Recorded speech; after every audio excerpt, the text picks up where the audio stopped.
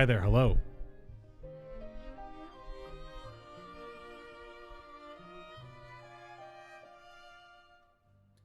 Hope you had a good weekend.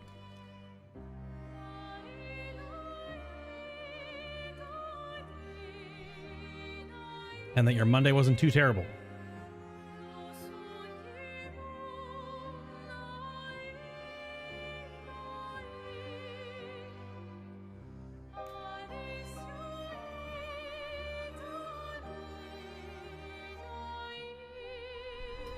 You're not hearing any audio void anymore, are you? We are living in a patch 1.3 world where there is now sound in background. And I'm super excited for it because that means that it doesn't have to be as awkward when I go to make a note about a boss or a region or something. I'm here for it. I'm ready. I'm excited. I was going to play more yesterday, but I decided to actually just have like a community day. We hung out all day in Discord, pretty much. Did a lot of the Occult Crescent in Final Fantasy XIV over the weekend. Did a bunch of gold grinding. Yeah. But now, it is time to return to CLAIR OBSCUR Expedition 33, But I'm Bad, Part 8. Today, to start out with, I want to go back and explore every zone that is explorable, to break those painted roots, those weird stones, and no doubt to fight some more chromatic bosses. So we are starting out in the Ancient Sanctuary, because that's the hint that Noko said that there's something for Verso there. So I wonder if that's a dialogue line that gets triggered because we unlock the ability to break the roots. Potentially. Also, in the patch, there's a lot of almost 300 bug fixes. There is a slightly different pace to combat. It feels like they have smoothed out some animations, but then also the like slow-mo breaks and big hits now feel way more like impactful. I don't know what they've done, but some animations have been cleaned up in a way that now I actually got hit a bunch when I was just going around getting back to this point, because there's a little bit of change slightly to what I was playing before, but I'll get used to it. But we're just running around. We're gonna go back through all the previous areas, re-explore, check my notes. That'll be the first chunk of the stream, but don't worry, we've got 4.5 or so hours ahead of us, so we'll do that. You failed to complete the Expert Nether twice on the last wing. Yeah, I did say that I would go with you on that, R4. We gotta do that. Want to do it tonight? It might be too late. We'll try to get together sometime to do that. Expert Nether is not fun solo. Regular Nether is fine in Destiny 2, but Expert Nether is not very fun solo. Because you're at like minus 50 power and everything knows where you are at all times and shoots only you. So you never have a break. You have to have like a certain loadout to avoid getting completely dunked on. Like using Hothead can be pretty good. The rocket launcher that does the crazy big solar explosions and stuff. You can just shoot it around corners at stuff as it blows up entire rooms. Things like that when you're totally solo. But it is not a fun experience. Can confirm. But, yeah. Hello, kitty. Oh my god, the emote spam. You're not even using my... Oh, you did use my animated emote. Okay. Never mind. I thought you didn't at first. So yeah, I think we're going right there to where that painted root is. Because I think there's one of these in every single explorable zone that we've been able to explore thus far. And I'm doing this as well because I can learn some skills for Monoko from all the previous Neverons. I think the root's right over here. Oh, really? It's right over here.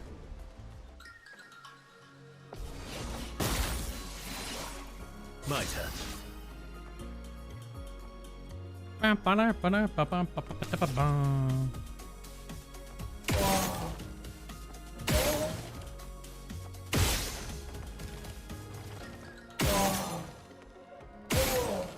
I don't know if I can break your arm.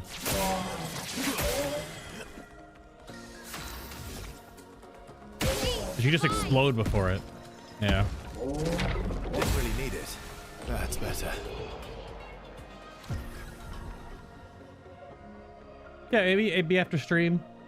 Get to do it with the barrow, dyad, sword, and glaives, or shotguns. True, true, true.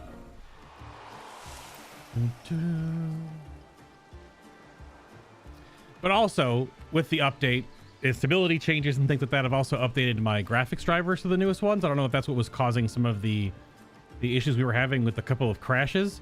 Although the apparent Unreal Engine crash that people have been having in the game is like being spammed on their social media and the support thread after the patch came out. So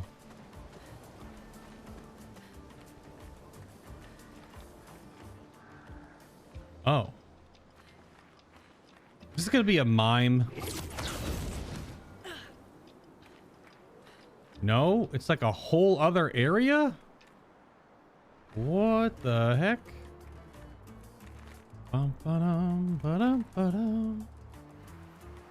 Whoa! It's a whole other area. I thought most of these were going to be like, here's an item for having this unlock. It is definitely not only an item. These are the skills we've gotten for Monoko so far. We're getting there. Some of them are new, and I don't know which ones are new because you have to go to like the equip skills menu to do that. But I'm totally going to be using this. The large teat. We got this from the jumpy boy that you have to parry 24 times in a row last week, where I wasn't even looking at my screen. I was just listening to the noise. I did turn up the special effects noises to actually hear the parry noise a little bit louder. So we'll see if that changes things. I did a slight audio balancing before starting today, so hopefully things don't sound too different. Yeah, but I was off on the pixel shots on that one, yeah, for the breaking the guy's arm. I also posted, I read about this because people were freaking out because they can't read. I read the patch notes and immediately understood everything they posted. No problem, no reading comprehension. Thank you, all the elementary school book reports I did and the Scholastic Book Club. Sandfall made story mode the easy mode of this game, so people can enjoy the story and not be too stressed about the combat. The story mode, easy mode, easier. They reduce the damage you take depending on where you are in the game, and they increased the parry and dodge iframes by like 40 to 50%, so a lot. And people were freaking out, saying that Sandfall's already nerfed the game. These are people that just cannot read. They only adjusted story mode. In Expeditioner, which we're currently playing on, normal mode for our first playthrough, and then Expert, which we're going to be playing on for our New Game Plus repeat playthrough, where we choose bottom answers, they haven't done a thing. And apparently the dodge iframes in Expeditioner and Expert are the same, and the parry iframes are also the same. That being that dodge is 22 frames, so 22 frames of every 60, or roughly a third, little over a third of a second. The parry frames are 15 frames, or a fourth of a second. That's in Expeditioner, normal mode, which we're currently on, and then Expert. They are no different. It's just that an Expert things have more health and deal more damage, so you have to dodge and parry more vigorously. Otherwise, you just get smacked. However, you can also get so stupidly powerful in this game that part of New Game Plus will not be difficult if you go into it strong, which I plan on doing because I want to break the game or see what people are doing to break the game. Nice. Nice. Additionally, there are new things when you are in the Act 3 area of the game, where you can, at flags, at bonfires, you can adjust the difficulty of the game for certain replayable battles. Notably, Simon, who I've seen the GIFs and the memes, and I guess the shorts, because it's hard to avoid. The game's been out for a month, a little over a month now. But you can make the game harder for yourself by limiting your damage to the 9x5 cap, so 100,000 damage, or the 9x6 cap, the 1 million damage. You can limit your damage so that it takes you longer to beat fights. Then you can also multiply HP of enemies by double, 5 times, 10 times, 25 times, 50 times, and 100 times HP. So people really want to fight Simon doing the 100,000 damage cap and then give him like 1 trillion health and fight him for 3 hours. They can.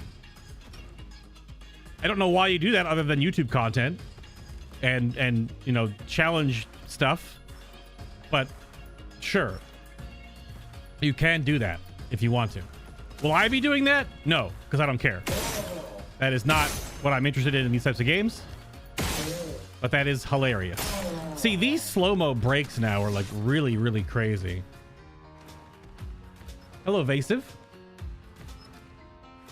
I mean, I don't really do only World of Warcraft anymore. Haven't for 4 or 5 years now. I play some WoW. My shaman is like 675, 676. No, 7. What is the eye level right now? Something like that. I'm like 8 under the highest eye level you can have in the game. I don't know.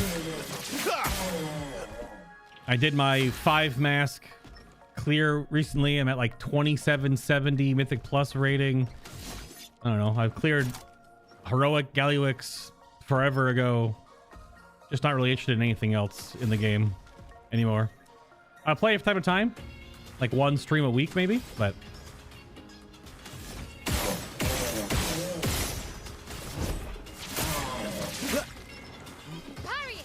Period. Get parried. Putting those things in place would be so cool if you could see all the phases in the big boss fights, because you can usually skip whole sections. Yeah, but you could probably do that just by like either limiting your damage to 1 million damage cap or just doubling boss HP. The other boss HP brackets, which I might be just bring up the number so I'm not misquoting. I can do that now without the sound going out. You can limit your damage to 100,000 or to 1 million. So 99999, 100,000, or 999,999. So 9x5 or 9x6 damage caps. And then you can multiply enemy HP by 2, 5, 10, 20, 50, and 100 times. So I don't know how much HP these end bosses have. Clearly some of them don't have enough, because you can still have like Verso and Mael and Lune hit for billions of damage. So you can just totally skip entire fights. Case in point, Fresh Kid in the Discord community finally beat the game, and he definitely over leveled it because he said he one-rounded the last boss. So he didn't see anything. It just started the fight. He did like 1 parry attack, dodge move, and then 1 shot. Nice. And then it went to cutscenes. So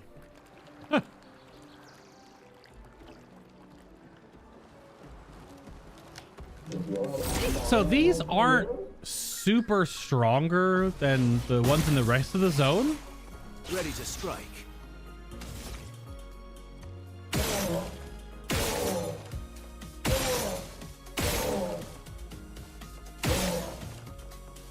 They're a little tankier, I guess, but not really. Well. Yeah. Nico, what are you redeeming ad time poggers? I don't actually control ads on YouTube or Twitch. They are automatic. YouTube does, I want to say 5 to 6 minutes of ads an hour. That's the balanced mode. If you go to the high mode, it's 10 minutes. So it's crazy. I think it's 5 to 6 minutes of ads an hour. And Twitch, to turn off the pre-roll stuff, it's 3.5 minutes an hour, and it's automatic. But it should be roughly every 20 or so minutes. But if you're subscribed or have Twitch Prime or Twitch Turbo, whatever it's called, you don't see ads. And if you have YouTube Premium, you don't see ads on YouTube, which is part of the point for multi-streaming, is that people may pay for only one of those services and you can watch on whatever platform you would prefer. Let me get these patch notes out of here. Oh. Close the patch notes. Yeah, okay. But, yeah, because I have YouTube Premium, because I watch most of my online slop on YouTube. Oh, wow.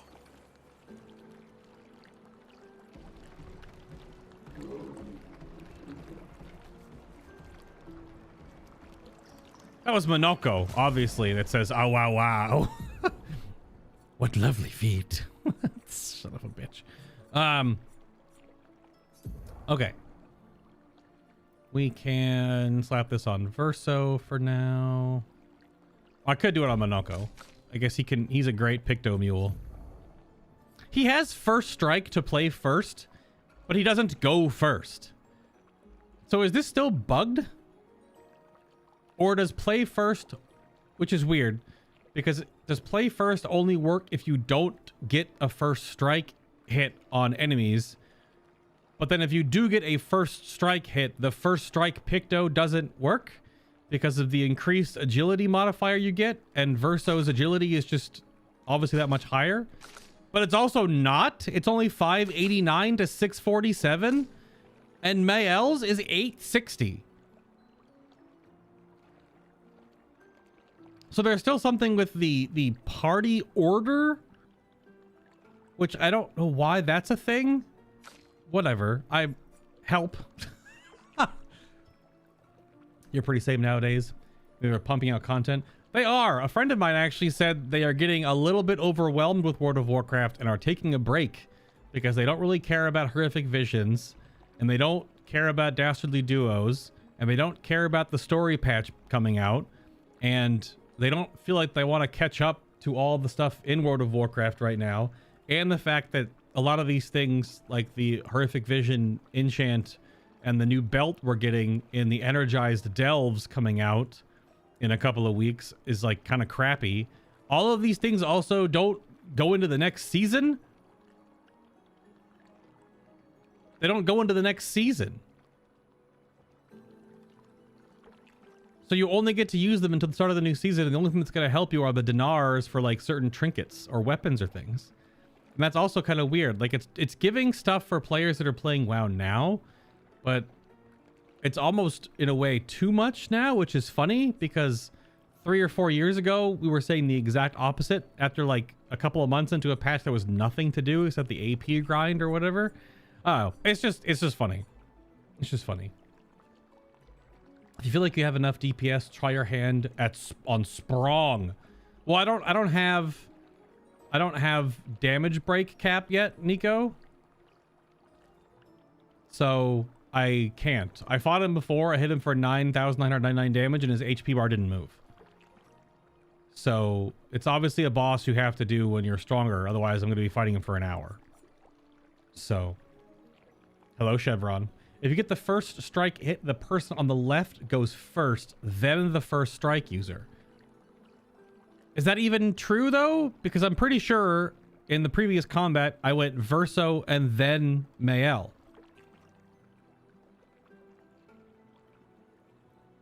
So it didn't even go to Monoko. Because I was trying to set it up that Verso and Monoko would go before Mael so that they could buff her. But for some reason, it's not doing that. Something I'm still not understanding about the whole first strike order thing. Also, this doesn't really matter because you're going to put on this Picto so you can level it up. Also, 25% chance increased free aim damage and free aim shots ignore shields. Also, 15% crit. That might have to go on Verso. We might take off the counter attack damage on you. Because Verso is all about basic attacks, generating AP, and free shot. Because he just does a lot of... He marks, he refunds his own AP, he cycles. Oh, okay.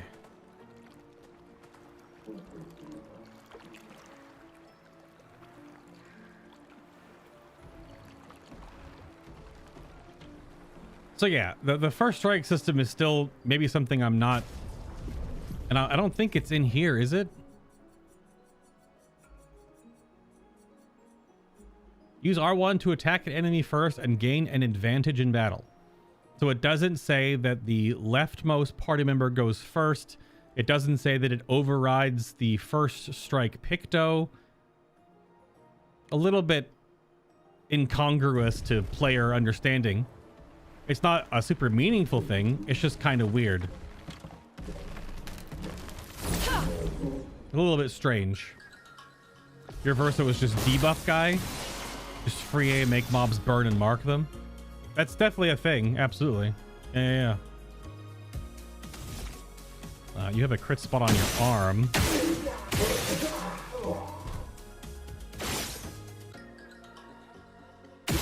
Which I can't hit when you're in that animation. Let's carve a path. It's actually funny that the angle of the person in your party determines who can free aim at stuff.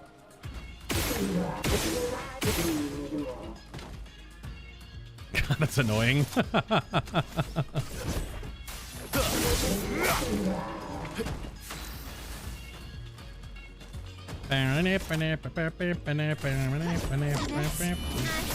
Precision. He's gonna fall on me. Dodge. Blammo. Hello, Bronze. I'm just here to say I'm not dead. Haven't been watching for a while because I don't want any spoilers of the game. Might watch the VODs when you're done yourself. Well, how far are you into the game? Because I'm only barely into Act 2. So are you even behind me in that regard? Also, I'm not really doing anything story related right now anyway. I'm re-exploring Act 1 zones to get loot. Because you get an unlock that's Metroidvania-y to go back to other places. So, granted, I guess maybe seeing characters could be spoilery, but if you've seen any trailers or seen any of the launch material memes, then you've already seen all the characters, so. But I'm literally exploring an early zone, and I'm exploring many early zones because we can now explore the additional areas. We have the Metroidvania unlock.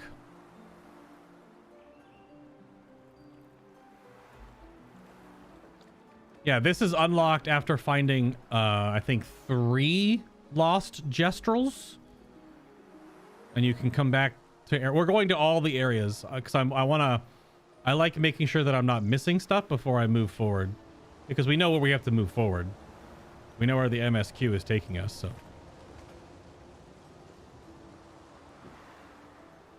Hello, Arius. ____. Hello.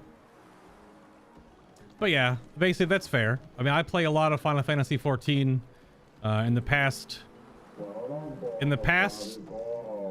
4 to 6 years or so. I don't know, when was Heroic Sylvanas? That's when I basically took a huge break from World of Warcraft. And then...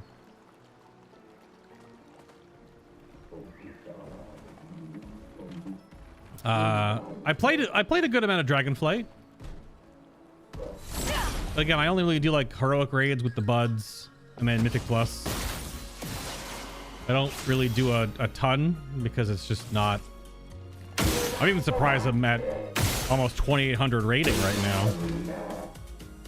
It's actually surprising to me.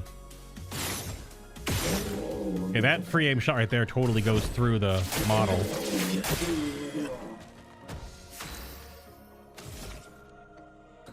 I really can't hit it when he's got his arm up, huh?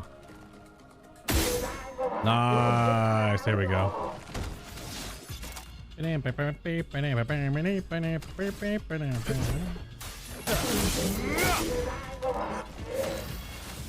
Precision and grace.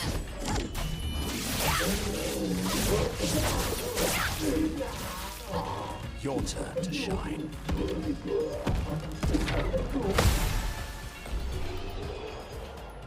That's exactly the perfect number of underscores. Only 3. You finished the prologue being a dirty pirate. Huh? To see if I wanted the game. Your economic situation.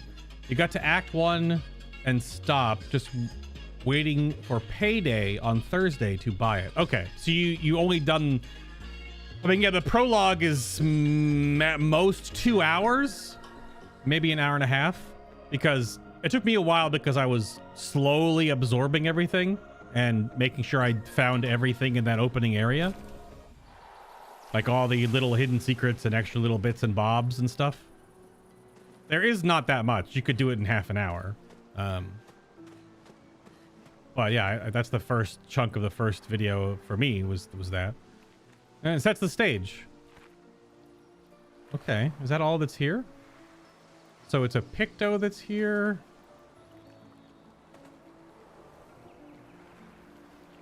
Well, there's another area to get to. So we're doing a little jumpy jump. Gotta remember, this game is fully explorable. To a degree. Hello.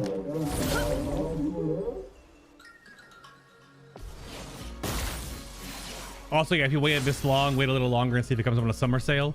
It might go on a summer sale for maybe like 15 to 20% off potentially. It won't be a crazy sale, but it might save you some bucks. You need to finish Act 3. You've been too busy playing Pokemon. No, you gotta switch to. No. Don't give in. Do not. I mean, I'm not buying one because it's just absolutely fucking expensive.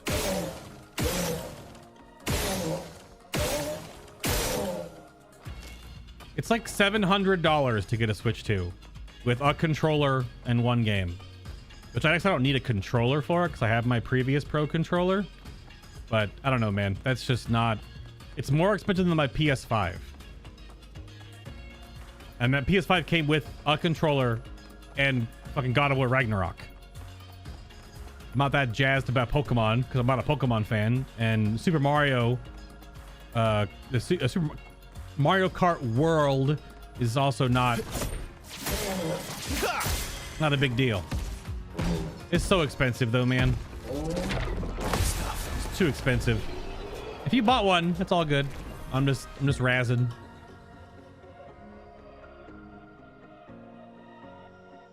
Oh, any more than 3 underscores and you feel overwhelmed? You finish this on Sunday. Nice to be able to watch others without spoilers. Oh yeah, Chevron. Well, all my previous stuff is all archived on YouTube. They're long chunks because I'm doing the Great. a lot of chroma. The But I'm Bad series before, which has like over 600 episodes depending on what game I'm playing at the time. Elden Ring, all 3 Dark Souls, Bloodborne, both God of Wars, both Jedi games, etc., etc., etc. Final Fantasy 16, 7 Remake, 7 Rebirth, and Rebirth Hard Mode, Platinum, all the hardest challenges in that game. If you've been here before, you keep hearing me say this because I don't know who's heard it or not, right? Because there's so many videos up on my YouTube channel now of the point I was going to make is that over the past like 5-ish to 6 years, 4.5 to 6 years, somewhere in that ballpark, I have played more games and completed more whole games than I had in the previous like 15 years of my life, because all I was doing was playing World of Warcraft 5 to 6 days a week. Now, I don't want to I'm not taking that back. You know, a lot of great memories, World of Warcraft.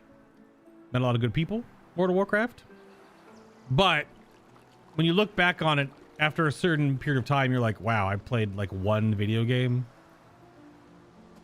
for all that time. Is that all that was here? That's all that was here. Huh. So it's the Picto, which is a good Picto. And then a bunch of random mobs. Unless I'm missing something else that's here. I don't think so. So is the thing that Noko hid that he was joking about the Picto? Which it is a free aim skill, so that does work with Verso builds. So I guess I found everything in here now. This is I guess that's it. Obviously this amazing piece of art, but I guess that was it. Okay. I don't know how much are going to be behind these painted roots each time, so I'm not sure what to expect. I know behind one of them there's just a chromatic mob. Just a chromatic dude, so it's just a boss fight.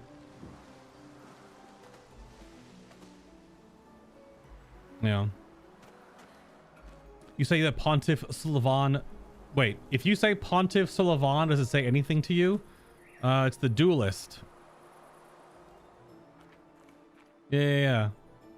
Clearly, Sandfall took inspiration from the Pontiff when they made the duelist. Literally is a giant mob with a red flaming and a purple voidy sword. Yeah, that was a good fight though. I was surprised I one-phased it. Not one-phased it, but like one pull. Didn't wipe to it.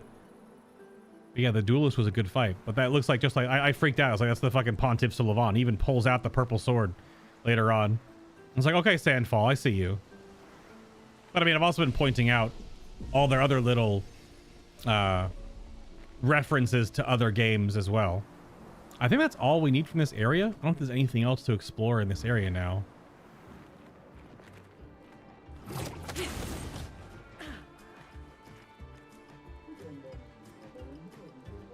There's like a huge house up there, which I guess you just don't get to. It's just set dressing. All right. So it was a new Picto, bunch of chroma. Mm-hmm.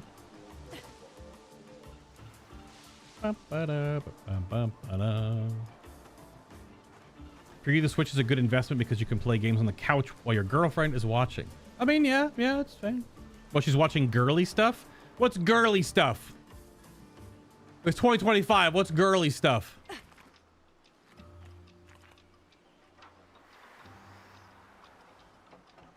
I mean, there could be shows that you don't want to watch. I'm just saying. What classifies? Yeah, I guess that might be it.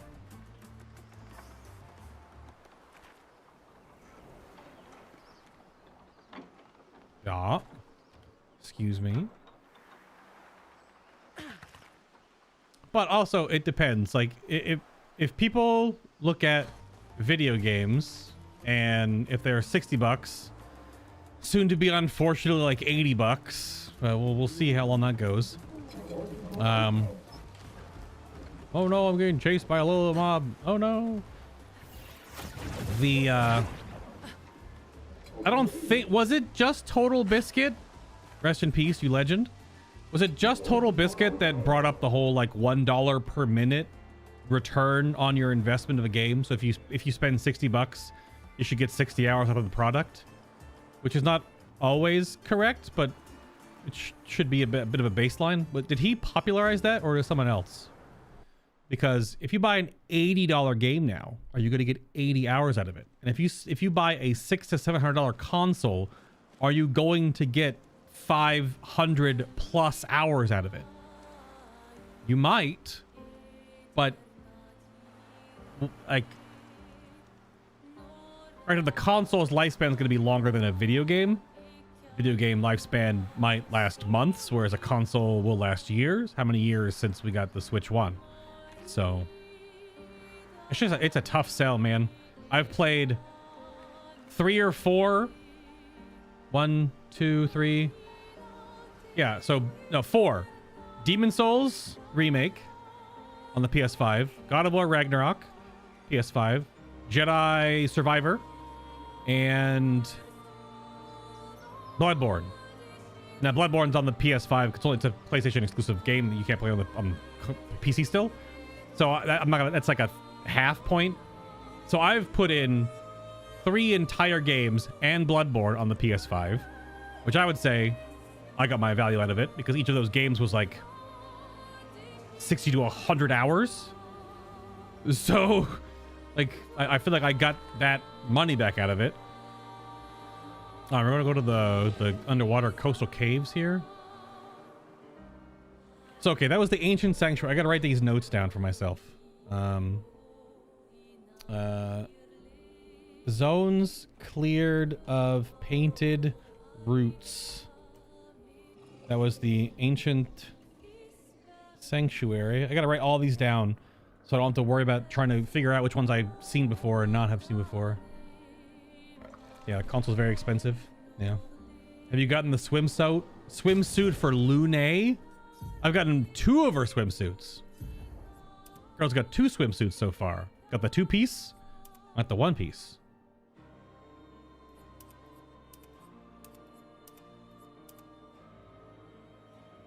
I mean, sure. If she's got like the romance channel on, I would probably bedge on that. I would slip, but like, fair enough.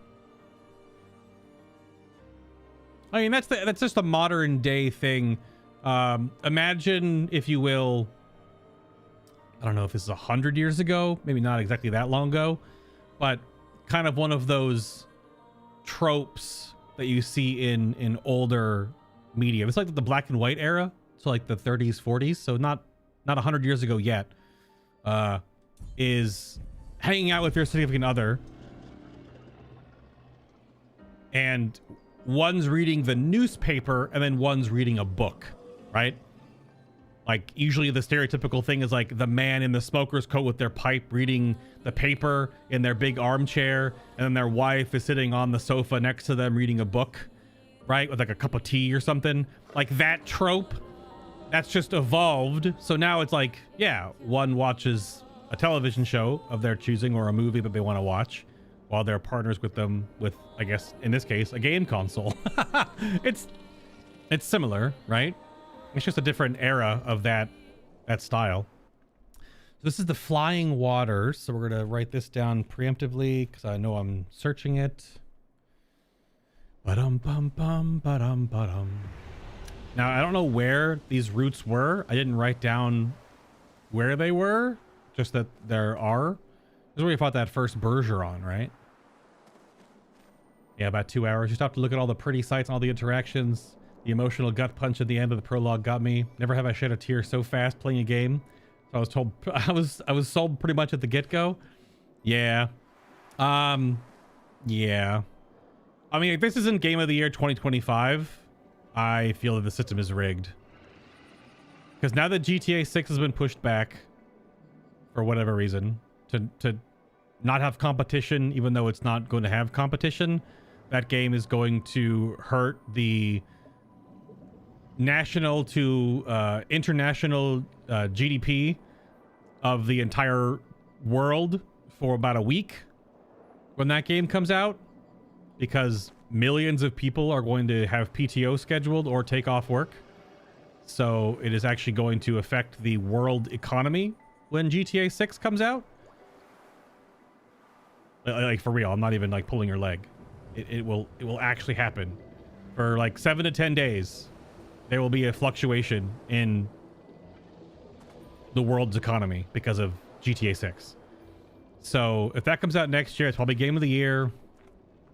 Hopefully it's good and not actually trash. But 2025, I think, is already locked. What else is coming out this year for video games that could even compete with Expedition 33? Is anything even close? Because it's not Doom. Doom the Dark Age is pretty good, but it's like, it's not this. It's not.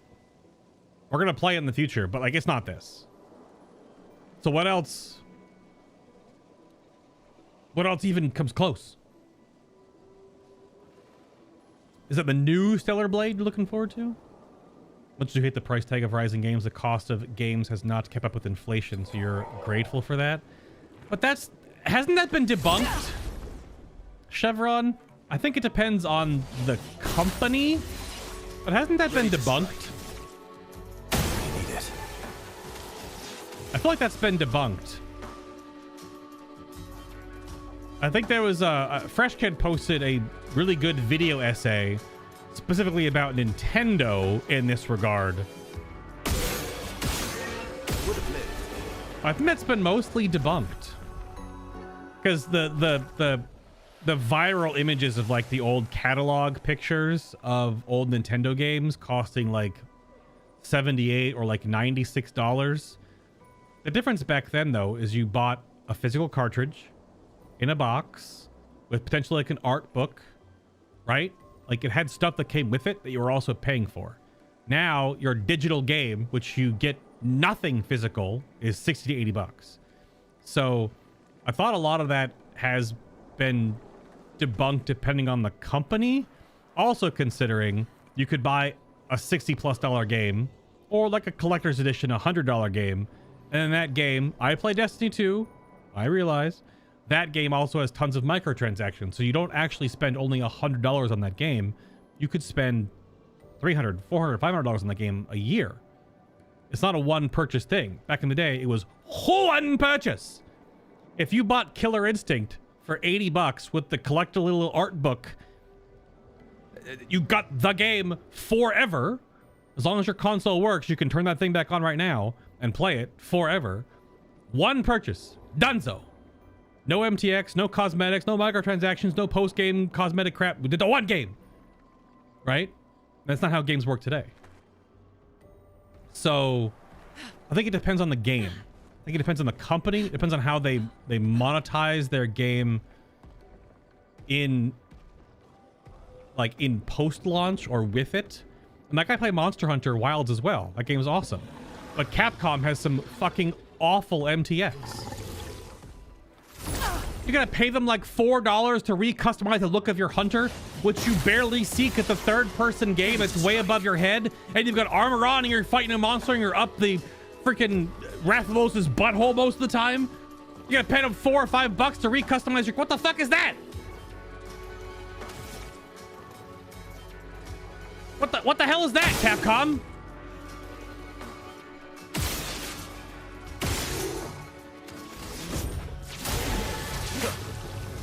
Let's have some fun. That's garbage. Like actual garbage. That's why it's one of the most highly downloaded mods on Nexus, is to just re-customize your hunter for free. What the fuck? Like that shit's terrible. But they put that in every Resident Evil game, has all those stupid microtransactions too. So it's company to company based, right? So not every gaming company is created equal in that regard. This was, I did all this. I was to the mime. So this is the painted route right here. Sorry, we're having a banter rant day because I'm just running around doing old crap. This is the item, I think. Yeah, item. An advantage. I wish it said how many color of Lumina you get. I'm under the impression every time you get color of Lumina, it's one.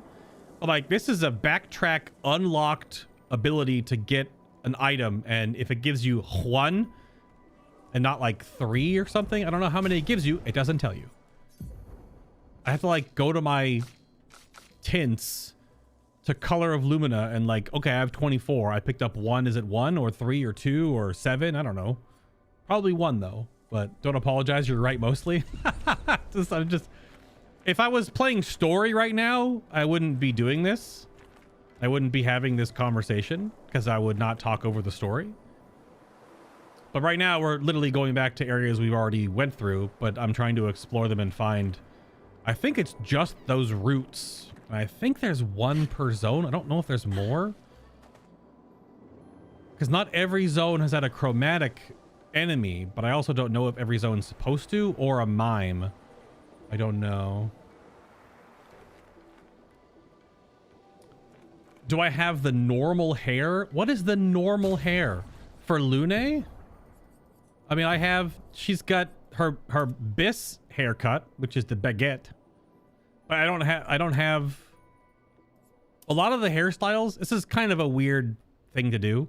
First off, I love the art style of this game, but can the character screen be a little brighter, Sandfall, so we can actually see the character? This character has dark hair on a totally black drop background. We can't even see what you... Can we... But a lot of these hairstyles are just hairstyles of other characters, other than like the Gestral hairstyle, which goes hard. What if I played the entire New Game Plus with the Gestral outfits on every character and left them on in cutscenes? Would that ruin it for people? Or would that be peak? I don't...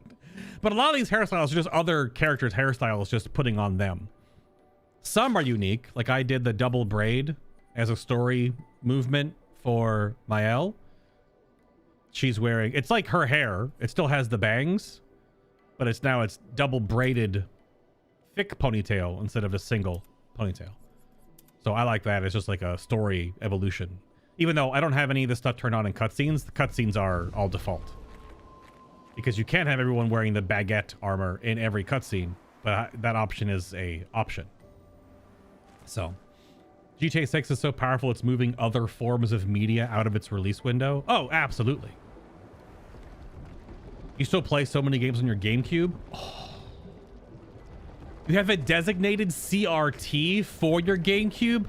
All right, Arya, you don't have to show off, okay? Right? You can have a flat screen TV or like a monitor as the TV for your GameCube, all right? You don't have to flex with the old school CRT, okay? Insert Neil deGrasse Tyson meme here. I don't know. So, but that's retro technology. That's a big Burgeon. That's retro technology. I actually have to... I wanted to get in touch with my folks about where all of our old game systems are. I don't know if they even have them anymore. Because we had Sega, Super Nintendo, Virtual Boy, Super Scope. I don't know if they're just packed away somewhere in a closet somewhere up at their house. I don't know. I don't know. But it's weird. In the moment, you don't think it's going to mean anything. But that retro stuff now is not cheap. Like to recollect that old retro stuff from, I say, our childhoods. That really, that is this guy respawns? No. Why did the angry noise play there if there's no mob down here? And there's that mob, but I already cleared this area out. I think this zone's chromatic, I want to say. There was some angry fight down here. That's just a regular mob. Little jumping puzzle, nothing's up there. Wee. Wee. Mael, how'd you do that?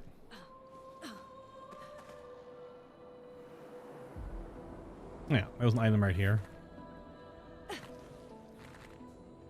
There's a jumping puzzle that happens later on in this game that I've seen a few clips of that looks really funny. We'll eventually get there, I'm sure.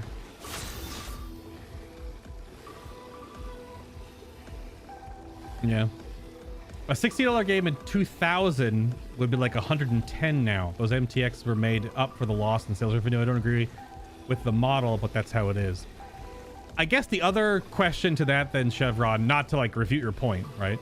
Is a conversation, right? Is... were the C-suite, board members, investors, and the executives of those game companies in the 2000s taking as much of a lion's share as they do now? Because we are now living in a post-Nintendo CEOs cutting their salary because they fucked up era. We see this firsthand with what happened with Bungie over the last year and a half, where their CEOs did not take a cut and they did not cut anyone from any pay from the C-suite crap. And they just fired over 340 people over 2 different layoffs.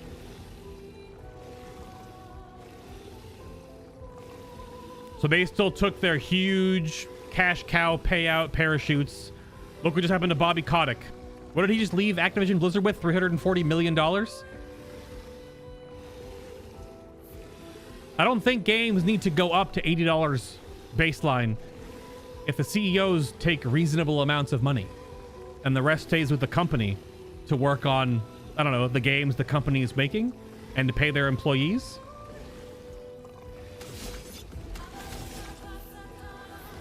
Is that too base?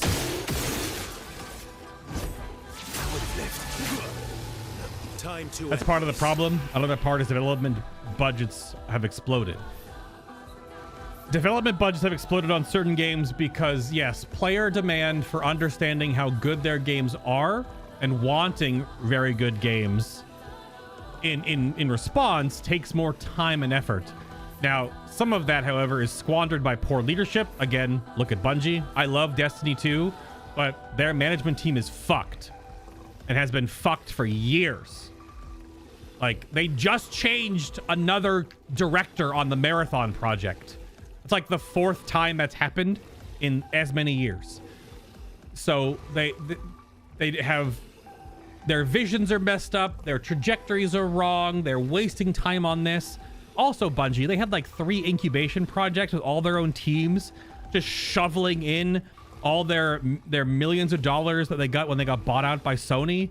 And then all those projects, but one, got closed.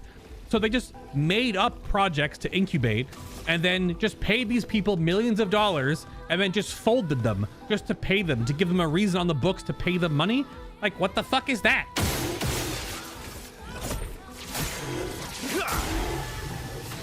I'm all for getting that bag, baby, right? Like, part of the human experience is to obtain wealth and then, I guess, pass it on to your generation so they can live well as well. But it's like, to a point, right? Like, you get paid $8 million to work on a fake game for 3 years, and then the game never comes out, and then you leave the company. Well, I got $8 million. Fuck you, losers. Like, what is that? What is that? Like, really, what is that? Take down their shields. I didn't get to hit the QTE because her first attack went off. I didn't get to hit anything. So that shit's crazy to me. That shit's absolutely wild. Just insanity, man. Insanity. Just crazy, absolutely nuts. So video games have to get more expensive for a positive reason. As development takes more time, games sort of need more content, because a game comes out and gets figured out in, look what happened to New World, the Amazon game that came out, and they did not plan ahead for their systems in that game. Did that game get spreadsheeted and figured out in like 4 days? And then it was dead? Like, the early access period, which is like a perk, killed New World. It's, I guess, better now, but that game was dead, DED dead. Because it came out, got spreadsheeted, got figured out, got organized, got sorted. Like, just absolutely worthless. For like a year plus, maybe, after it came out. It was crap. Because we are so much, smarter, more adept at tools to figure things out. Obviously, data mining can be a pro and a con. Probably more of a con sometimes. But games need more stuff in them, right? So that takes longer. So you gotta pay your developers and your designers and your engineers longer to make your game, which I understand.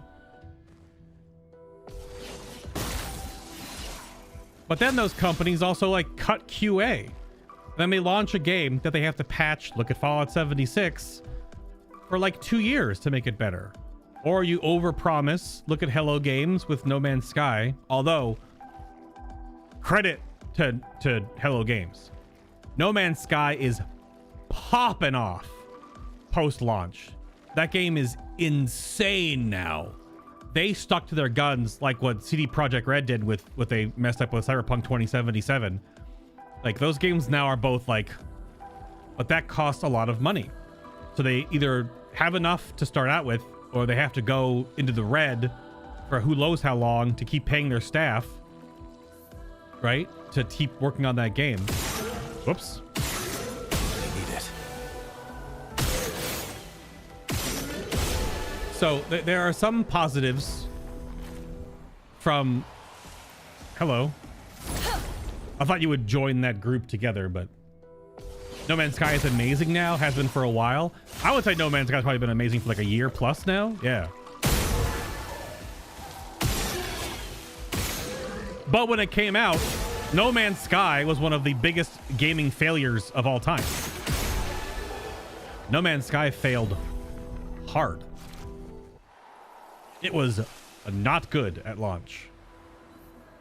And they could have shovelwared it, packed it up, closed the studio, shuttered, and left, right? They could have just pieced out. But they didn't. Hello Games stuck to their vision and their belief in their game. And now it is like, it is legit. You could lose yourself in No Man's Sky.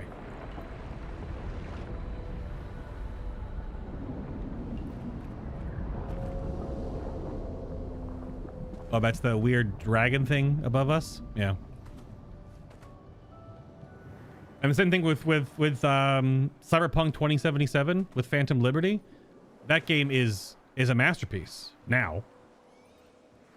It was not good for about a year plus after launch. It was real shite. I don't think we're finding anything else in this area. I think we are... This goes back into the cave with the blacksmith. I think the caverns was just the item. Now, I may be lost. I am ranting while running around trying to do both things at once, but I don't think there's anything else here. This is the start of the zone. Whoa! I don't think anything else is here. Oh no! Capcom being greedy, mild shock. You're basically a hoarder. You don't throw away stuff. You don't sell your old stuff. Some of that stuff is collector's items, man. Some of that stuff is like is real good to keep around. I mean, if not for memories, but for just nostalgia purposes and collecting. And now let's not hoard too much stuff. Yeah, I think we're good in this zone. I think that was it. I think that was it. Like, look at this, dude. Obviously, you're looking at a max bit rate, but like, come on. There's some video game rendering trickery going on here with layering. But like, what the hell, dude?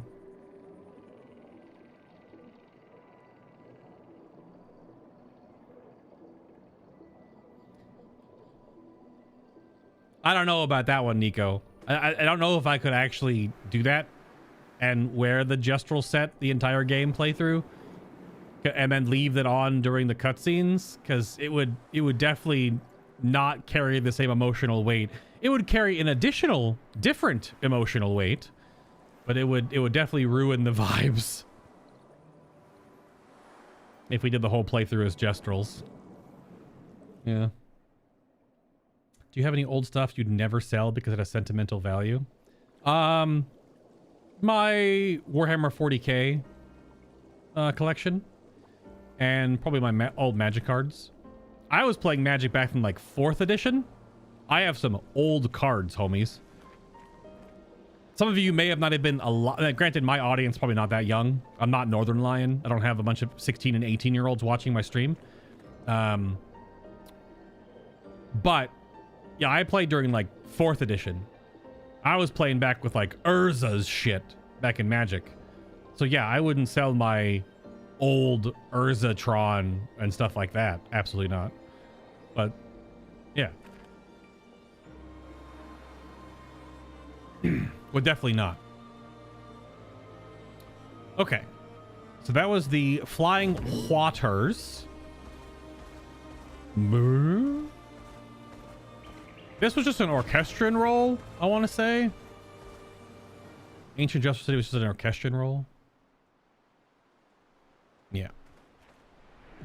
Figure that's your GameCube, old television. I bought those with your first seller at 16. So like 5 years ago then? Yeah. Yeah, I think that's the first thing that comes to mind. My old 40K figures, because I was working on those like back in high school. And then same thing with my old Magic the Gathering cards. Yeah. 5 years ago, I wish. Is this area still red to us? No, the Abyss Cave, we cleared it. This was like a boss fight. We have to check. Some of these one-offs I'm not going to write down because they're not full zone. This was just a boss fight. This was a chromatic Abyss. There's still all these weird chromatic sheep and stuff. This area looked like it was way bigger. But it was just a dude sitting here. I guess you don't go anywhere else. There was no route to break in here or anything? No.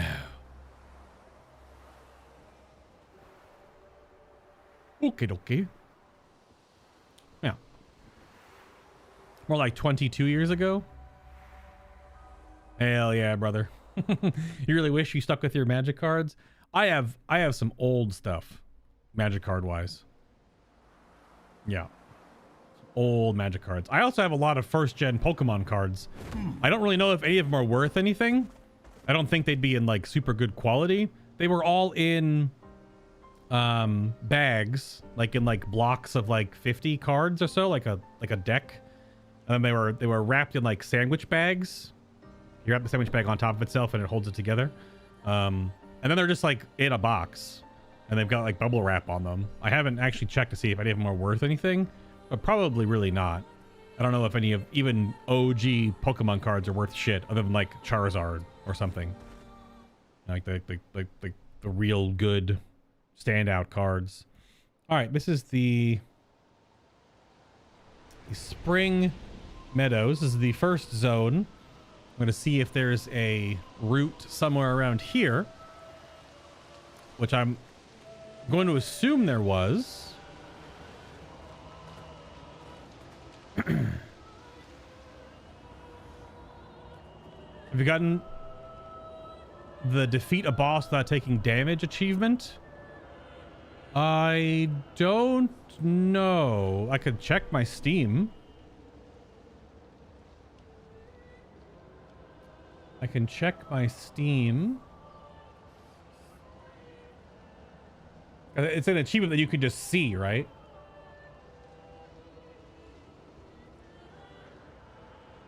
What's it called? It's called Professional. Defeat a boss without taking any damage. I have not gotten it yet. No. I have not gotten it. I have gotten 21 of 55. And now, within my power, I will try to get every achievement. But I will not be looking through achievements in particular until we get to the New Game Plus expert playthrough. Because I imagine that the lion's share of achievements is just like playing the game forehead. There'll probably be like 10 or 12 prestige achievements for, you know, doing certain challenges or certain bosses or, you know, beating a boss without taking damage. Which obviously the earlier you do that in the game, the easier it is. Because the earlier bosses will not be as challenging as the later bosses, as RPGs go. Or I'll just perfect parry everything that Simon throws at me when I get to Simon. Who knows? I have IRL practice considering my cat's name is also Simon. And I've been parrying his attacks now for over a year. So a video game guy with swords ain't shit. A claw in real life, a cat with real life claws, that's real shit. You probably can't see it, but he got me the other day. That was not parried.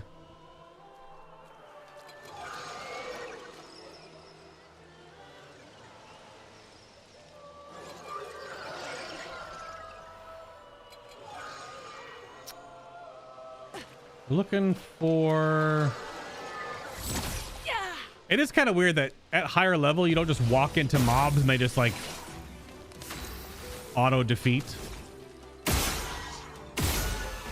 Because they'll have no health.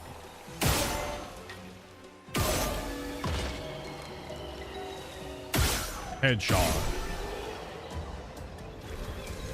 I bet you remember the fading cards from Mostly Green.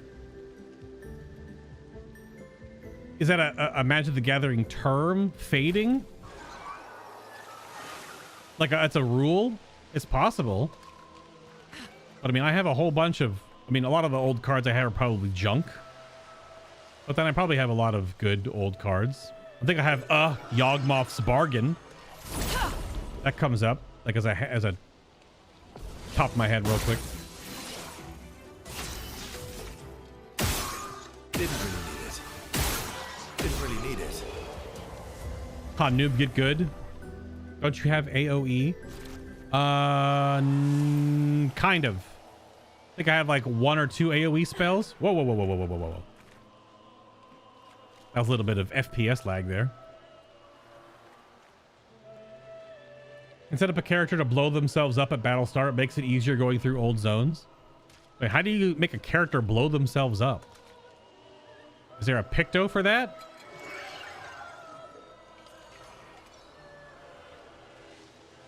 Picto to blow your character up? What? What the hell?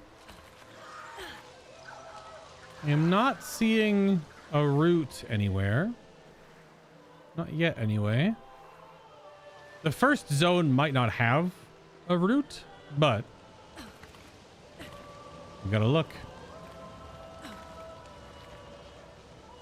I don't know if someone would be like looking up on the like Game 8 page about all the different painted route locations to be like, there's not one there. Don't waste your time.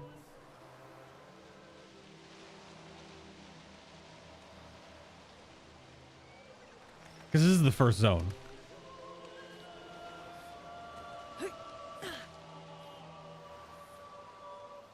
Fading was like they had Fading 3. They exit play after 3 turns. That sounds somewhat familiar. Were they on green cards, not like blue cards? Yeah, this is this boy. We can't... Oh, he does have a... There's a route next to this boy. We're back. We're back. I don't have anything to give you, I don't think. Good luck with that. We're on our way. Yeah, I don't have... I thought I had to give him something better, but I guess not. Okay, he does have a painted route right here. Ugh. I missed. I didn't miss. An item and another part of the zone? Hell yeah, we made it. Perfect. Okay, hold on. We had 24? 25. Okay, so they're ones. Potentially always ones. That's because if you don't pay attention, you can get your ass beat by any mob. Well, I don't know about that. You go back far enough, and if I just AFK'd and stood here, these mobs hit me for like 13. Because when I was going back through the ancient sanctuary with the Gestrals, and I didn't get a parry on the end boss, or the end mob, like they fall on you or whatever, it hit everyone for like 23 damage. So like they do not, our defense is so high. Now this is a sub-zone of the first area. So I'm assuming this will actually throw a little bit of hands, because you can't unlock this until you get to Act 2 and then come back, because you have to have enough lost Gestrals. Nice. Aegis Revival. +1 shield on being revived. Okay. Oh, yo, so hold on. I changed. I didn't even talk about this yet.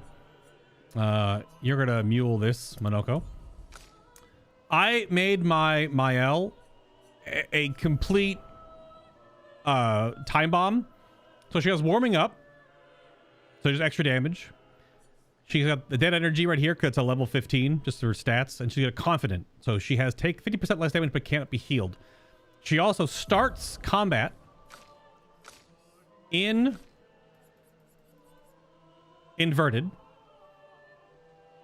So she can't be healed anyway. So I just stacked the two of those effects together. Also roulette. But then she's got powerful revive. So eventually if she just gets blasted and I don't get good parries, then she gets powerful when she gets revived. Hold on, wrong button. She also starts the encounter with auto shell for 3 turns. So for the 3 turns she's inverted, she's also shelled. So she takes 50% less damage on top of, is shell 33% less damage or something like that? And then she has SOS shell, which if she goes below half health, it'll reapply shell. So if I mess up, she just stays tanky, right? And then she has, I already saw auto shell, powerful revival, energizing revive. So when I do revive her, she gives AP to everyone. So she's just does damage. If I fuck up and she dies, I res her and she gives us AP back and she gets powerful. And then she goes half health again, she auto shells again. So I looked through this and I was like, if she's just gonna do damage, just let her do damage. So that's my Mael build currently. And if she of course lives more than the first 3 turns, then she'll have up to 20 to 25% additional damage from warming up. So she's also like kind of tanky because she has quite a good amount of health compared to her damage reduction. So, and it's all multiplicative. So confident and shell, and then her defense stat within her HP gives her, I don't know how much effective HP, but that's her build right now. I was like, yeah. Yeah. Holy crap.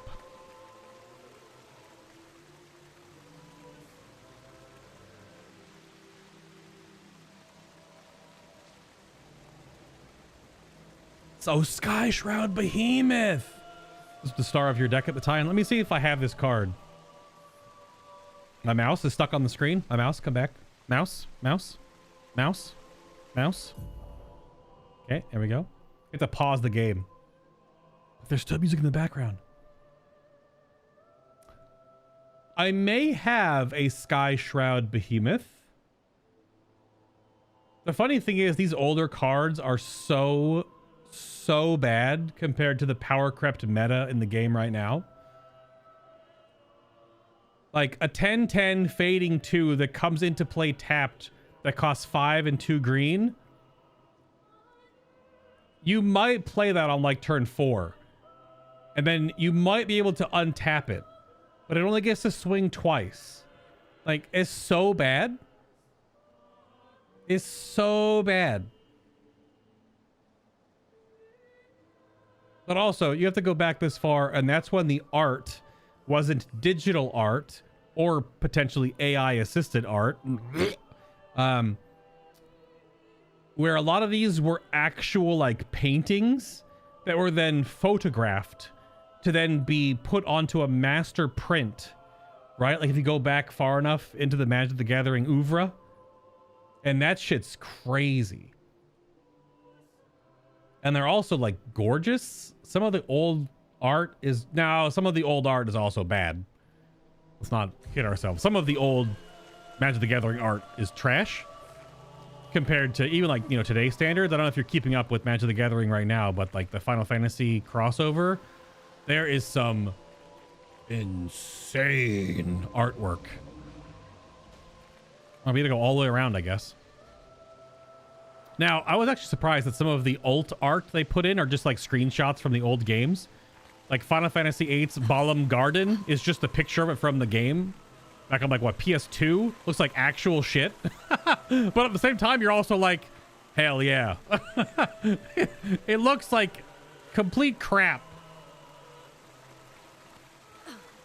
But then you're like, it's an alt art card, whatever.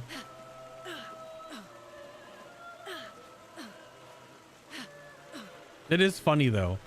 But some of the art, I mean, it's the most sold Wizards of the Coast Magic the Gathering set in the history of the human race. And is it even officially out yet?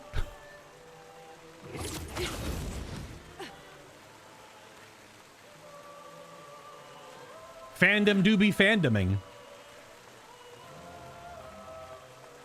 Also, some of the cards, as you might well know, are absolutely cracked. Okay, holy shit. This area is crazy.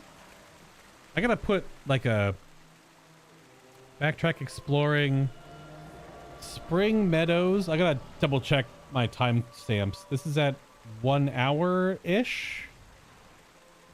I gotta find the other one to bookmark my mouse. There we go.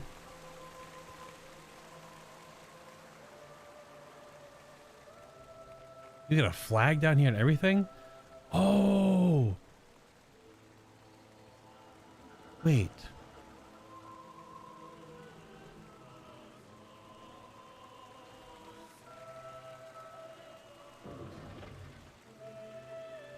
Have I been debated? Is this entire path just to get that one Picto? Okay, because this is the first area. This is the mob you can farm really easily early game because you just keep sitting at the bonfire. That's that crazy statue. The first time I saw the statue, that's like the torn in half gold goo. I thought we had a different area to explore, but this just... Okay, so it was just for the Picto then.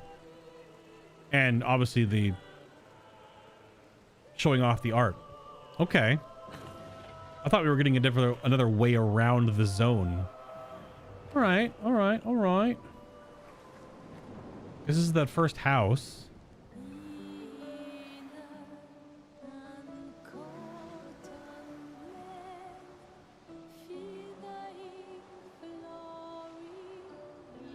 Music goes actually crazy. You build defense? Not exactly. There's defense on Pictos.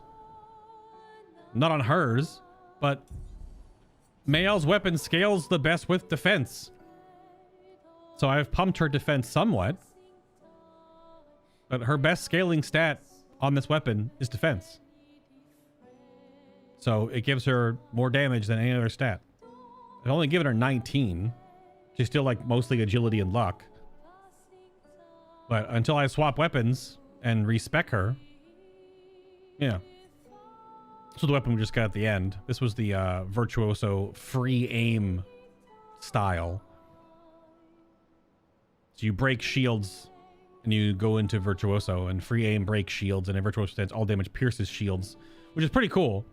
Sword looks weird because it's just like a Gestral arm as a sword.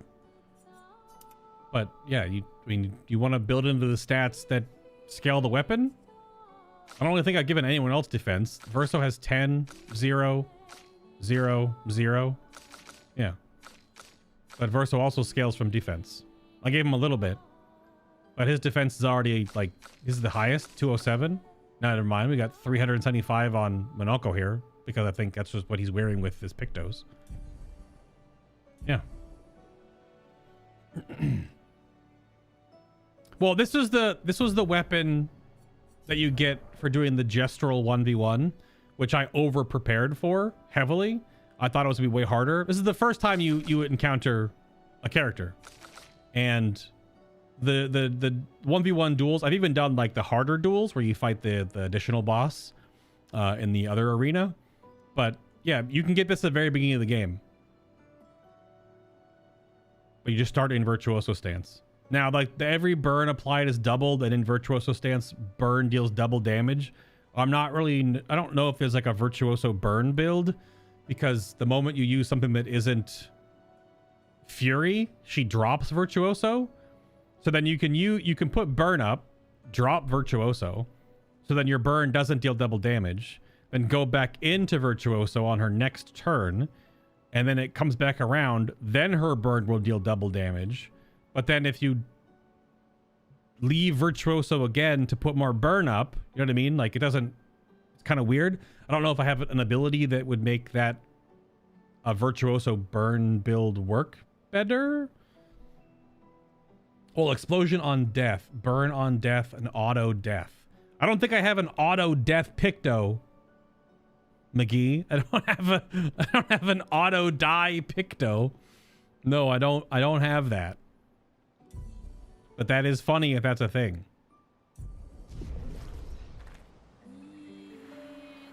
But yeah, when we do our New Game Plus expert mode, that's when I'm gonna like look up stuff and figure out how do people break this game? Why is it broken? Like what do you do? Like we'll see what kind of builds come about because of that. But in the first go through, I'm just kind of flying by the seat of my pants. So really, it just loops back around to this first area, but that's it. Okay. That's a pretty strong Picto, though. Aegis revival +1 shield on being revived would work as a I haven't actually noticed this yet. If you wear Pictos that give you defense stat, I don't know if that gives you weapon scaling too then, does it? 'Cause it's not actually your stat, it's the Picto applying it over top of it, I'm assuming. Like if I wanted Mael to do more damage if I gave her 3 Pictos that all had defense stat, does that affect her weapon damage? Or only your core stat does? They're both called the same thing, so I didn't know if that would actually work. I don't know if it's in the Expedition basics on...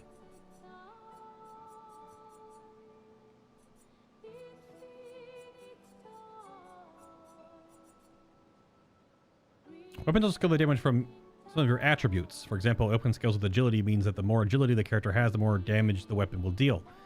Its scaling power is defined by the associated letter, D to S. So that doesn't not say it wouldn't scale, because Pictos only give you like defense, health, crit, speed. So I don't think I've seen a Picto that gives agility or luck, right? So I'm assuming they don't work that way. Your aim with her was always Virtuoso and Burn, so his weapon looks powerful. This one does. Yeah, there must be something another power that I'm not knowing about. It might make that work, because having to keep dropping and going back into Virtuoso every activation seems not ideal.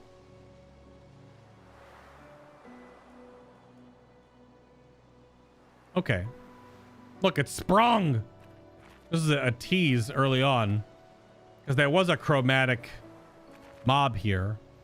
But this is a dead sprung, which I did run into the sprung in the water, and yeah, no, that's like an Act 3 boy, because there was no way we're dealing with that.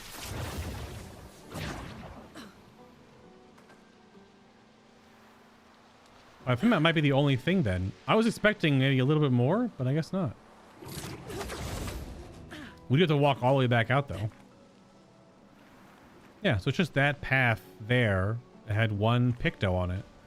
Unless I missed something on the way.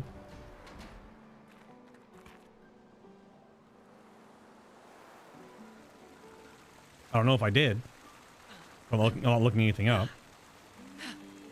We've done Spring Meadows, Flying Waters, Ancient Sanctuary. Those are the first 3 zones. So now we need to go... Because I know there's a chromatic mob. I'll probably just port to the end. You can't like port to the end, but you can save some time.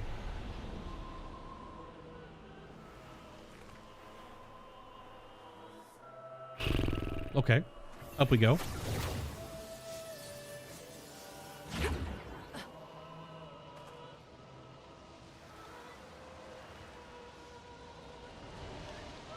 All right, next zone is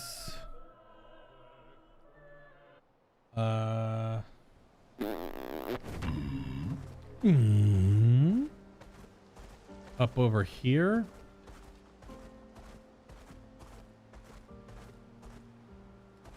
Yeah, because there's a... We're also on the map, too. I gotta look around a little more on the map. Good stuff.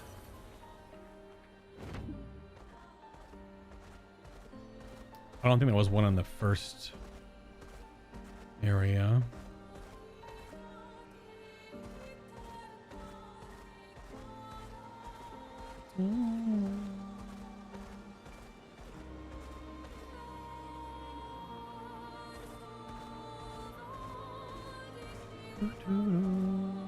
Ah, ah. Okay.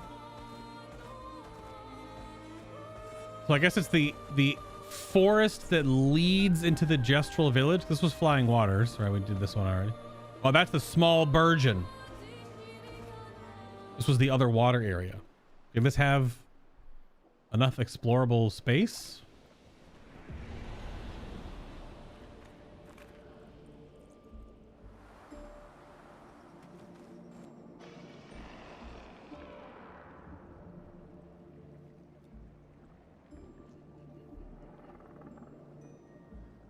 This was red before. This area was red earlier, if I remember correctly. We weren't able to go in here because it was red. Oh, we could have, but it means it's a higher level than you. It's just like a boss fight.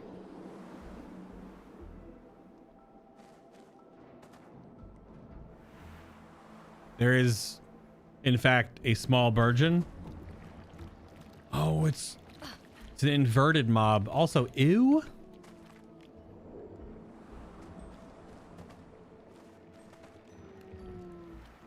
So it has a quest for us.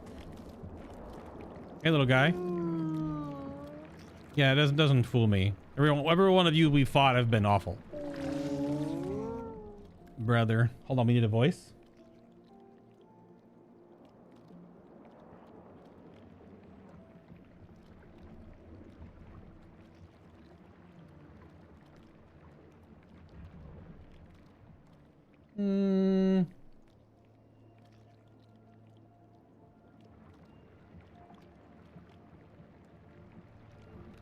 Brother, tall, wonder, the view up high. Another one of those weird Nevrons.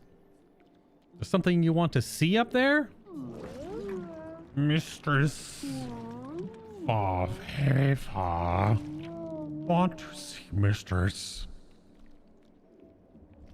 We want to know more about your mistress. Me do not know. Head fuzzy. Can only feel. Mistress. Need to go. I. Help me grow. Grow? How exactly? When me ingest, me grow. If me eat skin, skin, same kind as me extra grow. So you need us to skin some Nevrons. Yes, skin. Eat skin. My kind. Grow. So kill and skin the same type of Nevron as this one. It might be a good challenge. I have multiple of these already, do I not? Oh, I have one Burgeon skin, even though I feel like I've gotten more than one of these. Haven't I fought 2 or 3 of them? Well, we can give it to them. Will this suffice? Give Burgeon skin. Oh, yes. This is hungry.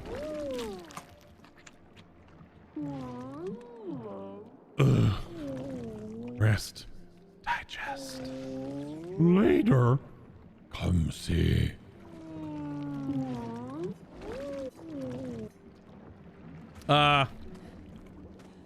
Monka S. Could get a few Monka S's in the chat for that one. I mean, is it actually come back later, or is it just like reset the zone? Like zone in, zone out? Expedition log. Expedition 53, Lilu. Dominique's other injuries are manageable, but she's been in a coma for 2 weeks with no change. Fuck. What do we do? We can't just leave her here. But what about the mission? Lance says give her 1 more week, but Dom would have wanted us to go on. She'd have yelled at us for even staying this long. It's the right choice. It is. Even if it doesn't feel like it, right? Right? Pons found a plant, tested it on some animals, says it'll be painless for Dom. He's preparing a tincture. It's fucked up. Everything's fucked up. But it's what she would have wanted.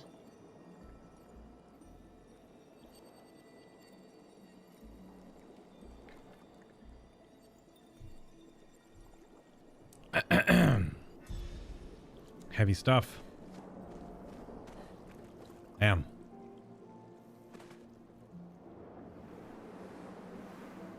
Yeah, so is it actually just refresh the zone, or do I have to progress something?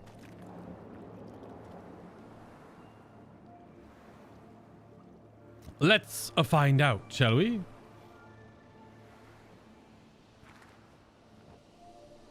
Do a little Dark Souls, little FromSoft zone in, zone out.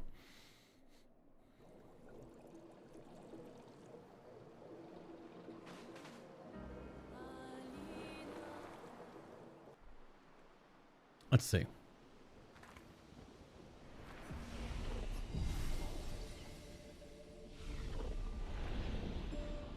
Yeah. Yep, that did it.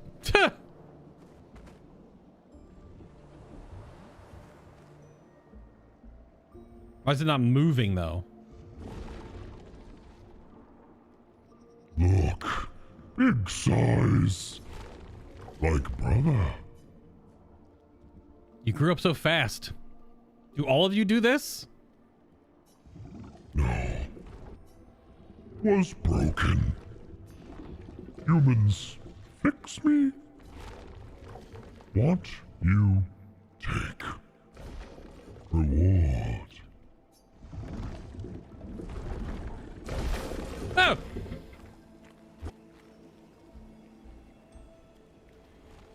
You do be spitting? Oh, wow. Oh, wow, wow. Just the color of Lumina? I mean, sure. So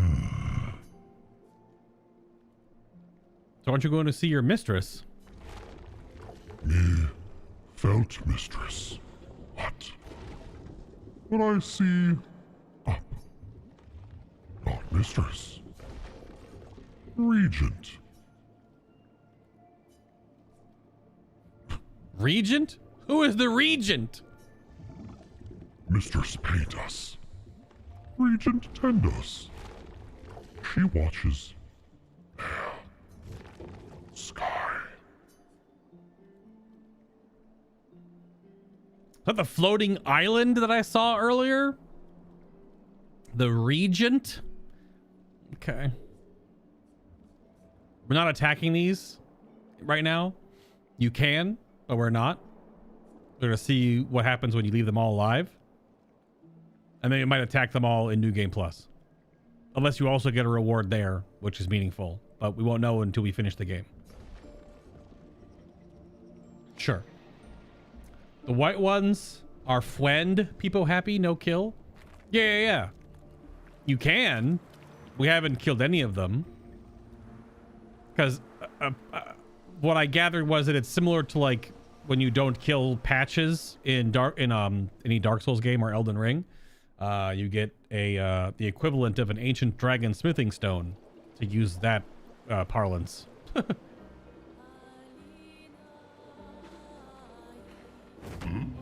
Uma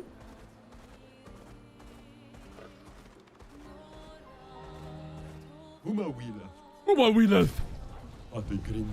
Pati Grindavi. I'm gonna start weaving in Battlegrounds into my normal speech.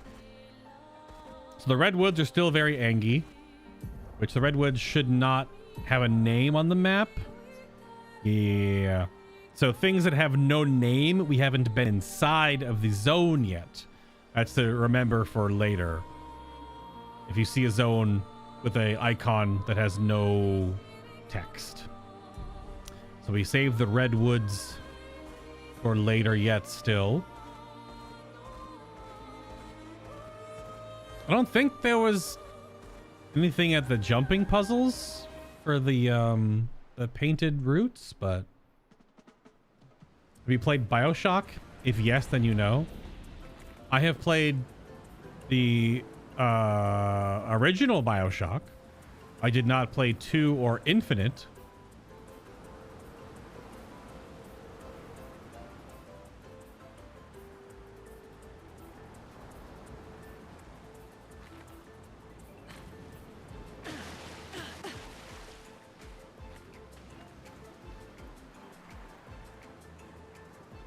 Sorry, I'm jamming.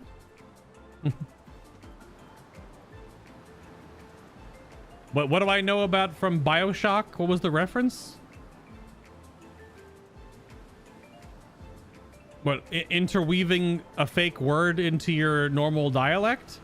I mean, to this day, I still say circus of value. I literally just said it over the weekend. Someone said the other day we were watching some of our buds play Night Rain in Discord, and one of them said just candidly, "Wow, the value on that is really good." And I just said, "Would you say it's a circus?" To which, of course, I got groans. I thought that was pretty fucking good.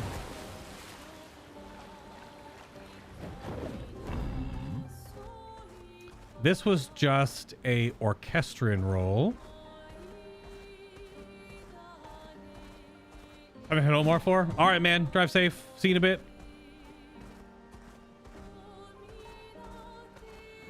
Time for swim. I'm for a swim. I don't think you can go into the water yet. No. No underwater yet. All right, we're gonna write down where these underwaters are. Whoops. This one is. Did I write this one down yet? We have southwest of White Tree for Chromatic Jar. Large blue lad.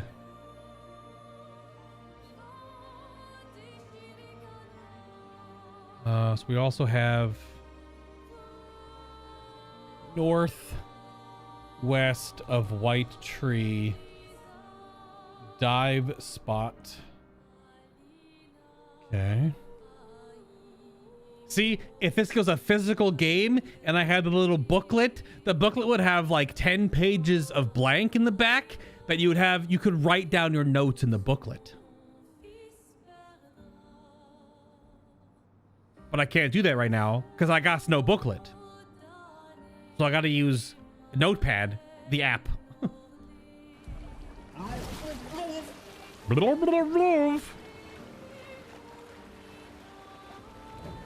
We're looking for the weird painted roots. Swimsuit on. Any weird painted roots?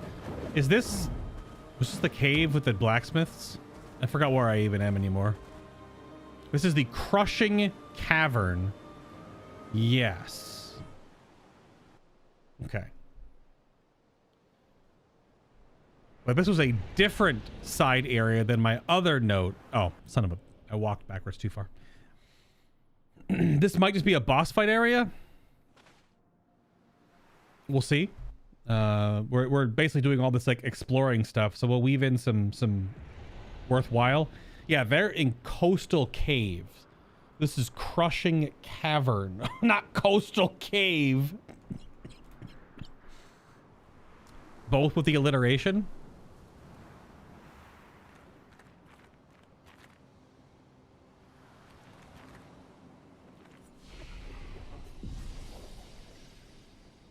Now, I could move some skills around on Monoko, but I will not at present. Yeah, I think Lune must have hobbit feet. She's gonna have pretty leathery soles of her feet. I hear something breathing. That's not a good sign. I see loot drop way in the distance, but I'm being teased by it. There's gonna be some horrible monster in the way. Oh, son of a bitch!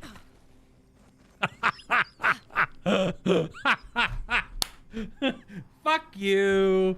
I got Dark Souls. I was like, wait a minute. I'm just walking straight. Okay. Horrible monster. Pit of dead people. How do you repairing the rocks? How are you repairing the what? Okay. God damn it.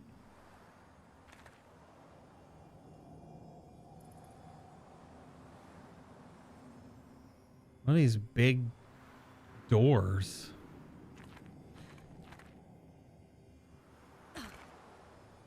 All right, so we're gonna fight the demon wall. This is a Final Fantasy reference. Yeah. After we float over the corpses of our fallen comrades just to check these both sides. There's nothing here. Just these giant circular discs wedged into the rock. All right. That was pretty good. It got me. Okay, boss fight time. I assume It's an ambush. I assume is boss. Don't know how to engage boss. Oh, okay, just get close enough. The giant sapling. Okay. Well, does it have HP? Finesse and precision. Not really. My, what lovely feet.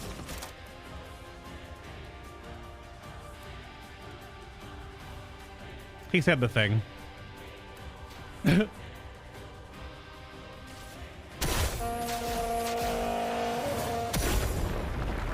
Ah! Your turn to shine. Oh, really? I need it.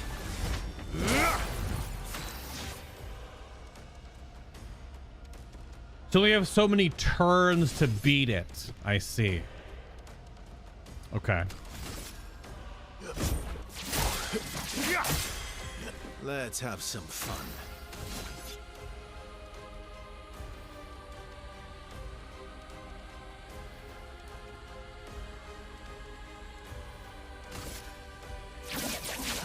Phantom stars.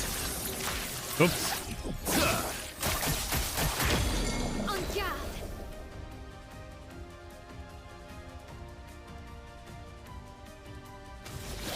Oh, I didn't give it almost enough gradient. Damn.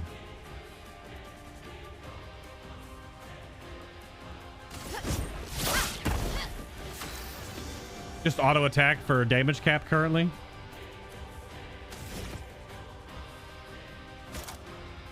What mask are we in? Or an almighty mask? So it's bonus to all.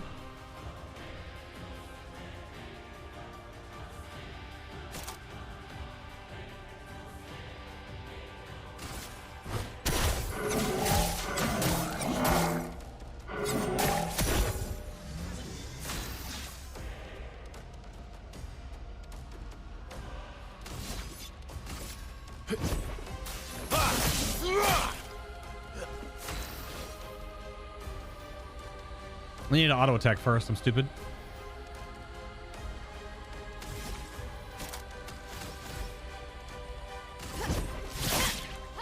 Time to bleed.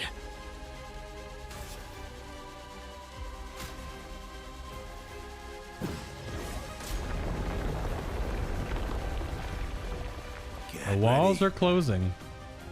The sapling shields itself. Good thing I don't care about shields. Take down their shields. Let's carve a path.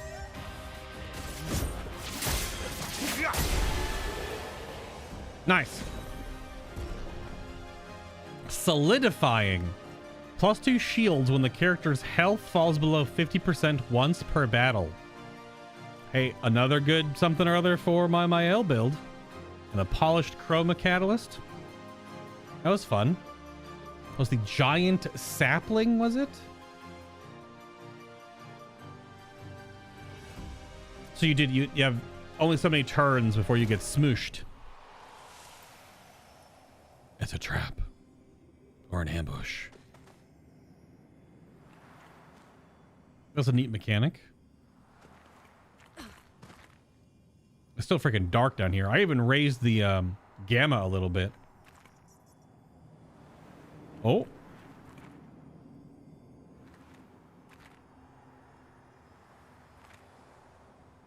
Okay.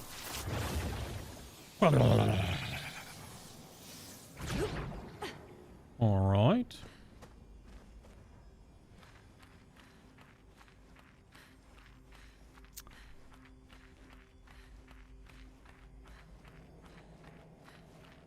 There's the purple item we saw from the beginning.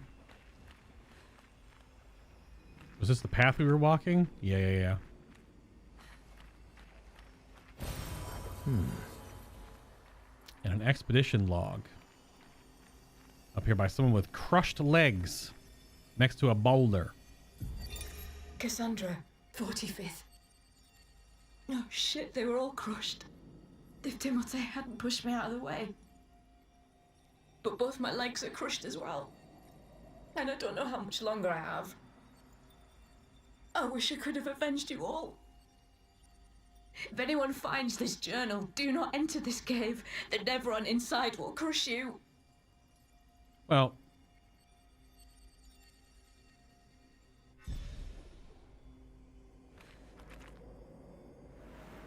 could have crushed us, but didn't. Did jump scare me though.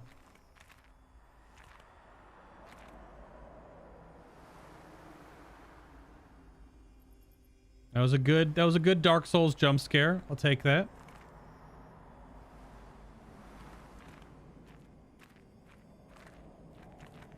Oh, this just loops back around so you can leave. Okay. All right.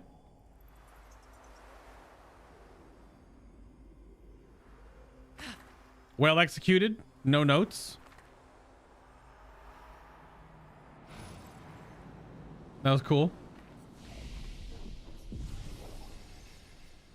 Got some attribute upgrades. Bum, ba-dum, bum, bum, bum, bum, bum, bum, bum, bum, bum, bum.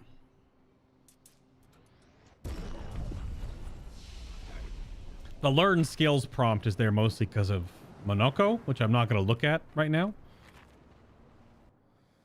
We'll look at it later. Okay. So coastal caves, check.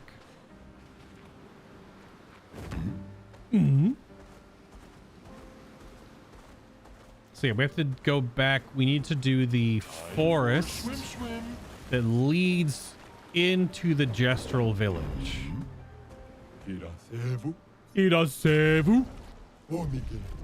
That's such a weird tease. Find an expeditioner, but I already have 5. And we technically had 6. So there's another expeditioner, you say? Could it be the one played by Devra Wild?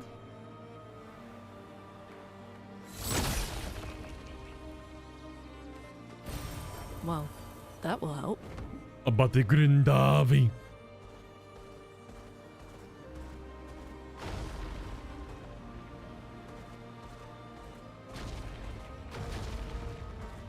This is where that other world boss was we fought earlier. Let's not get... Oh, yeah, there's one over here.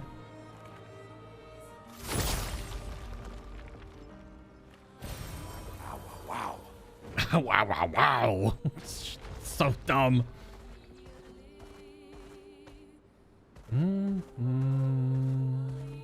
This is the other... This is just the Gestral arena. I don't think there's anything in here. I don't think there was a painted route somewhere. This is just the additional duels you could do, which we have already completed. This is how you get all your pictos that are really good for solo fights. You get full crit, take less damage, do more damage, etc. as long as you're by yourself.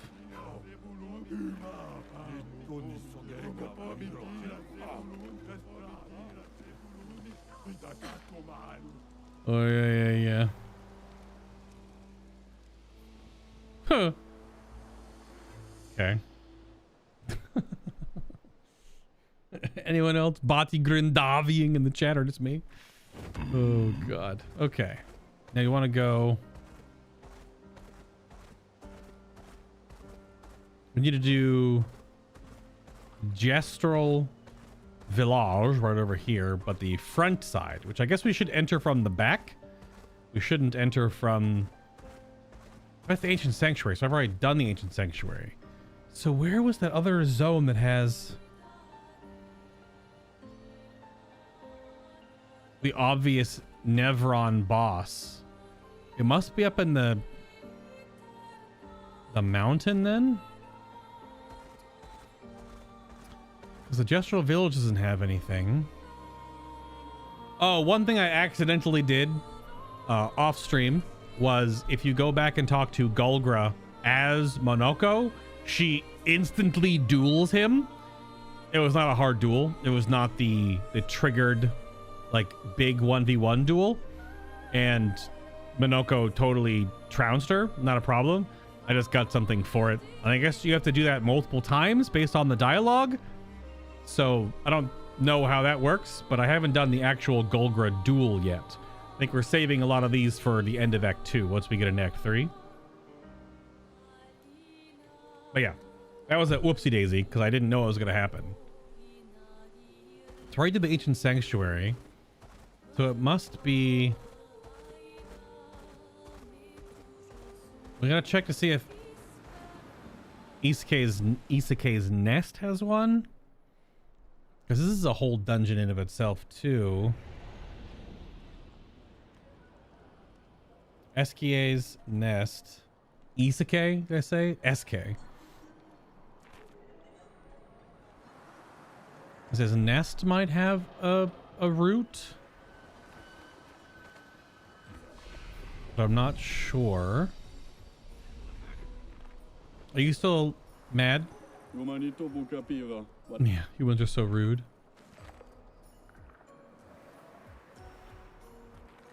There's a big bag over here.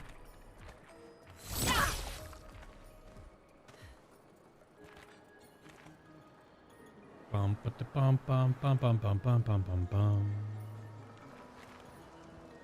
So we've gotten all the items from this area. I just cannot remember if there was a route. So we're gonna go back and check.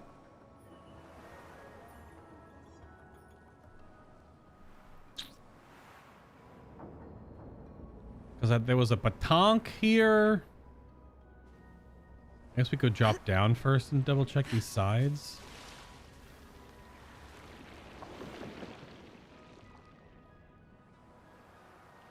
And there's a few items.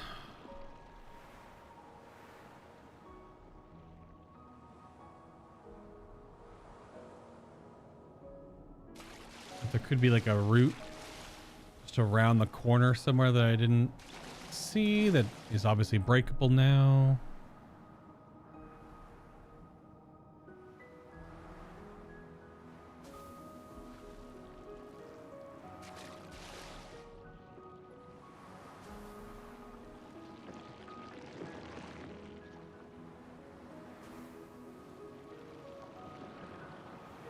We can go back and talk to Francois. I don't know if he has any different dialogue. I'm pretty sure Francois is played by JB Blanc, who is the voice of Vander in Arcane. Vanda. Arcane mentioned. It's a base stream now officially. Go watch Arcane if you haven't already. It's one of the best shows ever created. That and Severance. Go watch Severance. Also one of the best shows ever created.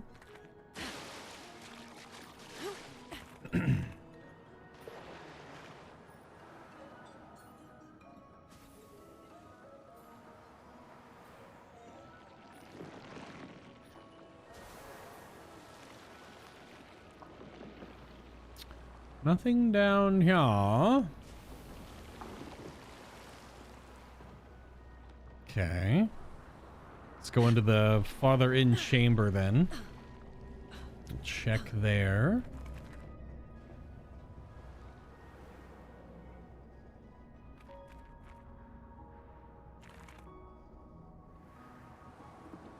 Love the colors in this cave.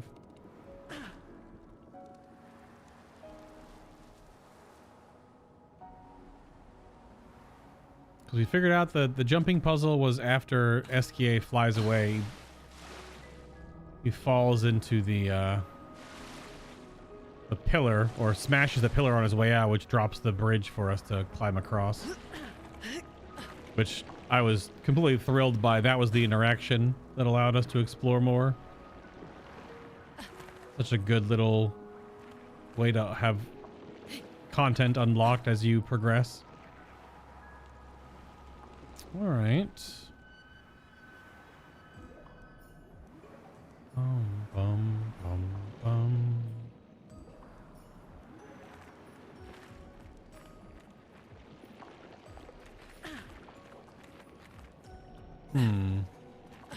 Let's go check over here with Francois. Probably asleep if I had to guess.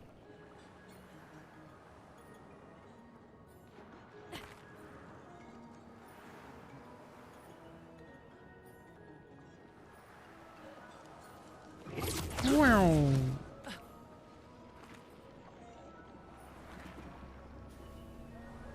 This big face up there.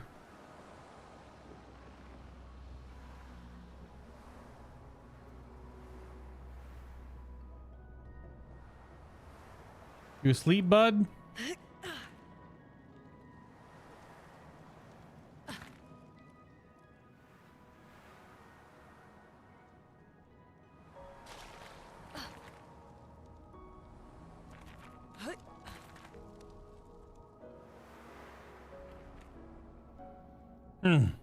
You can give him back his stinking stone. I don't care now. Scram. Yeah, nothing.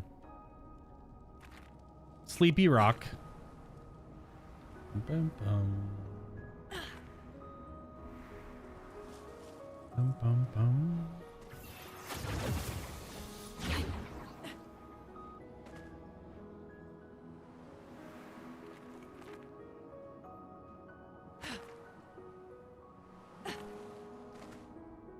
Luna, you good?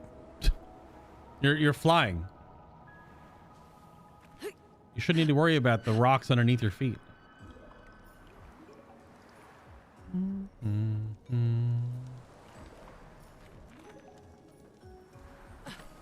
I hit the X button, I guess, a moment too late. All right, so nothing else here unless something on the way back out. On the other side. Meow. Bum ba bum bum bum.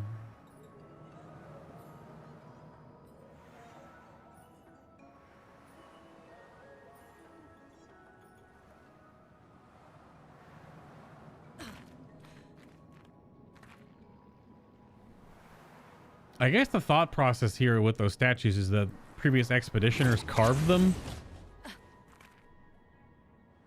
Clearly. Okay.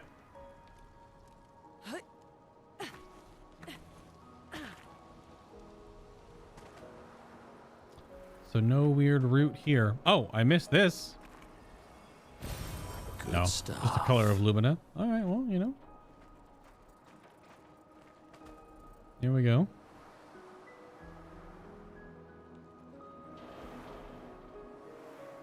Okay. That's sorted. So I guess it's going to be the giant cave. Now, this is the end of Act 1 cave area. And is very big. This large zone. So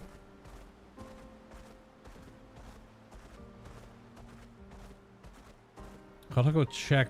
There's this zone over here too. Before we go to the Act 1 zone. This was just a orchestrion roll, right? Lost Woods? Think so. Yeah.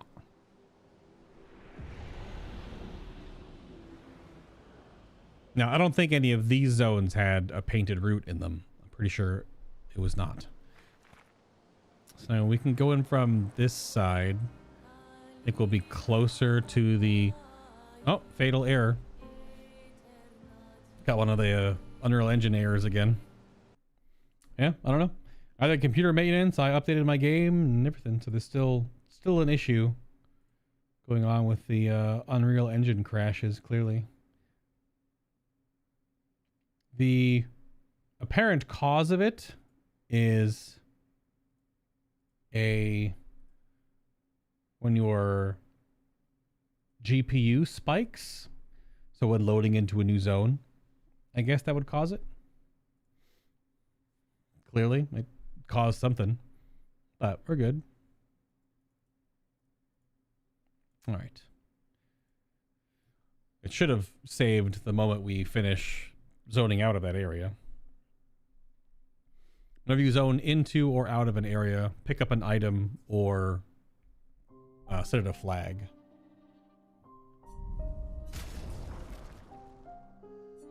Yeah.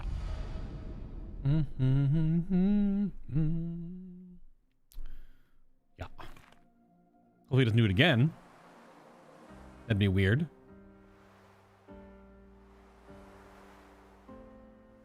So yeah, Yellow Harvest.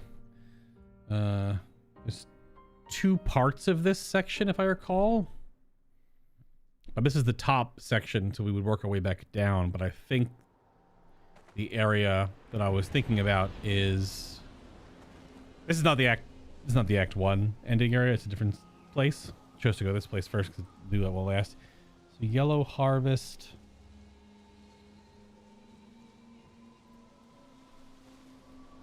Because there was a inverted Nevron here. This was the boss fight.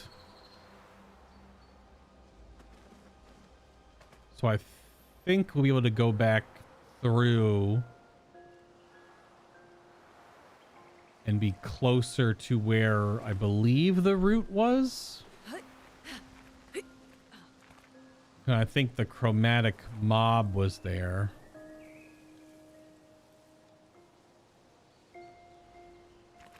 You don't want to go that way. Is a way to clear all that out. I'm gonna go back just to the earlier parts of the cave section, anyway.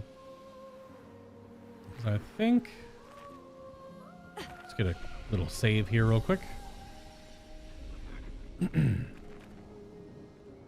Yeah, this was the weird, ooey gooey, gross blood crystal blob.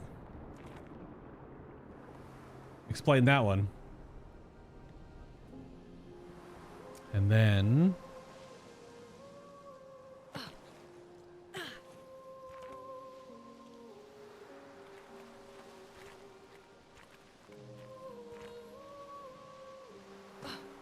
whoa.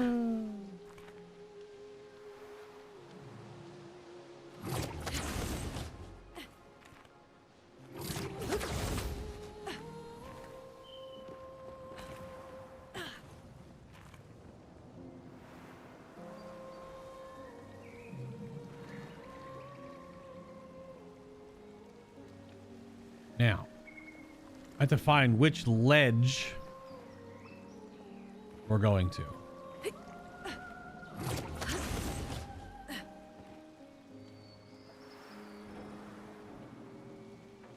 Because if this is the zone that I think I remember it as, we have to find the inverted Nevron.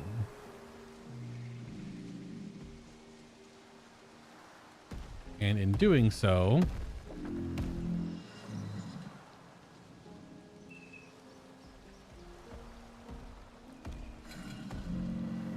Hey, bud.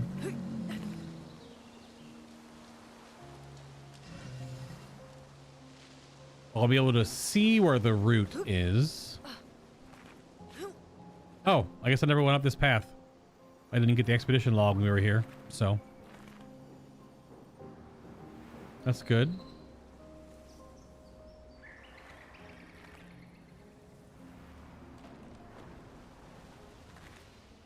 Okay. Expedition 38, Genevieve. We buried Patrick near the lake, so he could be close to water. I know he really missed the aqua farm and his floating gardens. Pierre Oscar thinks it's a waste of time to update these journals, but I find it strangely comforting. I suppose at its core, it's a record that we existed, that we still exist. The gommage is coming, but I feel at peace. Just the two of us, but we managed to carve out a tiny sliver of a life of our own. I should feel guilty, maybe, for abandoning the mission, but I don't.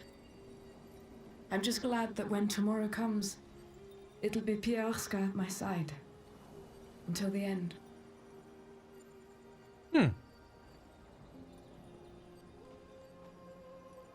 So, if... I guess the thing I'm trying to think of is if these people all either died or this couple, their gommage happened, but they're like stone structures. But the first instance that we experienced in the prologue is that they just get Thanos'd. So why are there still bodies here?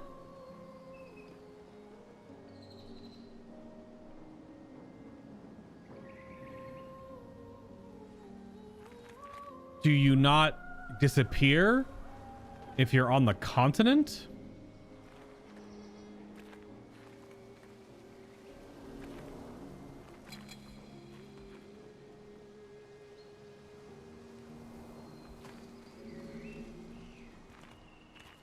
Why am I getting the rumble like there's a grapple point nearby? There is! Hello, you handsome devil, you. I didn't know you were here. What is this place? I was traveling with my bruv, and he just left me here? With your bruv, B-R-U-V. You can fight the merchant. Okay, we don't need any chroma catalyst. We could take the polished, though. Definitely the color of Lumina. We have 19 Rakotes. Oh, okay, here's auto death. Kill self on battle start. There we go. We found it. McGee, we found it.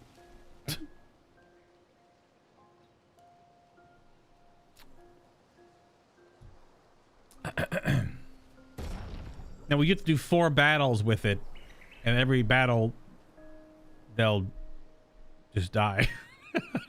So, okay. All right, we'll fight the merchant. This boy's in for a rough time.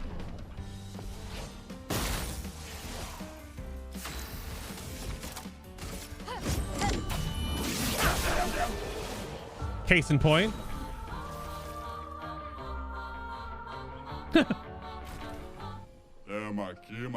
Oh, good old bro. Something I'm familiar with. Unlike this whole place. Teamwork. 10% increased damage while all allies are alive. More stacking multipliers for Mael. Delicious. Now, if I put both of these on Monoko, he's going to immediately die at the start and then won't get the bonus damage because he'll be dead. All the stacks. Don't worry though, I'm going to find my bruv eventually. I think. Batigrindavi. Yeah, I didn't find any of this when I first was here, so. Well, we can beat up a bunch of these mobs here. What does he have? He has Revive, Tint, and Energizing Start. I'll write a note for myself.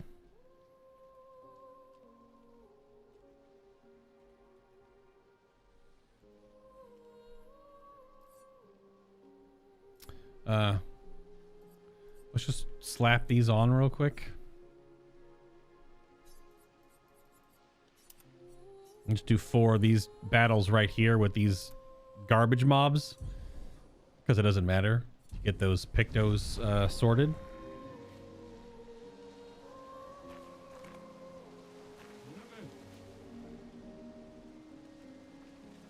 That middle structure is just a giant Nevron, right?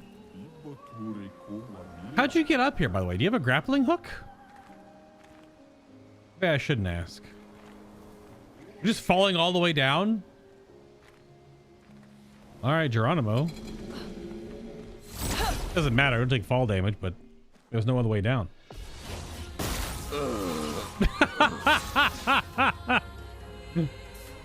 Putting that on Monoko was the correct play. That was, in fact, the correct play. Let's carve a path. These ones are actually kind of tanky. This was an optional zone, I guess.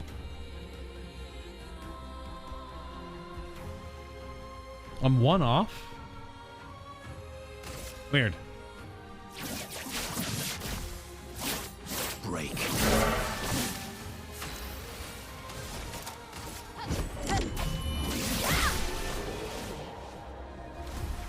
He fought gravity.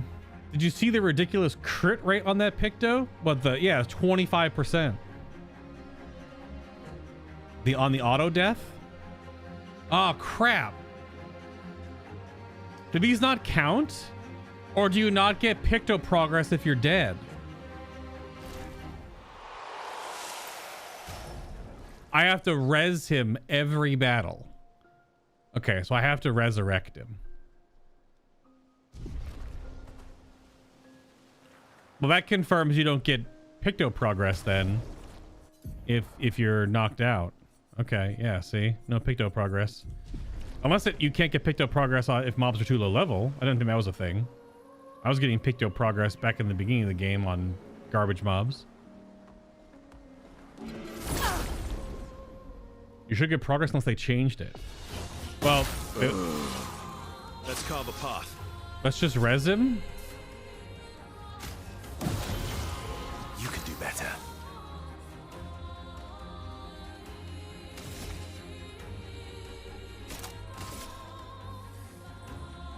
There's at 81%.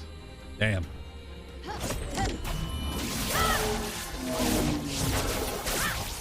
All the procs. Finesse and grace. Finesse and grace, by the way. Finesse and precision. Also finesse and precision. Yep, see, there's progress. They might have changed it in the patch then. So you don't get Picto progress if knocked out at the end of the fight. Because these are garbage mobs and we got progress that time. Yeah. Okay. Now, we're still here to find the route to find the, I'm assuming, the chromatic of the zone. Also, I was going to put that Picto on... We can lose the counterattack damage for piercing shot. Yes. Yes, yes, yes, yes, yes, yes. Oh, wait. Did that change his Luminas? He only has 1.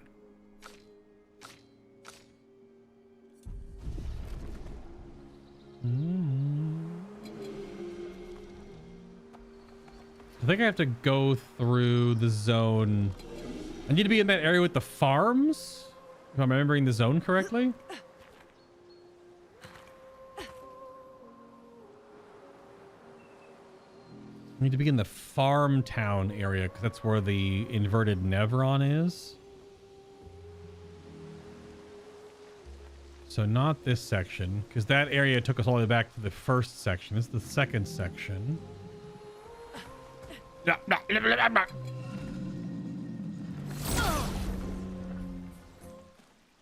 Yeah, can't you? Didn't we talk about it the other day? That you can get to 60% stats with that's still funny.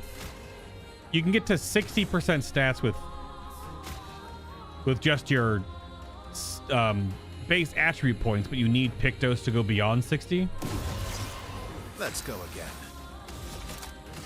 Finesse and precision. En garde. On Gald, by the way.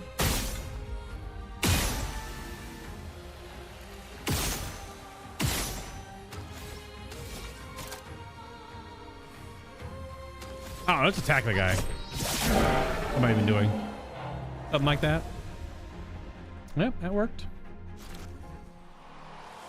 And these mobs back here actually still give an okay XP. We're not here to get XP, but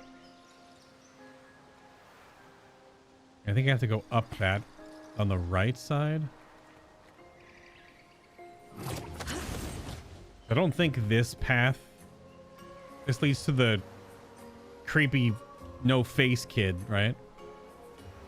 Yeah, right here. Oh, why would she paint these things? Eating the world, eating our world. This one still talks.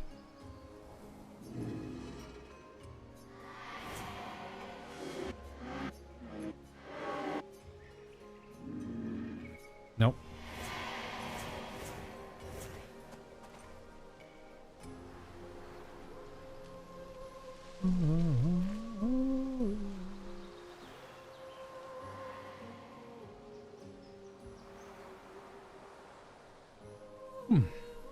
Okay. Blah, blah, blah, blah.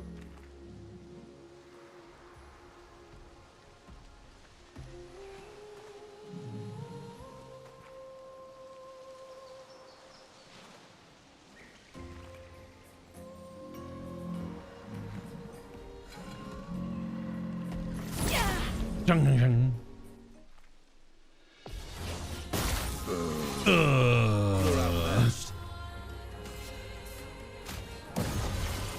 Thank you, my dear. Finesse and precision.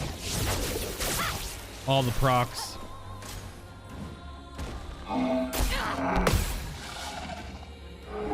ready. A bit of violence, yes.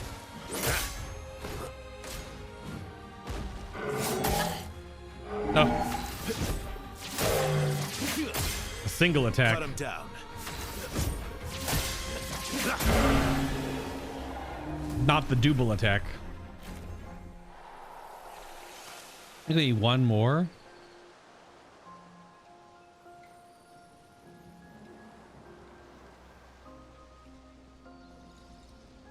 So maybe it is up the house then? A different path when we are up the house. So I keep down here to see if I had gone to that place before, but I had not. Is the cave over here? Which I don't think is this the connection point to the first zone? Or was this where the mime was? This is where the mime was.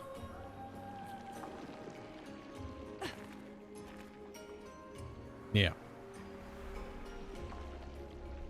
We haven't fought a mime in a while. Eh.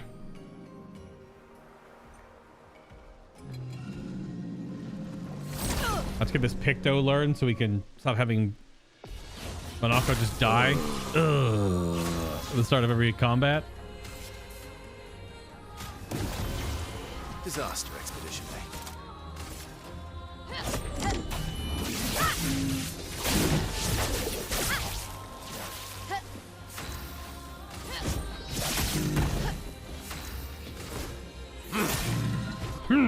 It likes you.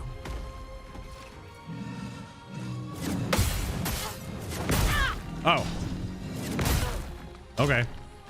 Whatever. Let's carve a path. Jar is interrupted. That's what that does.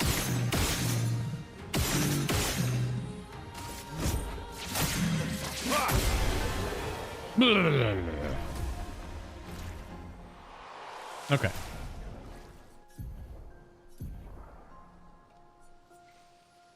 Now, solidifying, actually pretty good. So what was it? We had Revive Tint, which mostly for stats. And if would have Monoko res Mael if she goes down. And even Aegis Revivals, but well, Energizing Start.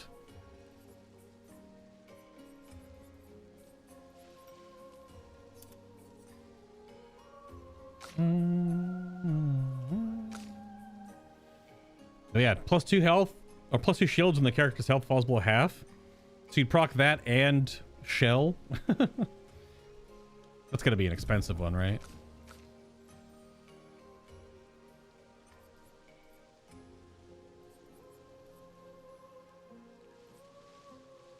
Yeah, +1 shield on being revived as well. Solidifying is 10. Okay. No, okay. We gotta go back up the house.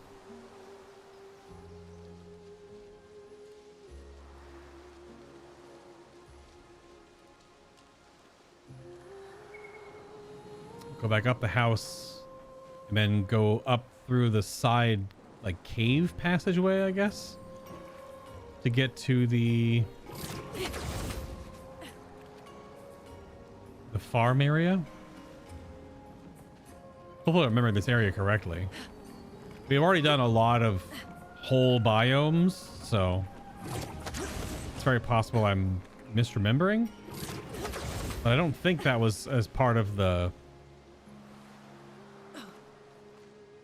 I don't think that was the cave. Or the mountain, rather.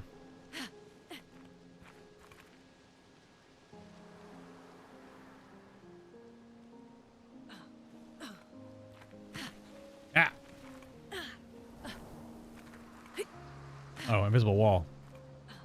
I want to go look over that ledge to see if I missed anything down there.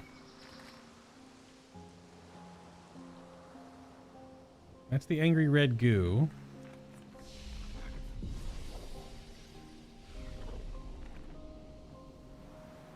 So I guess it wasn't Yellow Harvest that the area was thinking of, because we're already back here. So what was the drop down area again? So where was that inverted Nevron that I'm thinking of that was in the farm?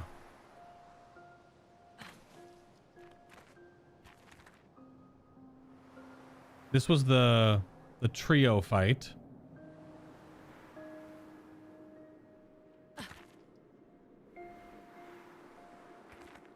That was pretty spicy. I did it with 2 people. So I haven't seen a root anywhere unless I've missed it. I have not seen a painted root.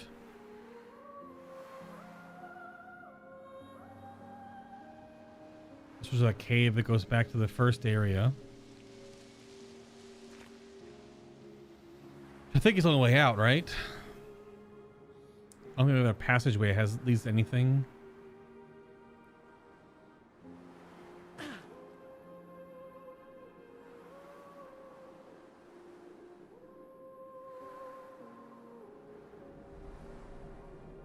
Weird rocks.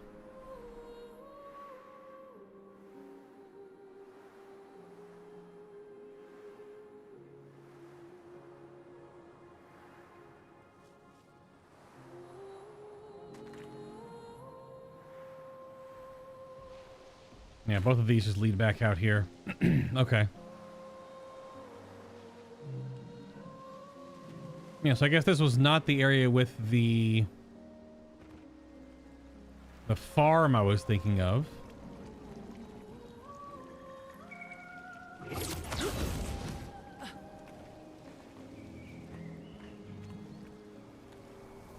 probably faster just to go back to the beginning at this point, but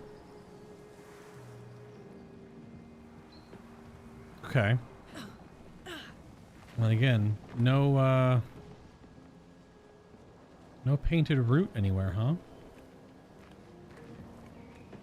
It's very possible that not every zone has one.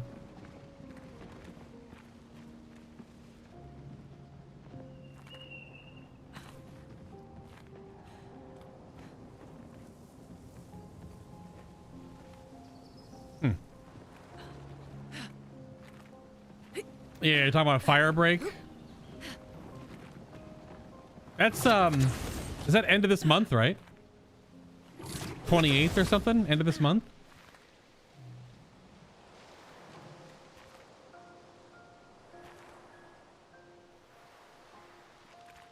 Or is it next month? Oh, it's next week? Oh, the 17th. Holy crap. I haven't played any Night Rain yet.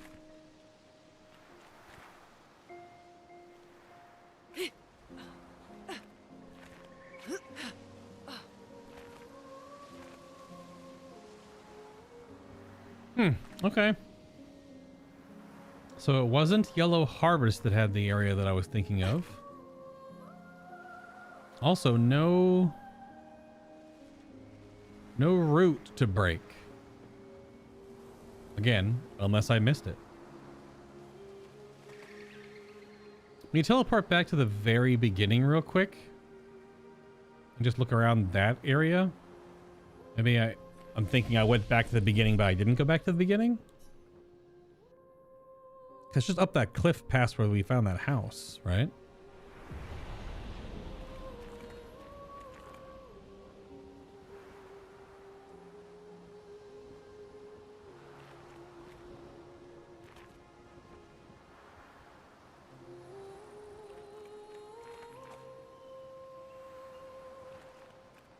Yeah, you just walk up here and then you're just in the second area that I was in.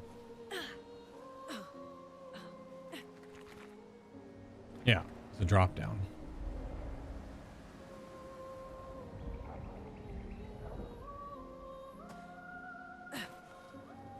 I can't believe I didn't see... Yeah, because there's the Neveron standing here like, oh my goodness. Yeah, but like Battlegrounds though. Just looking at the giant like world eater. And then we stood here for a while and watched it actually move and chomp chomp.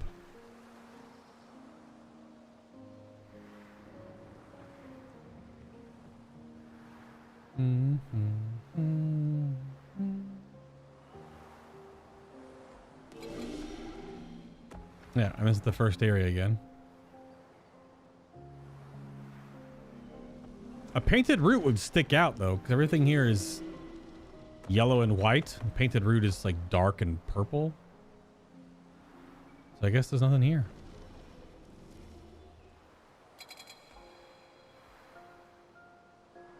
Yeah, what are you gonna do? You don't want any of this smoke, okay? You don't want none of this. If this was like other RPGs, it would have an auto battle system where if you were high enough level above the mobs, you would just walk into them and they would just end combat and give you the rewards. But because I have to actually input the buttons to beat you up, you don't want none of this. Yeah, strange. Okay, so no route in the Yellow Harvest unless I missed it. And not the place with the Neveron that I was thinking of. All right. Fair enough. It was a full side area. Maybe there's only other chromatics only in the main areas. Could be how they're spaced. And there was a purple rock right out there. All right then. I guess we go to the mountain. And I guess the mountain had the farm area with the inverted Neveron?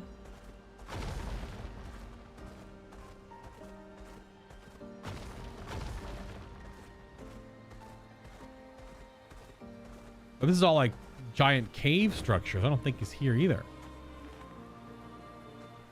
Yeah, Stone Wave Cliffs. This has 2 sections.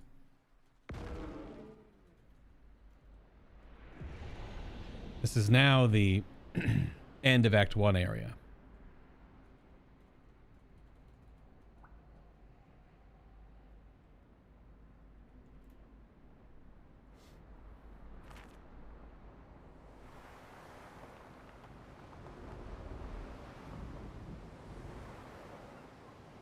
Yeah, maybe it was the cliffs in the second zone.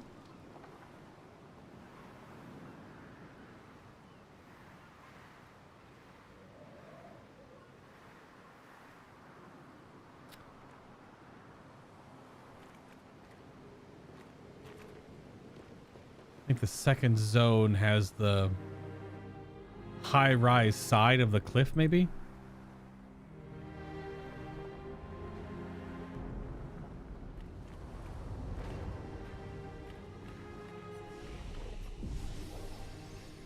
There might be new Nevrons in here that I'll get abilities for Monoko as well.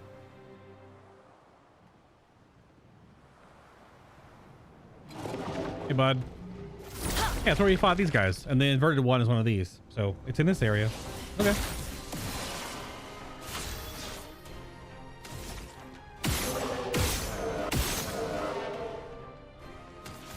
Okay, that's Trixie because he bypasses shield.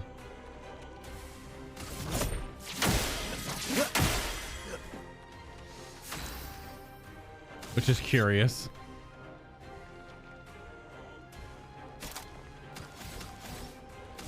So he can't actually break shield. That's like the other side of it. Because he can't break shields, he just hits past them.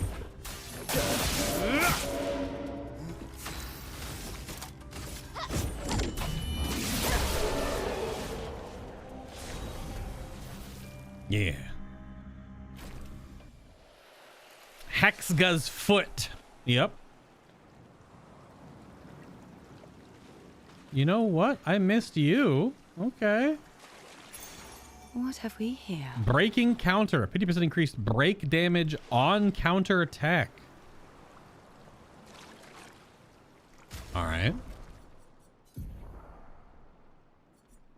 We'll just take revive tint off for now. Swap that back in. Oh, we also had healing mark we got earlier. Revive tint and energizing start. We'll just take these both off and swap these on. Oh, we have all three. Damn it. That's right. We had teamwork as well.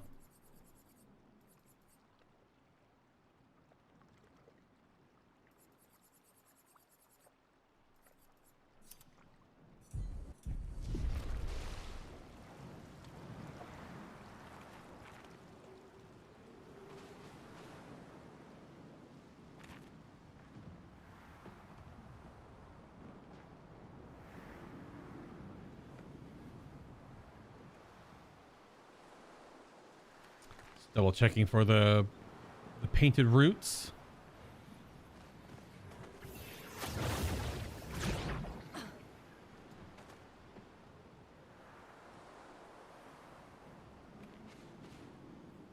This was a painted lock. It was in this room, if I remember correctly. Just looking around, make sure I don't see a root anywhere. All right.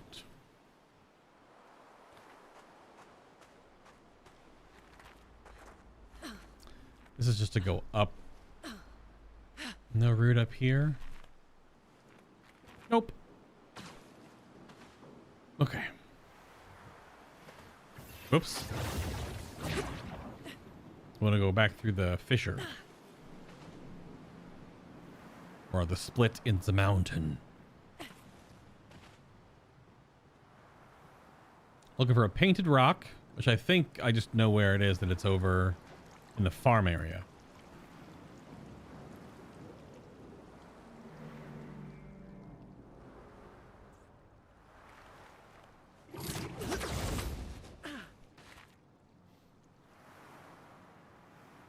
Yeah, we fought these sword ladies with Monoko already because they were in the open area. This was a merchant. Hey, bud. Which then we bought everything from. Yeah. Which we could just.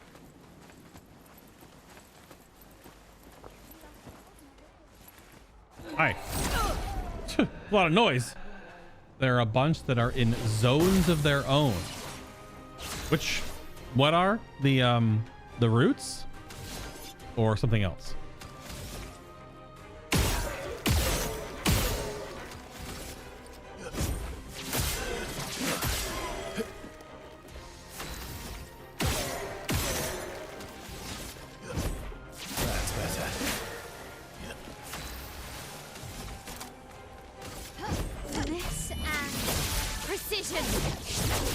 Oh, the chromatic. Yeah. Well, we fought one in like the Abyss Cave.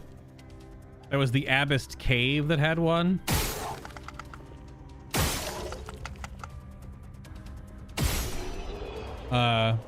So yeah, there are some that are solo zones. Well, where we stopped last episode was a fight with I don't think they were both chromatic. They may have been. So we'll go back there. I guess we'll end the video there because it's just a boss fight in a solo area. It's the 2 blacksmiths. Oh, yeah, this is the area I was thinking of. Okay. Let's look around for that route. There was another batank in here. That's the other way to get up here. We just went through the shortcut we already unlocked. Don't know if these weird these things have probably a foot for Minoko, maybe.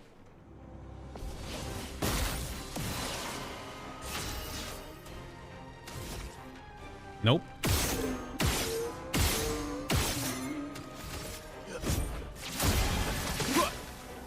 Ready to strike. Ready to strike.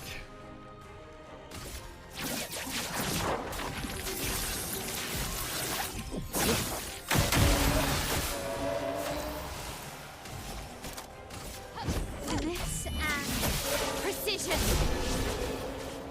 She's up in the air. Also giving Monoko a little time to catch up in levels, I guess. Wait. Clicked the wrong thing. Just noticed that he wasn't leveling all 3 of the... Yeah, noticed that too late. Now I'm off by 1. There it is. And there's the chromatic Neveron. Aha. Indeed. Ooh, sneaky. What have we here? Rejuvenating revive. Apply regen for 3 turns when revived. That won't work on Mael because she can't be healed. So, well, she can't be healed for the first 3 turns.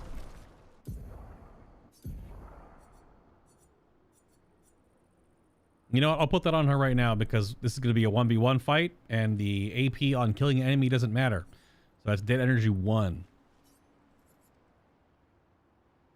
Yeah, apply regen for 3 turns when revived. Yeah, she had dead energy 1 on. Yep.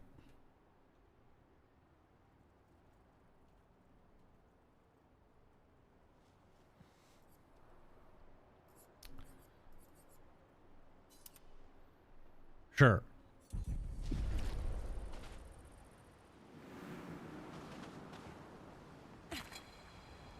Hey, bud. Oh, you fast.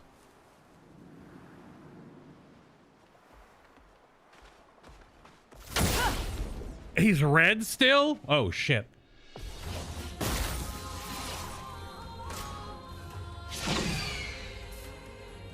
Bring it on.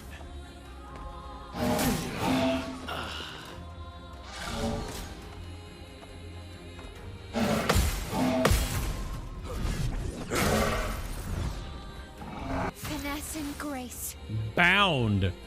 That effect that prevents the character from dodging. You cannot dodge. Sneaky. Also, looks like quite a bit of HP. Yeah, starting with a bind, yeah. Finesse and precision. Okay. We do some damage, but like, it goes 3 times in a row. I don't know about this one, Chief. Let's finish this. I hit the button, but... Minoko, get ready. Okay, it was a different combo. It's not saying it's what its attack is, so you just have to like... You can do better.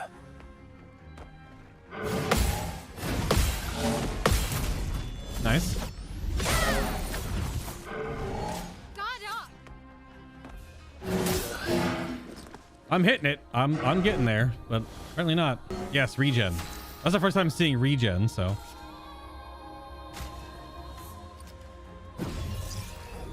Reborn once more. I'm hitting it. Not hitting the right time, clearly. Holy fuck. Okay. One here.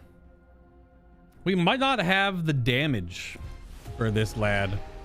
Clearly, we are getting one shot as well, which is usually my thoughts on. Well, oh shit, we can't fight this guy right now, but we'll give it another go.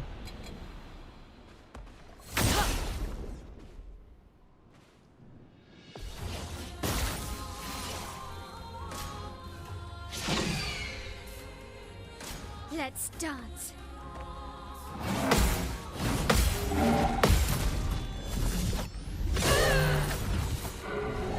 Watch out.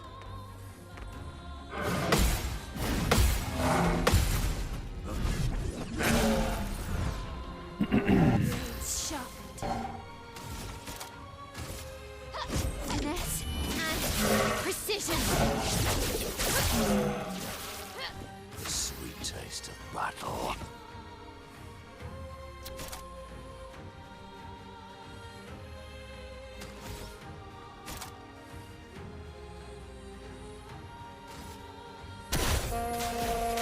Damn. Well matched. Resistant to lightning.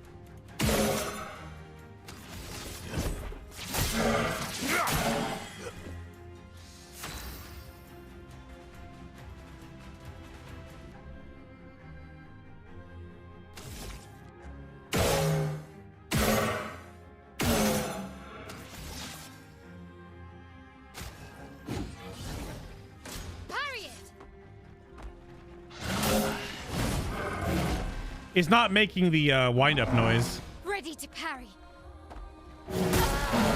There is no parry wind-up noise on this guy. Why, yes, I'd love a dance.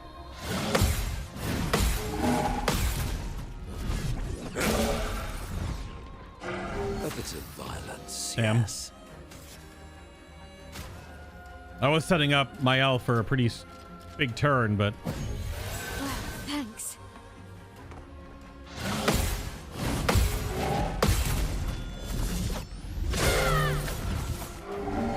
On me. that overhead attack does not do it, man.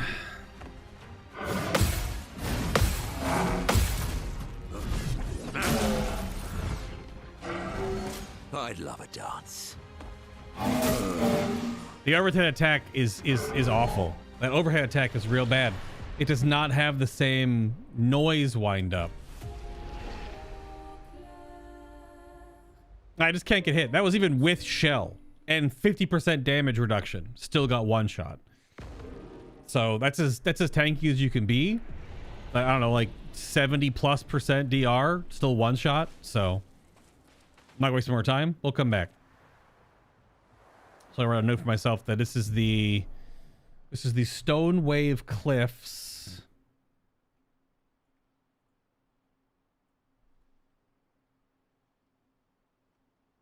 I think the second area. Isn't there a flag? This was where the Petanque was. Stone Wave Cliffs. It's also a damage thing. Mael hitting for 9999 is still like barely moving its health bar. So this is the second. I mean, this is the second area. Old Farm. Stone Wave Cliffs, Old Farm. Chromatic Dingus. Okay. We had Crushing Cavern. So Stone Wave Cliffs. Old Farm. Chromatic. It's like a galt, I guess, or something like that. I did write down Noko's present for Verso, Ancient Sanctuary. I went around everywhere and looked, and I didn't find anything. So I don't know if anything's actually there, other than the fact that we found that Picto. So that could be what it was talking about. All right, we continue our search for the painted root. Whoops.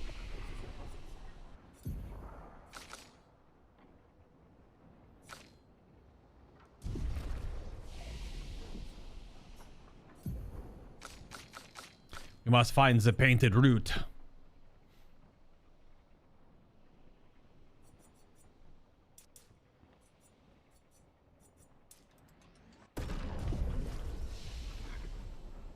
Bound. It says dodge. You cannot dodge while bound. So I'm not sure if it also does jumping. That would make sense, that you cannot jump while bound as well. I mean, it's fine. It's just that having a mob that gets 3 attacks to our speed stat and even 1 failed parry is a one-shot on someone that's taking like 70+% reduced damage is probably not something I want to just waste a bunch of time on right now.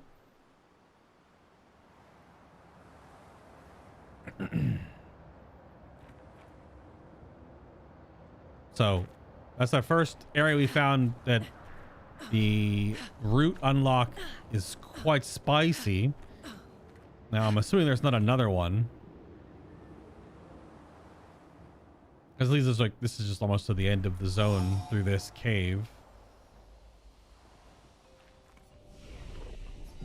I don't have a note that I missed something in this cave, because we went back through and I found the path and we got the mime, right? I'm pretty sure I got the mime down here, and I got the crystals, and I did the side quest. Yeah. Yeah. And it's going to be pretty difficult to see another painted root when you can't see shit. That might be the only painted root for the zone.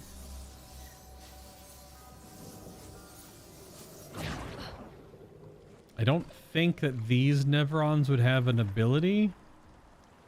I don't think they're any different, that their crystals are lit up. I don't think that matters if their crystals are lit up or not.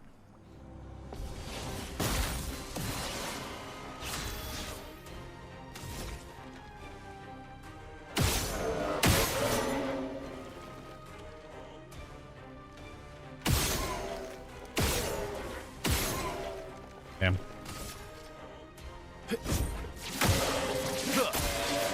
Ready to strike.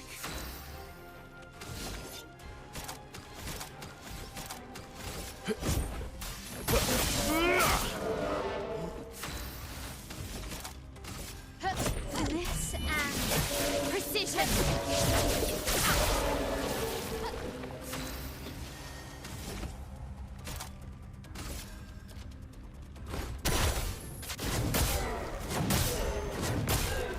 You be bouncing on him. Get bounced on? Your turn to shine. That's better. Got hit. Foolish move.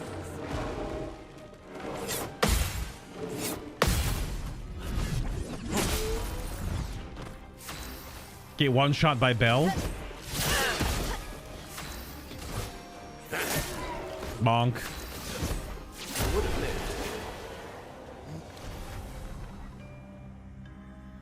I mean, 3 fights to finish off those Pictos. So no lovely feet.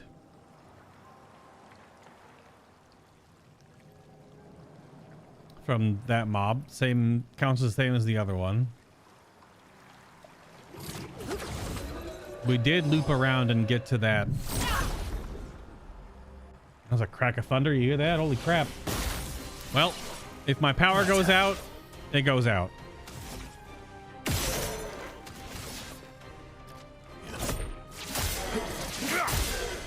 You're outmatched.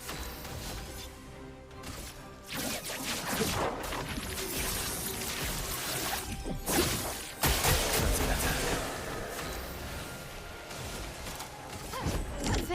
and precision. We'll see. It just says it's mostly cloudy, but clearly there's a storm a-brewing.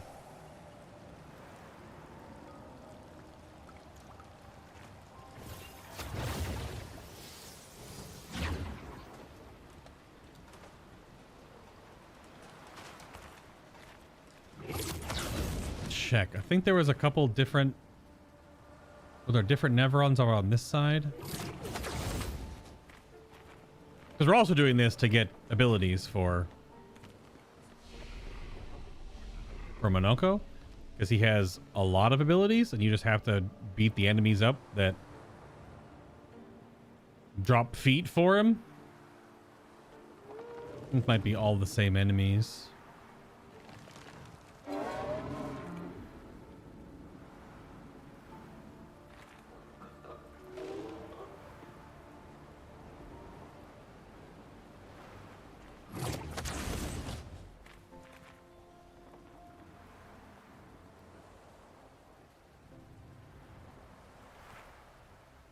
Yeah, it might be.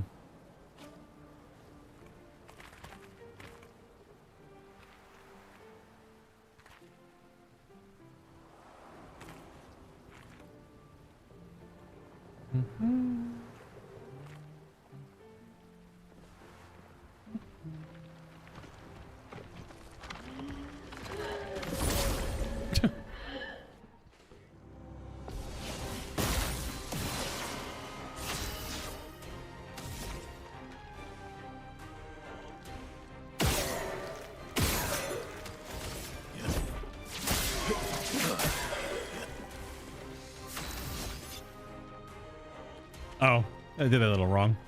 Oops.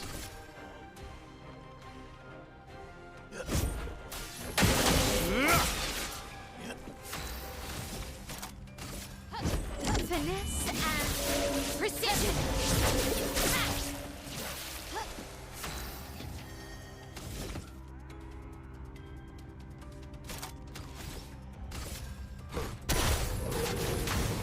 Damn.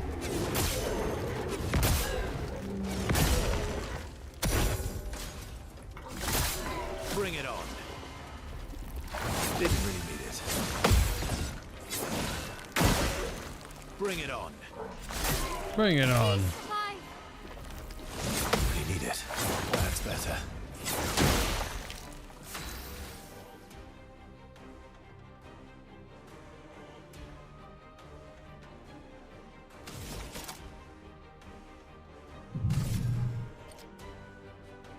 Damn. Just don't look at my power, okay? I want to keep playing the game. What lovely feet. What lovely feet. Bonk. 1 damage. Bonk. That's like 1 more. Food time. Dude, I have been on a fried egg kick lately. Just like 2 simple fried eggs. Usually, you know, almost runny yolk. Not like drippy, but like, you know, and then just like English muffin. Some everything bagel seasoning on the 2 eggs. That's not like breakfast for like the past week for me. I don't know where that came from. I was just like, oh, this is really good. Good, simple.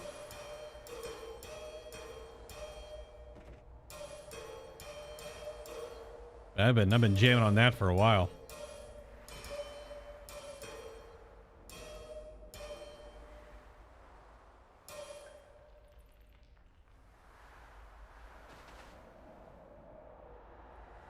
Damn, it stays super dark in this cave. Ah, eyeballs. Okay, so that's the 1 unlock for here, which we will have to come back to. Because at present, not really worth the time. Considering I was just getting rather bodied. So we'll leave that for later. Battlegrindavi, though?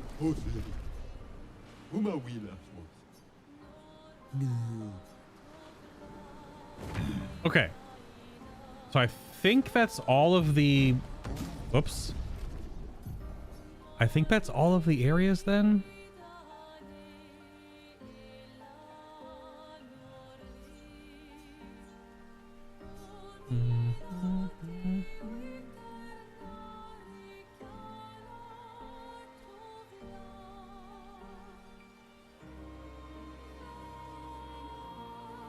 Okay, I think that might be everything in that section then for looking for the roots. So I'm gonna go take the Stone Wave Cliffs Cave real quick. Wait, what was the other one? Yeah, the Meadows is around.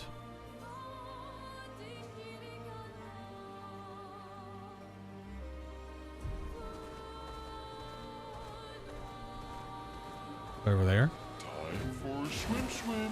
Time for a swim. Other merchant? You have a, oops. You do have a painted root next to you. So that's good. Hiya! Nice. Nice. Now I think this area was just another record.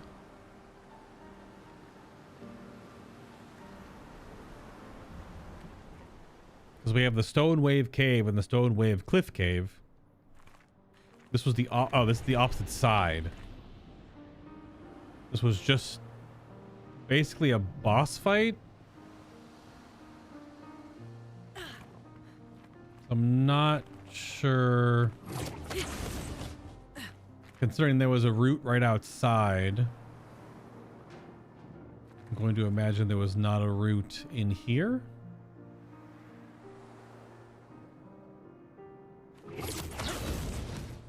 If I had to guess.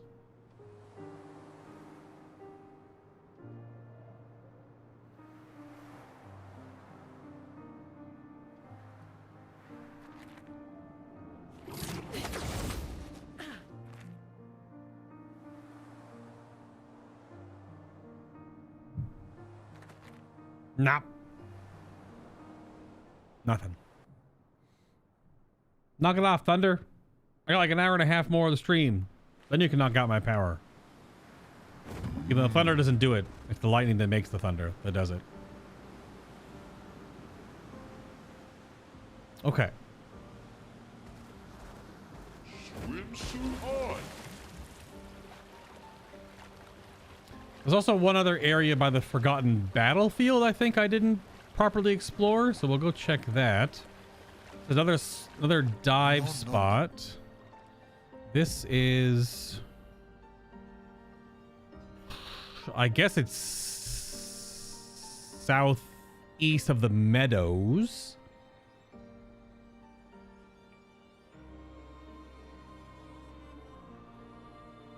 Southeast of the Meadows. Dive spot. I probably should put these in its own section.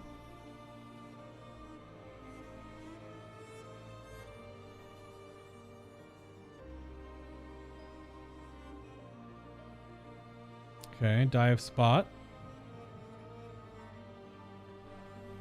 Which now I got to check. I think that was the Meadows also.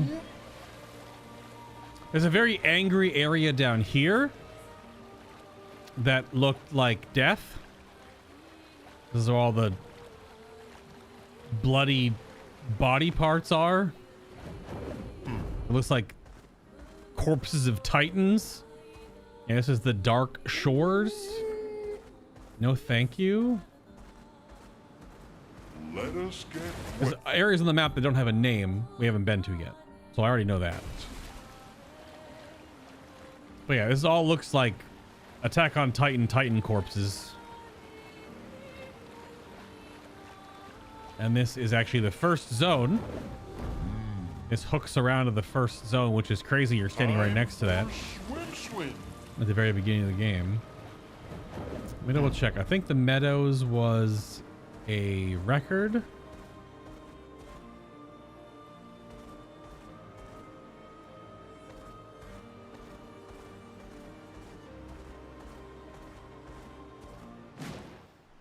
It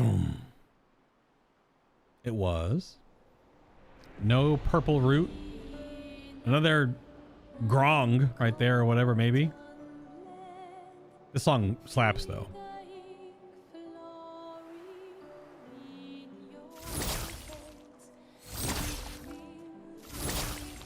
Yeah, nothing over there. Okay.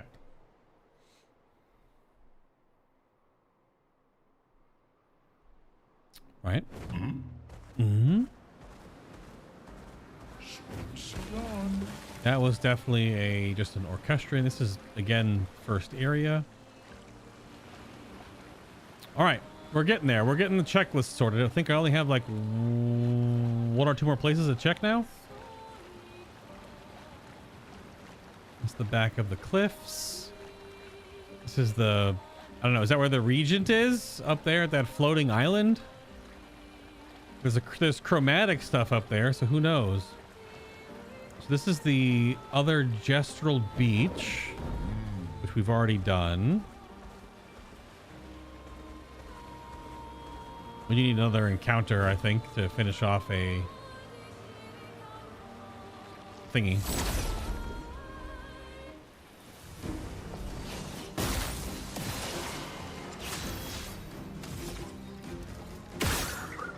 Hello? Okay.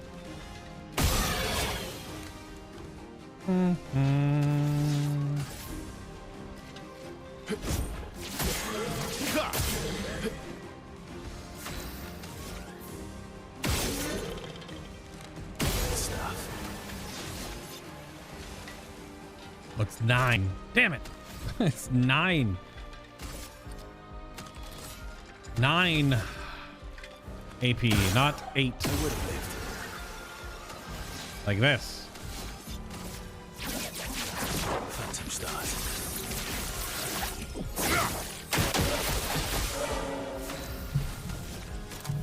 The thunder's going crazy. Chill out.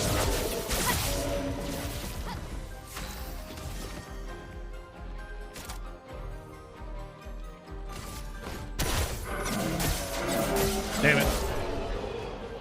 That one has two quick clicks. Healing mark is done. Rejuvenating revive is done. Beautimus.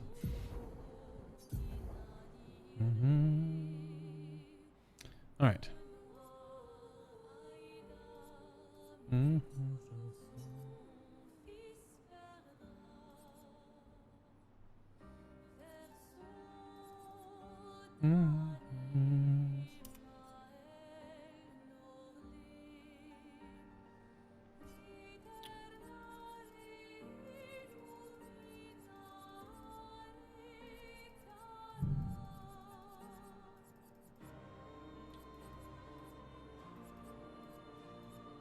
Where is it?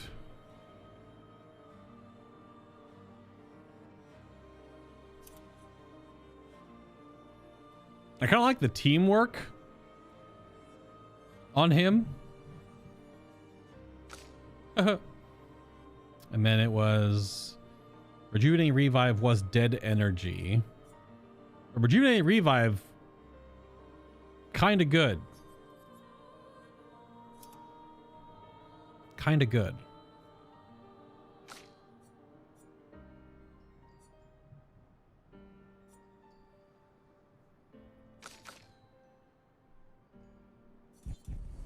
Okay. Getting better at like knowing tints and pictos and stuff and not having to read everything. Well, I'm gonna read all the new ones, of course, but Swimsuit on.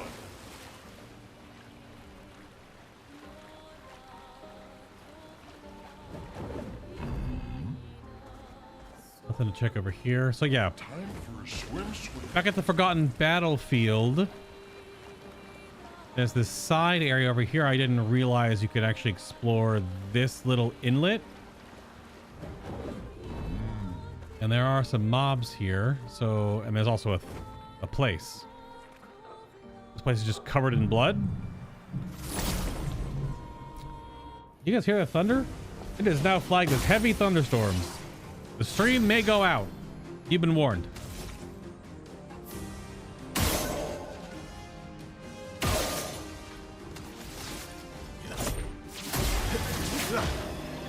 Let's carve a path.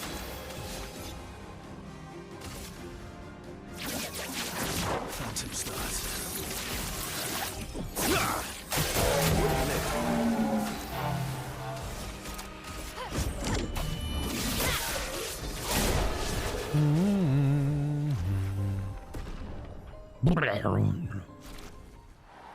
I thought these weren't really anything too crazy.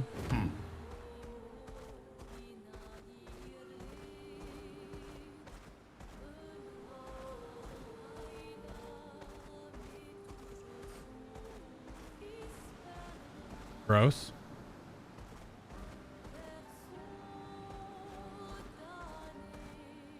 Blades Graveyard. Okay. Okay, it's just a... It is just a record. Dude, that's scenic, though. Got the foreground out of focus, midground in, background out of focus. Got the crescent moon out there. Perfect. Reverence. Or reverence. Reverence.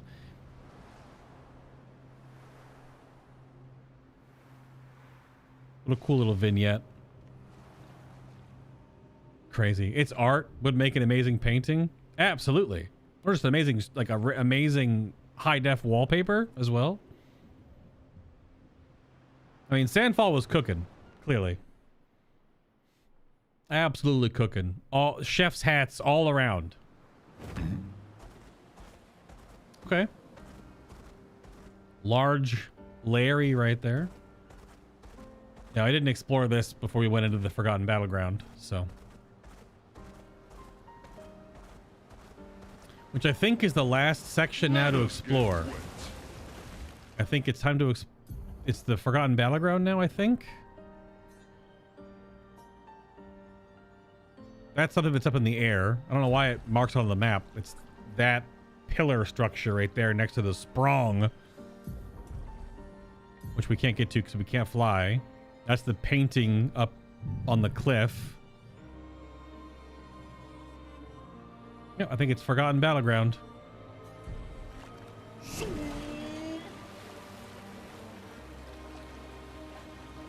Because there's definitely a route in here somewhere. You have to find it again. The fact also that the sand here is totally stained red with blood is not lost on me. The symbolism there. So back to the Forgotten Battleground. Okay.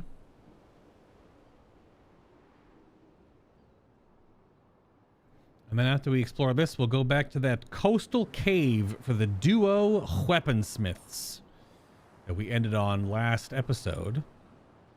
And then I think it'll be ready to just progress forward if my internet doesn't go out. If my power flickers and the internet goes out, that might be the stream for today. Because who knows how long it will be out or internet interrupted, etc. It's a large gate.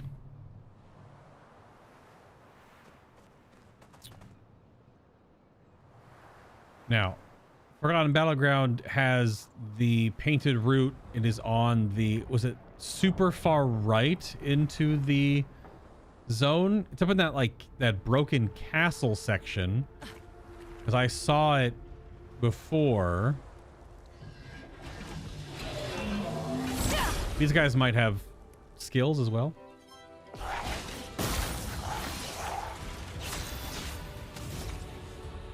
No skill? No skill. No skill. Oh, okay.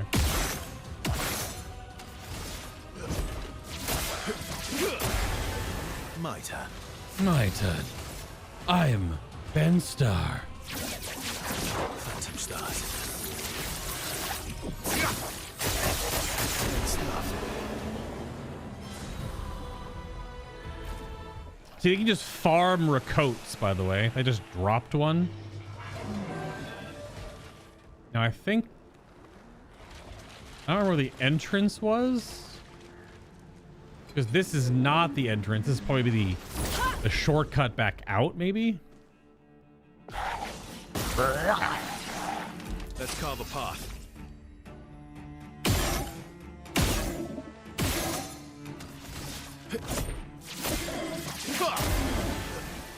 Hooah! I've been star. Hooah! Sorry. Some stars.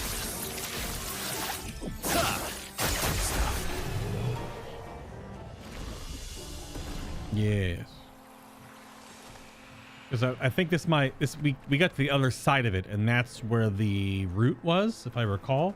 This is getting more and more fresh in my brain because this is like what we just did last week. And now we know these are the Grandes, these beautiful bearded rocky boys. They're basically just dwarves. The Grandes. We met them at Minoko Station.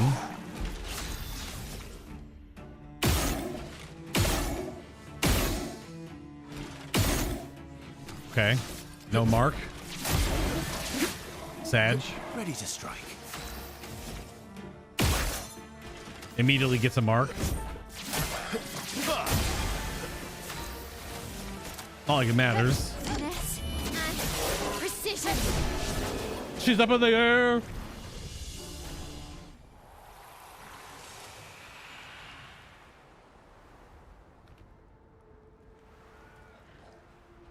So none of these have any new feat, which is unfortunate. I guess I've fought different ones in the mountain pass that count. My turn.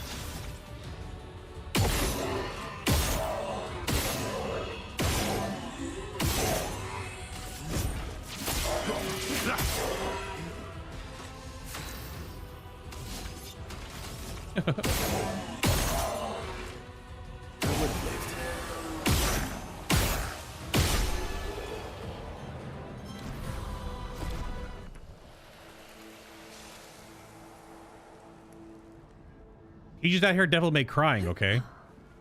So this is the rocky side on the right. You should be able to...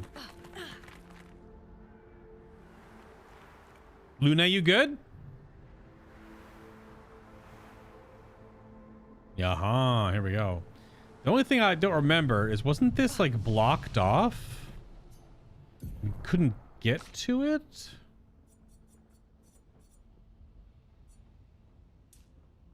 Gives 3. Gives 1.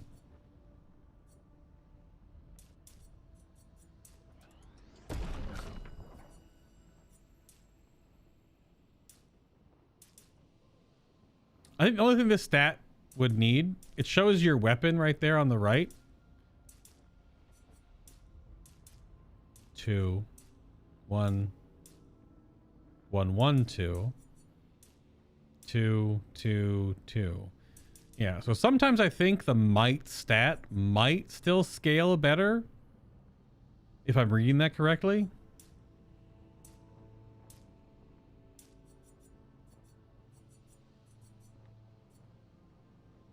%69% crit.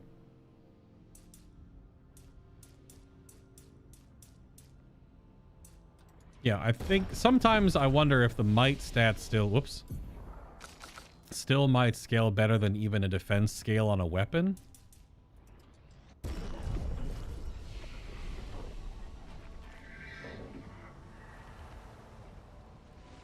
Because I don't... Verso, you good? He's good. Oh, it was just right here. It was not out of the way. Oh, this is like the special troubadour we fought. I guess, is it tankier? Not really.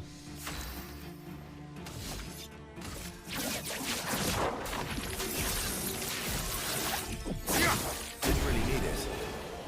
The first hit kill, I should have auto-attacked. Yeah, so right here. Item and a path? Yes. Nice. Polished chroma? Mm-hmm.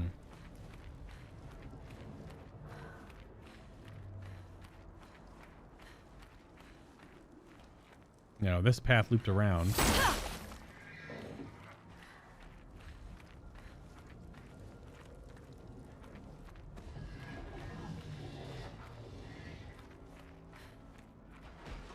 Oh, but so it doesn't actually lead to anything else. It's just the polished chroma? Really? Okay. No picto or anything? No extra encounter or nothing? Just that little bit? Alright. It's a little bit of a reason to come back, considering you're getting Minoko skills too. And this door actually doesn't open. It doesn't become a shortcut? Unless I missed a lever or something to pull to open it? It's right here? Wait, can I not? Oh. It does have... It had to be like... I went past this before. I didn't have a prompt. You gotta be like inside its hitbox. Okay. That didn't make sense before, but we checked now. Yeah, now we get the shortcut back out. All right, perfect. Now, I don't think there's anything else here to do then. There's that NPC that won't talk to us. And that's it. I don't think there was another route anywhere. I'm gonna fast forward to the bridge, past the battlefield.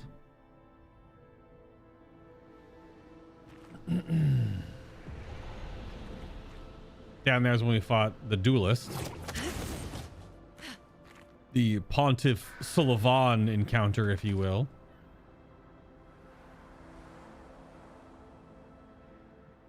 And then this is the field.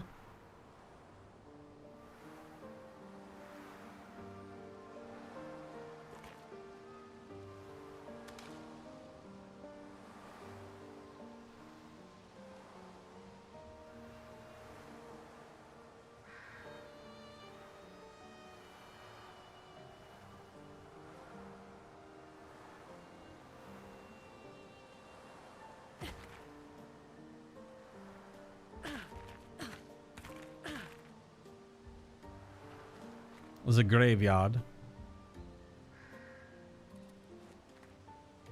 Need some Lost Odyssey? Darth? What? Lost Odyssey? Is that a song in the game? We have found a lot of the orchestrion rolls. There's still plenty to find.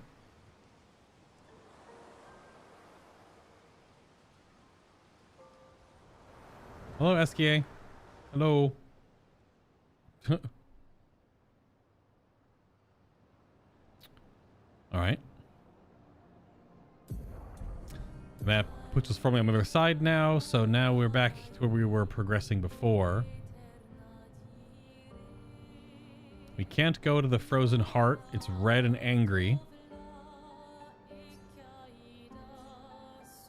And I don't remember if the stone quarry was a whole zone, wasn't it?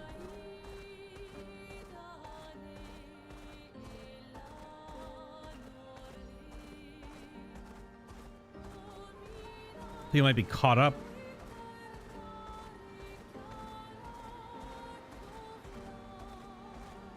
Oh, it's a game.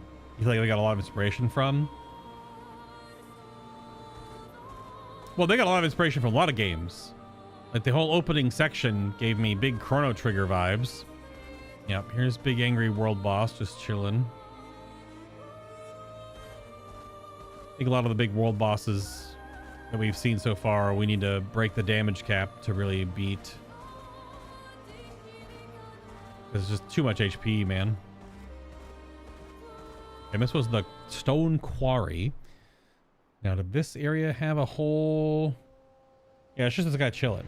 This is just the troubadour that we helped.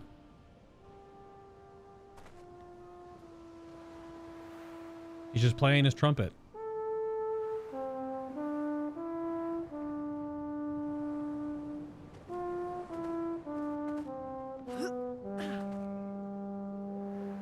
Yeah. Lost Odyssey is what Final Fantasy 13 should have been. Yorinobu Sakaguchi's company made it after he left SE. Oh, okay. Sakaguchi's company after they left Square Enix. Xbox 360. Yeah, I mean, this game has lots of small inspirations because it is a game made by gamers who loved the games that they grew up with and the games that influenced them. And they have smashed a bunch of things together by also keeping to a very certain art aesthetic because they're French.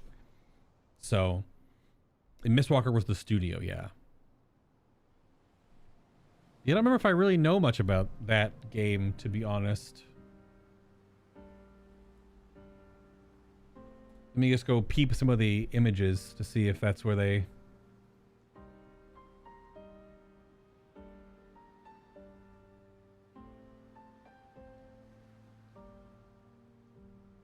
Okay. Do the attacks... I see screenshots. Do the attacks have QTEs? Looks like some of the attacks have QTEs, yeah. Yeah. I see that. I see the images with like the circle and stuff. Now, I will say the at least box art covered character with the one strand of hair that goes down between his eyebrows. I realize that's a trope in a lot of character art, but the fact that it's animated to sit there in front of his eyes, that would drive me insane. The one strand of hair, like right here, that goes down all the way past. I would actually become the Joker if I had to have that in real life, or if I had to keep looking at it the whole game. That's so rough. That's an interesting design, though.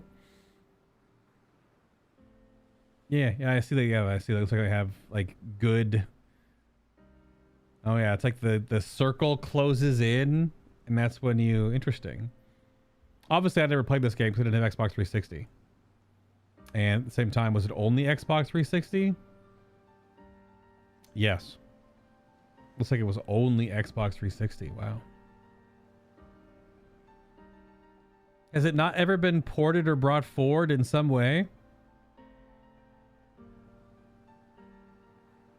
There's even a thread on r/JRPG on Reddit. Is Lost Odyssey good? From 1 month ago. It's a great game with one of the coolest intros of all time. A fantastic game. When this was out, when Final Fantasy 13 came out, my friend said that Lost Odyssey was more Final Fantasy than the Final Fantasy game.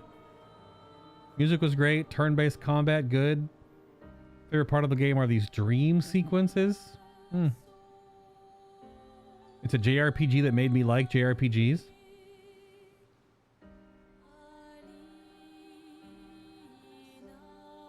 one of those games that actually got lucky to not be widely available, because to actually get widely available to everyone, then half of the subs are going to be like, guys, it's just me, or is this any good? 7 out of 10 game. Closest we came to turn-based Final Fantasy after 10.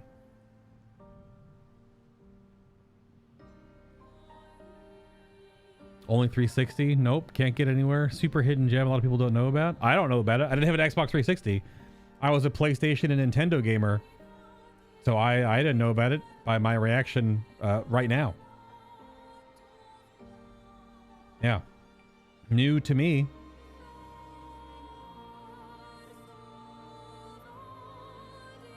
Very cool. I don't know how would you even play it nowadays? I would assume it might be emulated, but like that's not maybe going to be the greatest quality or way to do it. You have to just have an Xbox. Is it like on the digital marketplace if you have a current gen Xbox? Back compatible? Yeah, that's what I was just saying. If you have a new Xbox. Let us get wet. Let us get wet.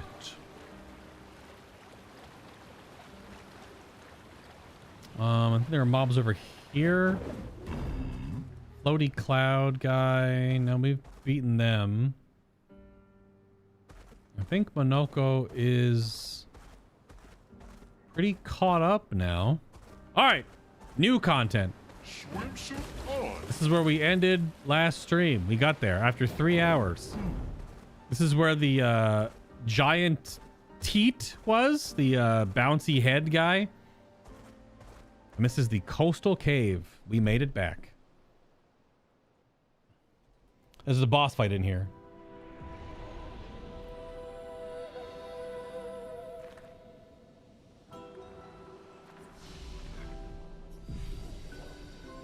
Didn't have... Wait, it didn't have lighting or snow. Of course it's better. Wait, what? Okay, we gotta look at his other abilities we just learned.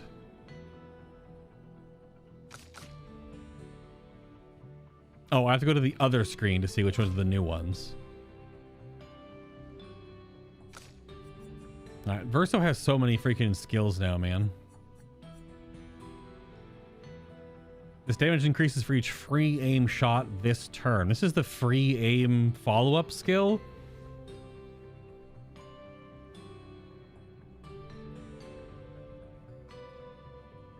Which would play well into what we're doing.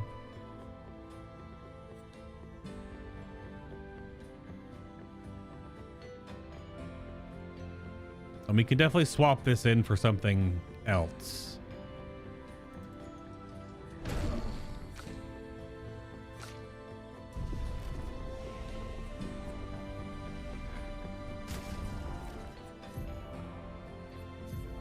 Okay, so we have learned...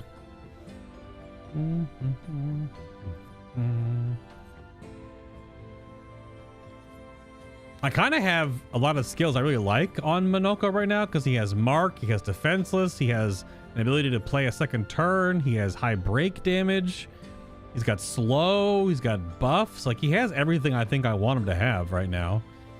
Let's look at the other abilities we unlocked. We got the Sakapatat Slam. Deals high physical damage to all enemies, one hit, increased damage to marked targets. Okay, so marked consumer. Sakapatat S-Stock. Deals low single target lightning damage, one hit. Deals more damage to target is stunned.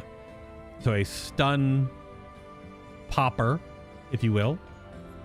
Sakapatat Explosion. Medium lightning to random enemies for 3 hits. Critical hits trigger additional hits. Caster Mask increases damage. So an AoE that's also better to be used on single target because it gets funneled. Lightning damage costs 6. No, sorry, rotates 6, costs 4. The Portiere Crash.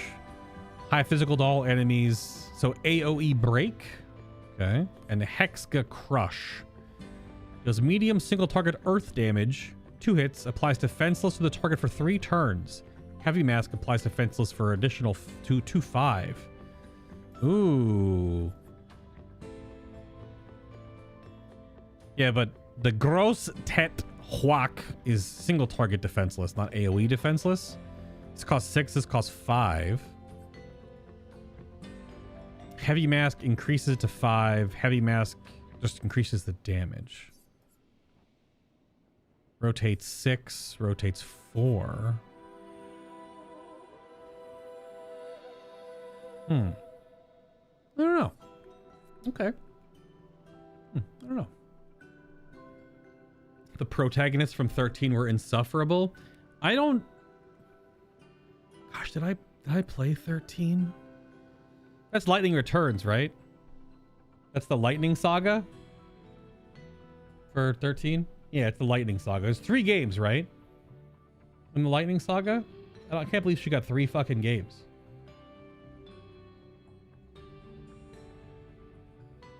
Why is Final Fantasy 13 so disliked? Yeah, the Final Fantasy 13 trilogy. Also, apparently there was a leak for a remaster coming of that this year. Interesting. I didn't play 13. When 13 came out, I was like, don't want to play this. And then I heard it's like a 30-hour tutorial. And I was like, wait, what? Which is apparently is very true. Like no meme. All right. Phantom Stars is his AoE. Perfect Break is his break as well. That only costs 5. Paradigm Shift is his ability to get back more AP. Orb of Recovery is his heal. I think we swap Perfect Recovery out for follow-up, just to give it a little bit of a gander. And I need to make sure. I don't think he actually has.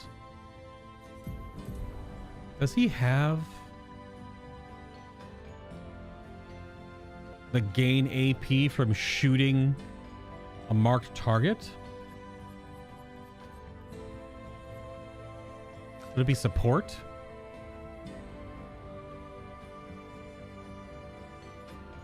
We have marking shots. Rewarding mark is what he needs. I forgot he doesn't have that yet.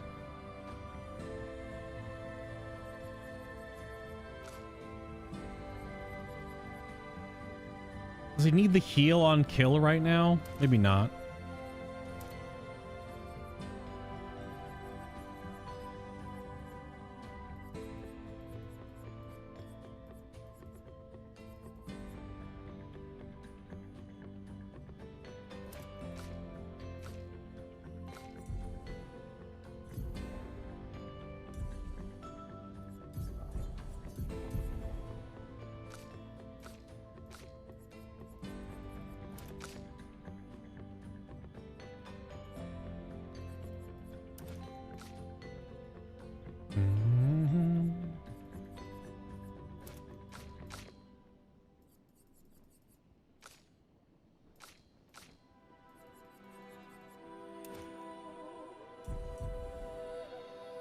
Okay.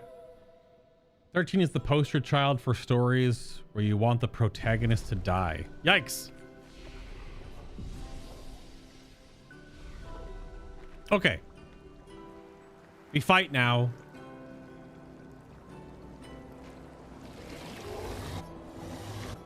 Someone found our shop. Yeah. We take great part in our class. I believe a demonstration is in order. What do you say? We have to say the second one. We're usually doing top answers, but we did the top answer before and just stops the dialogue. So you have to do this to go to the weapon fight. And here we go. Let's spill some ink. Let's spill some ink.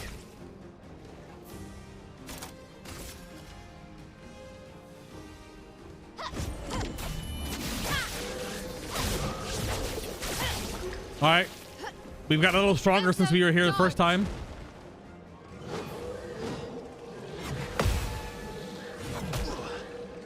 That's better. That's better. Good stuff. Yeah, missed one.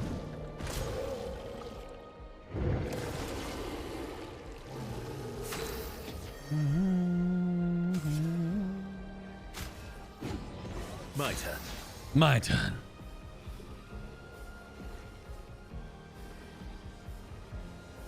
Well, you ignore shields.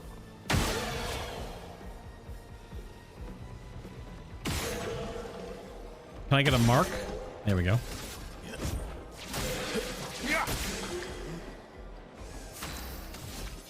And then have you break their shields. Because why not?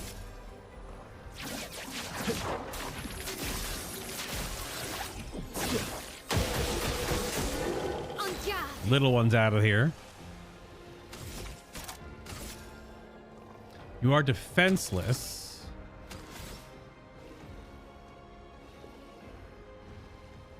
She's at 9. She can do both. She can do double turn here. Maybe not.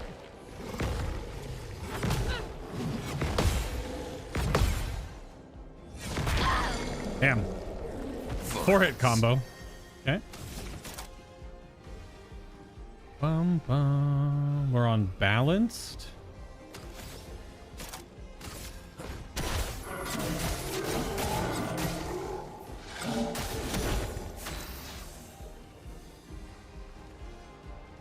stun sucks here.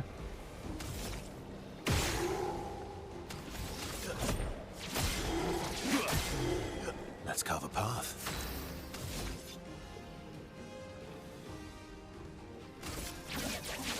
Phantom stars.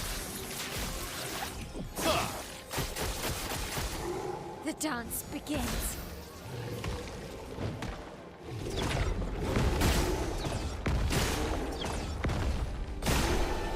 Nice.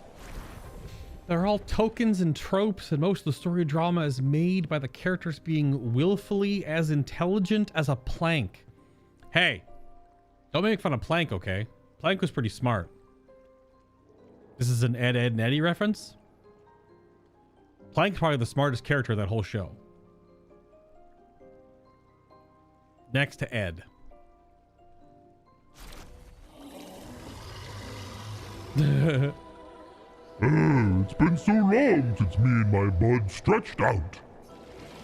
And our weapons? Well, let me tell you, they felt great. Hey, no hard feelings. Now, you're gonna get a glimpse of the power of our weapons hold. They're so powerful, they're easy to swing, oh, and they're beautiful to boot. And since I'm in a happy mood, there's a discount on everything. So, what do you say? Interested? I guess so. So this is a level 12. These are level 12 upgrades. This is expensive. But you buy these and they become level 12. Which my current is 8, and this is a 1 level increase. And this is the Serum. This is new. Which is a sword for Verso. +1 to all perfection gain, but can't reach S. Basic attack gives 4 perfection. This is about cycling A rank perfections. Also, it has 829 base attack power.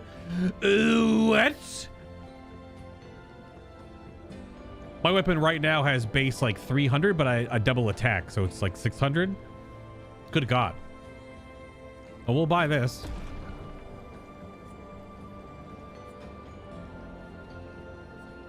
I don't know. This is expensive, but like, and this one is the can't rank lower than C, so you start at C. Base attack gives 4 perfection, and parrying gives 2 instead of 1. This is the base attack and parry sword. I just don't want to spend chroma on stuff that like I'm not using.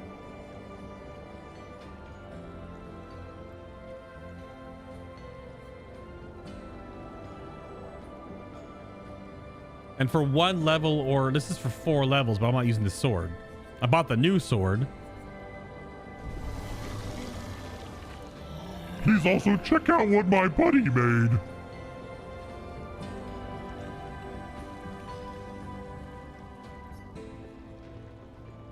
Does the other one not talk? Oh, no, no, no, no. My partner in crime here doesn't talk. Just like the rest of us. Apart from me, of course.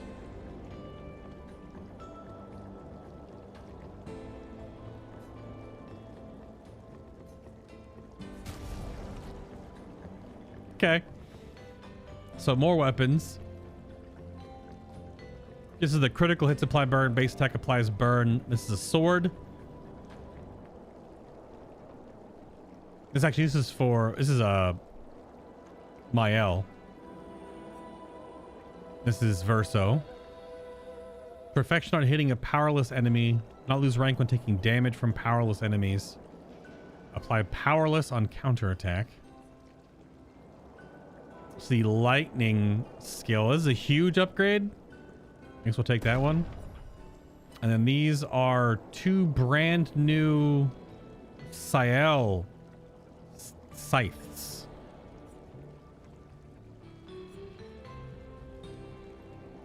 The Gobluson. During Twilight, every time Foretell is applied, it also affects another random enemy. So Foretell Cleave. Apply 1 burn every 3 foretell applied with skills. And then plus 20% increase fire damage with skills. Or consuming foretell applies 2 burn on target per sun charge. 100% increase burn damage in twilight state. Sun skills give 1 more charge. I don't know.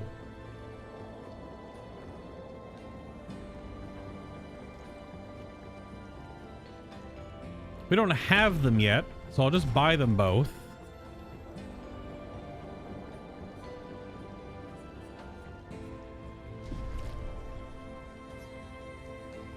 It's very expensive. Music here is like really loud too for some reason. I don't know why it's so loud.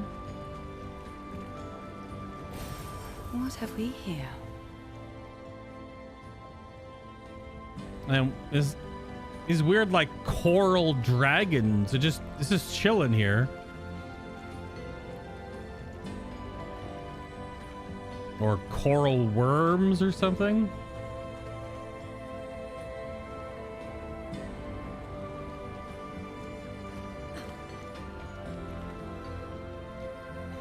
All right. Well, I guess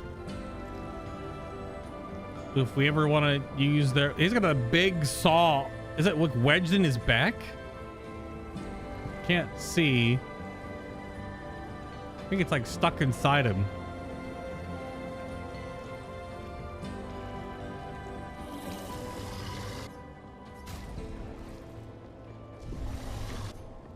Check out what my buddy made.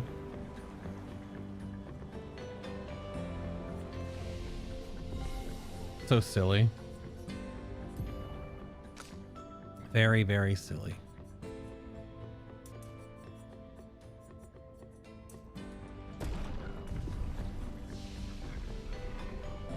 Didn't get to really do Verso's combo because he broke shields 1 turn and then built his AP the other.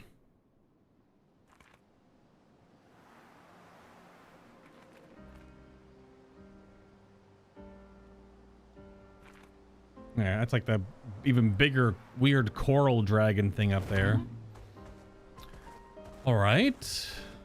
That's where we ended last time. So now what's next? I think it's main story. I think we don't have anywhere else to really go. Time for a swim. We can't fight the world boss because we got our butt kicked last time.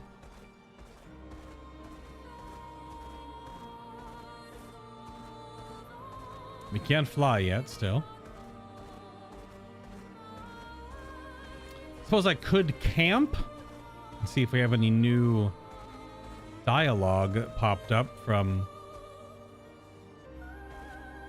I wonder if because we found the item in the... We found the item in...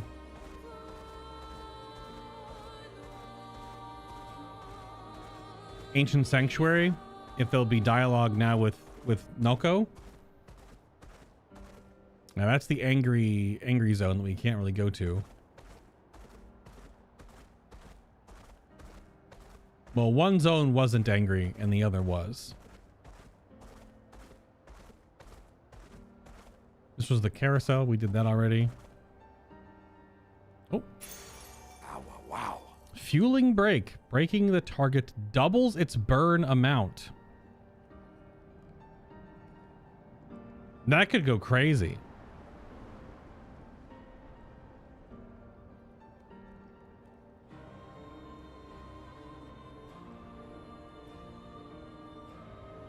Interesting.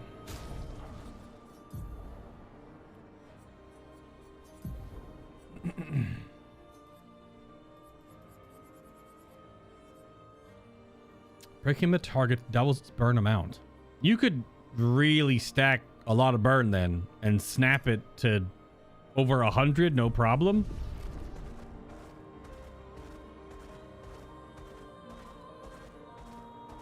Yeah, that portal is definitely still angry and red. That's a side quest we've been given.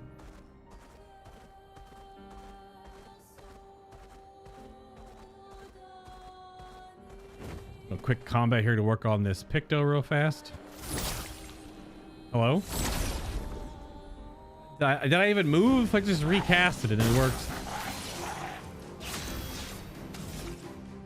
All right, so how much is the follow-up skill? 5.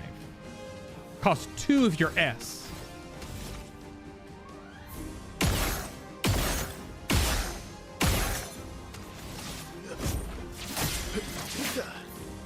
Time to end this.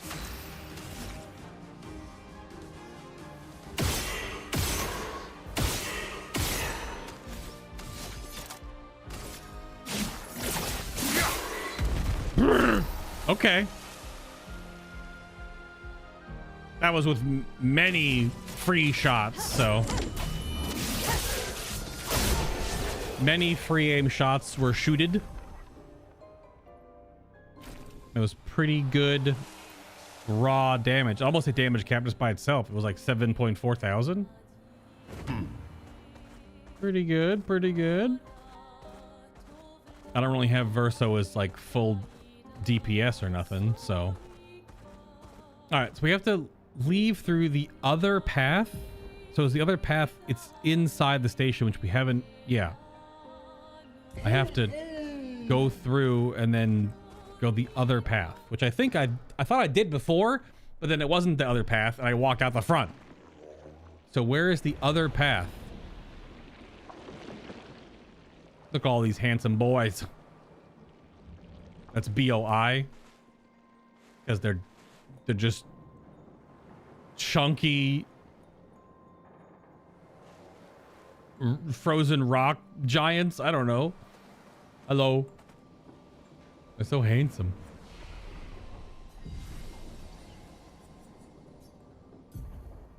Who can learn skills? Get out of here with that. No more skills right now. Too many skills. Almost too many. So much customization. I can't handle it right now. Okay. So which path out are we going? This one. Right? Because we came in that one? No, we came in that one. So we go out this one.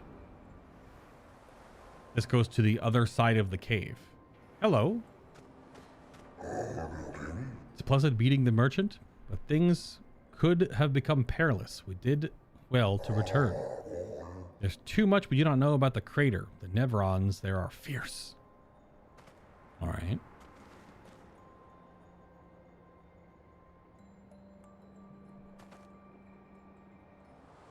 Okay. Very well. Dude, that bokeh on that lens right there. I guess not the bokeh specifically, but it's the depth of field ring. Whoosh. Okay. New Gestral Beach, though.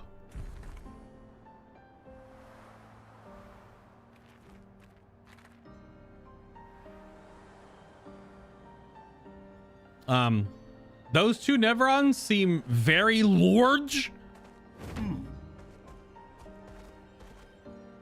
Why are those two in particular so big?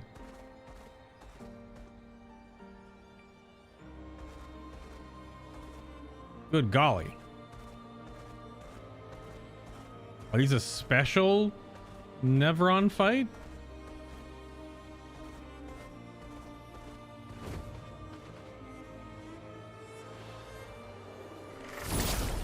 Not red, so maybe they're just giant on the map. Oh yeah, okay. They look like world boss big.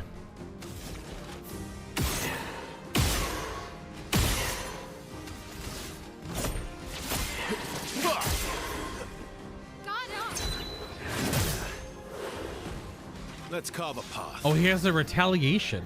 Interesting.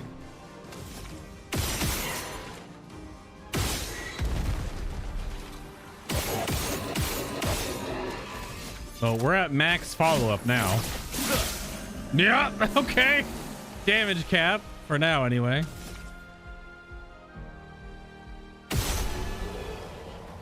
Yeah, they were not strong. No, we found longer shell upgrade. It just leveled up the base amount. And the Shation, which is the super risky CL weapon, where she takes double damage all the time.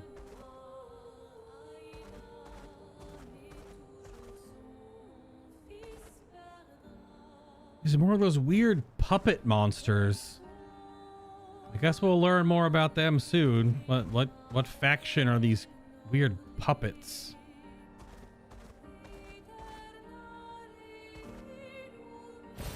Oh, wow. Oh, wow, wow. He's so stupid.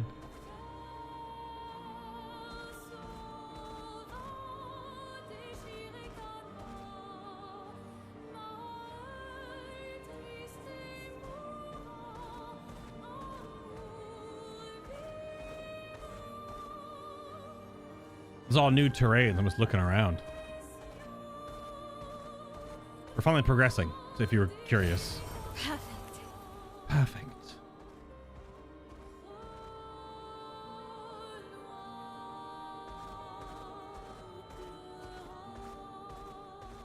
Also looking for the lost Gestrals, since those seem to unlock very important abilities. And I'm also making my way over to the Gestral beach. Oh man, Bay finally stops ranting and gets to new content in the game. Immediately goes to the Gestral beach and wipes to a jumping puzzle for an hour. Yeah. Let us get wet. Uh-oh. One of those angry crystal boys over here.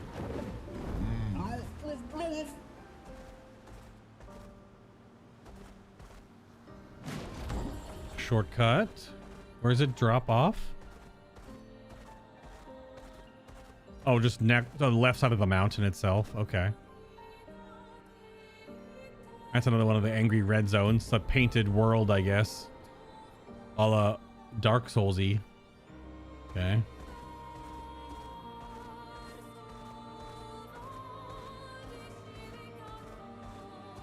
All right, we fighting? Just two regular dinguses. Well, this dingus was the one that was guarding the room. One of those, again, one of like they look like dolls. Nice. Charging tint, plus 5% of gradient charge on using an item. Using an item gives gradient charge. I think we'll wait until after we do this encounter. Hello. Not red. Just enemies. Let's carve a path. Although the big crystal guy was a boss at one point.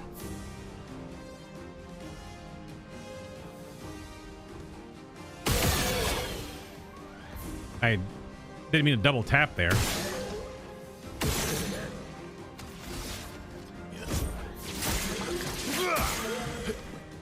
Not that strong.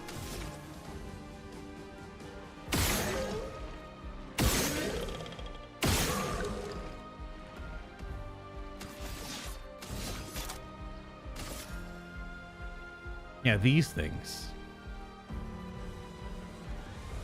Animated statue looking things. On guard. Almost one shot. We have to use you to break this shield instead of do a ton of damage, which is unfortunate. That was too early. A moment too early. We're a balanced start.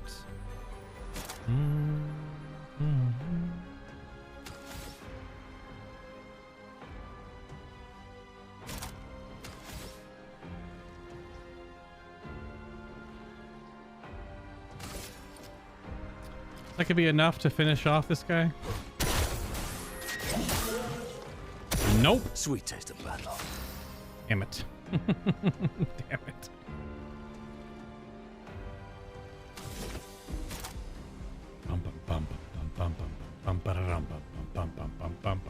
Now we're heavy though.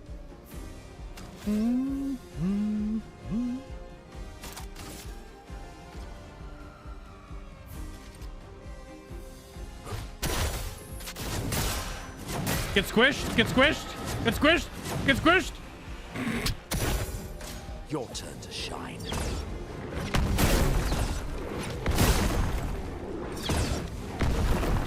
Oh, that was a little too early.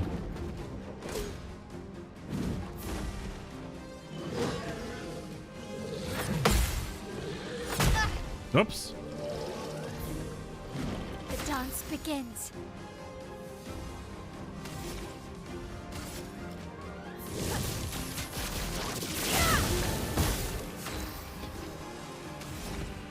We are Caster Mask.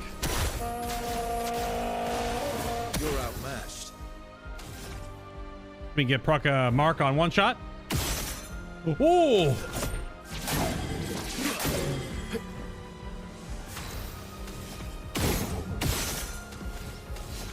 And another mark. Love to see it. Oh, well, there was one of the weapons we could have spent on, and then a new one. The Stalem.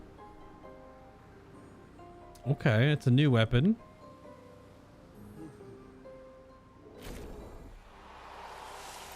New foot.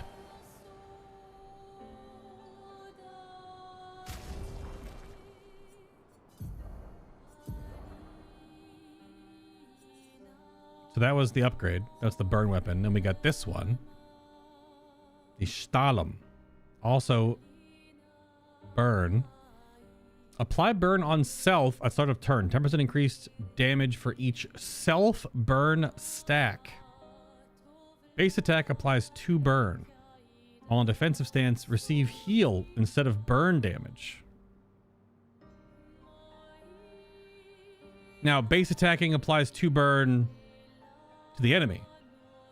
How do you self burn outside of the initial turn start? She must have an ability that self burns her, which this sword would turn that into heal. In defensive stance. Which defensive stance, I think, is the synergy of going in and out of offense, defense to do a lot of burn. It's a cool looking sword, though. It's definitely a cool looking sword.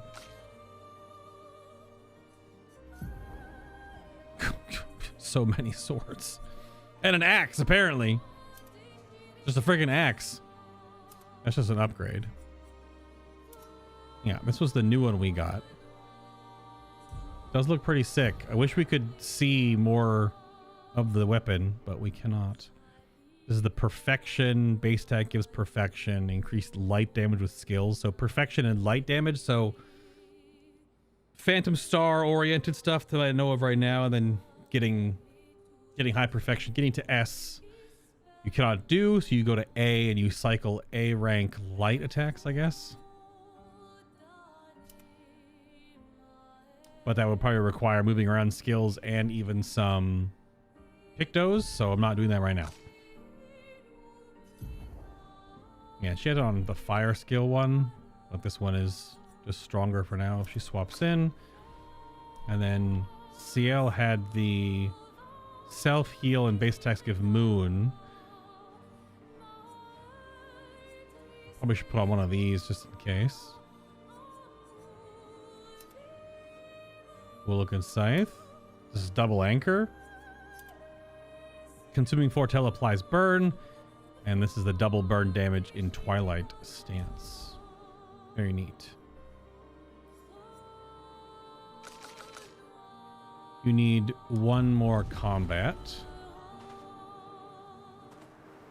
So that was a boss mob before. And now it was a normal mob. It's pretty natural.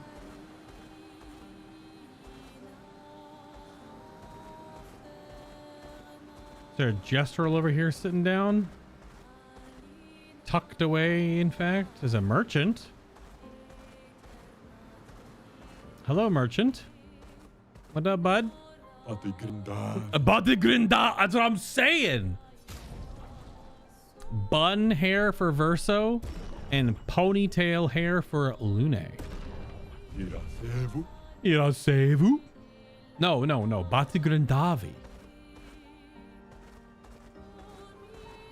Jeez. How dare you?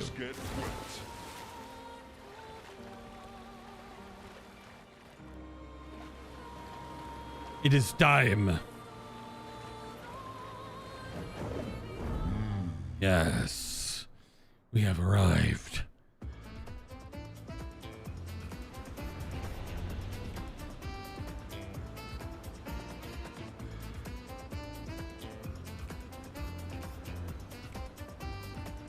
Okay. Is this the ridiculous fuck you one?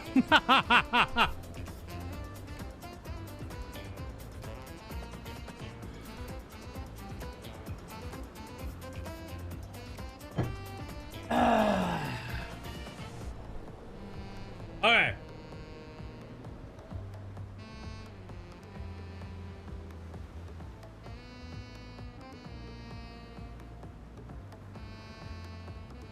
Okay. Okay.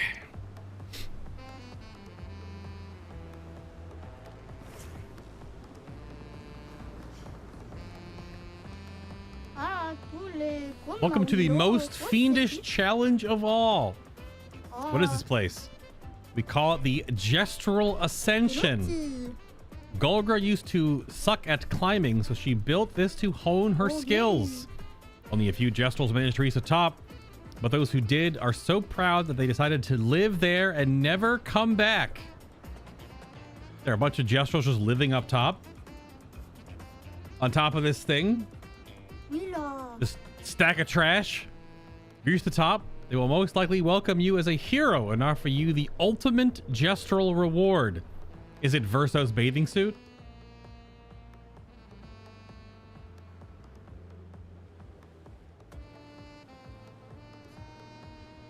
I know the memes, okay? I know some of the memes.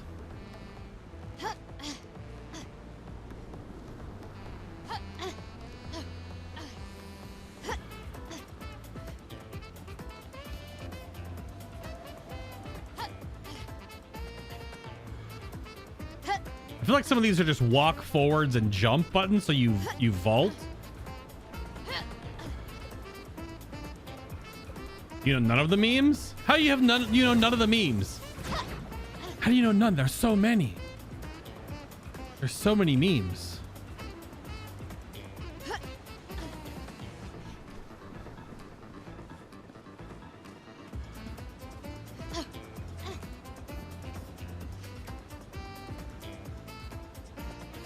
Oh.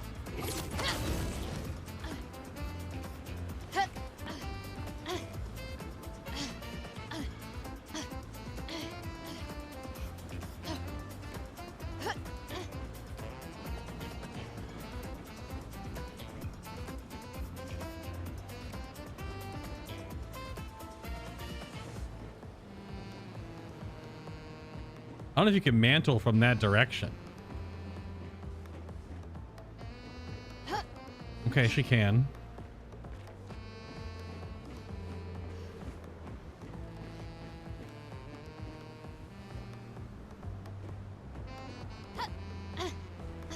Okay.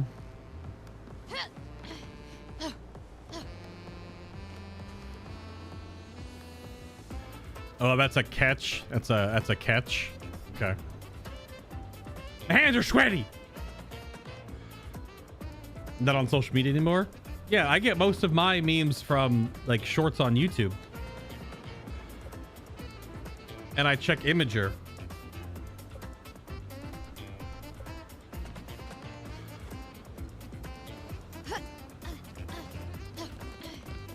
No! No! Come on!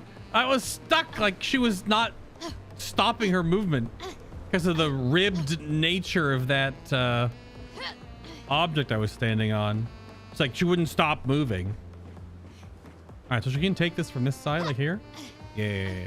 You have to walk this way. Okay. You also don't watch YouTube shorts? And that's fair.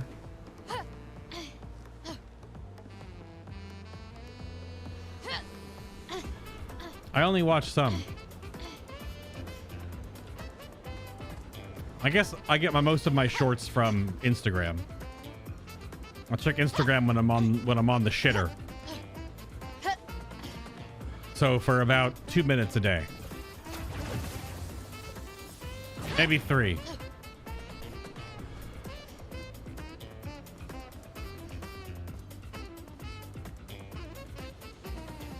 So walk forward.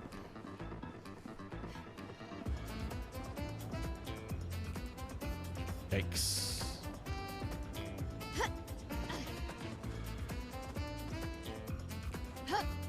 Yep.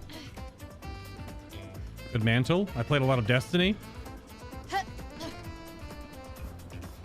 This is a mantle as well, I'm pretty sure. Yeah.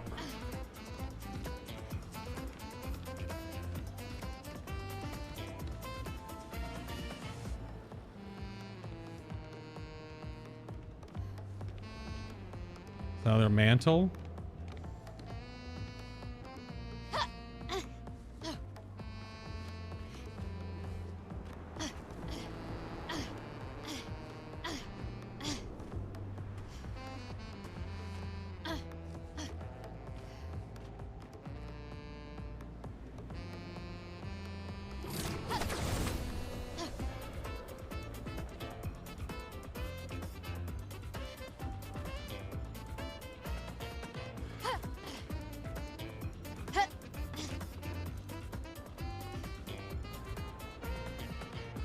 Is that a bait?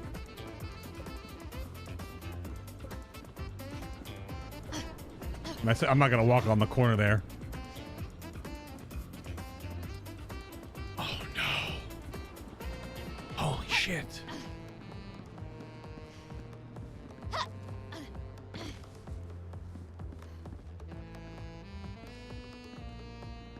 These are all mantles?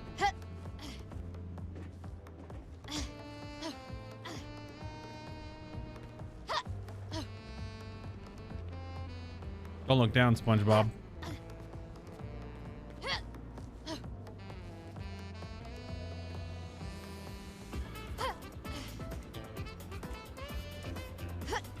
Oh shit, yep. Wow, all the way down. I was like, it's an angle, right? So it's not gonna connect? Okay. Damn. Didn't even hit any of the checkpoints.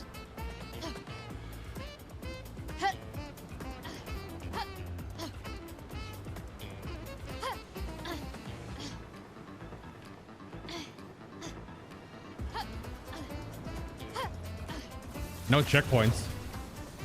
Fell all the way past it. I guess I fell a different angle that it would. This checkpoint maybe underneath that.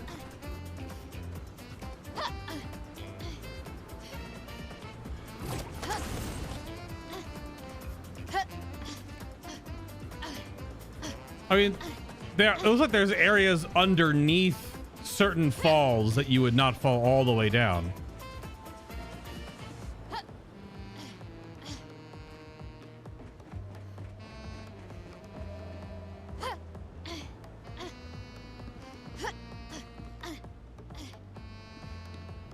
Like right there. If you fell from that up there on the windmill, you'd fall here. Stuff like that. Now you have to be pretty accurate to actually fall on them.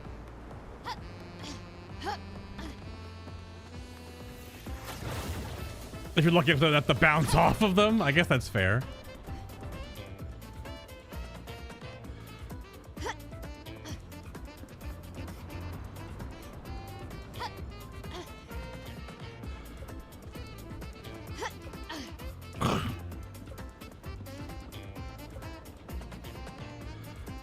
And I guess only certain parts of it you'd fall and not go all the way down.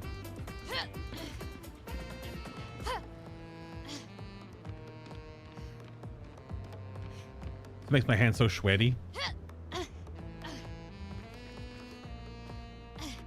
Damn. Need to get that that hand lotion that cools off your hands so they don't get so sweaty.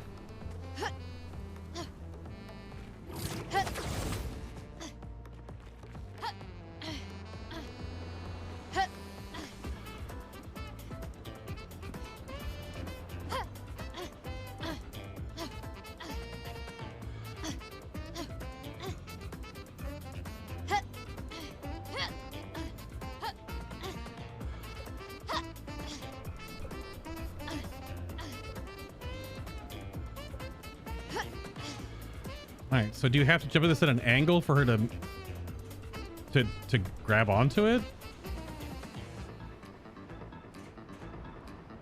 You don't go from a different side, do you?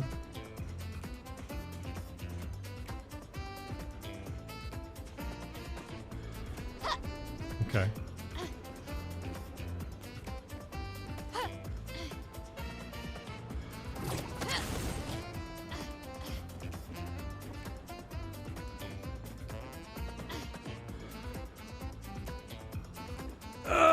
Oh, yikes.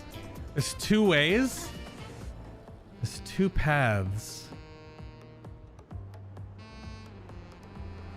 No, not two paths.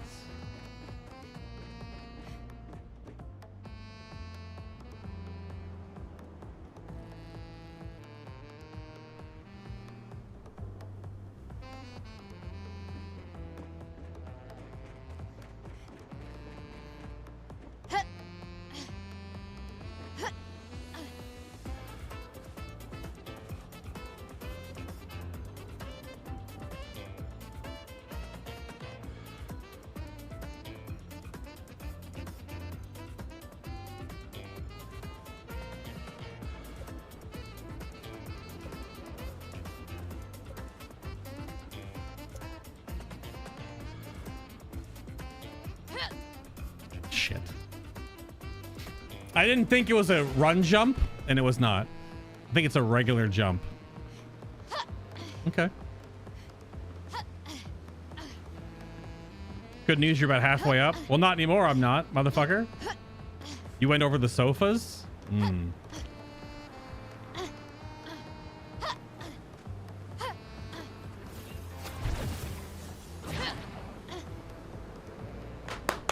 Okay.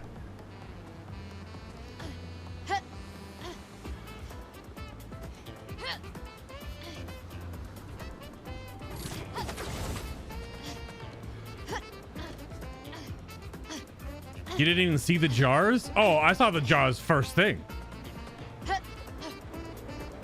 I saw them absolutely the first thing I looked at.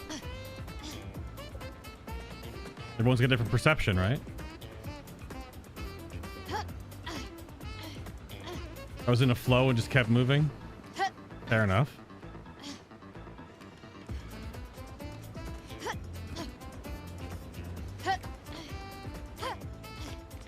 I'm doing this on Mael because she's smallest.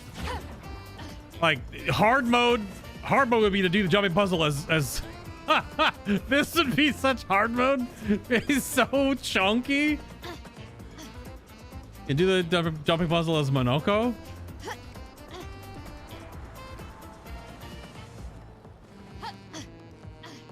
that would be something.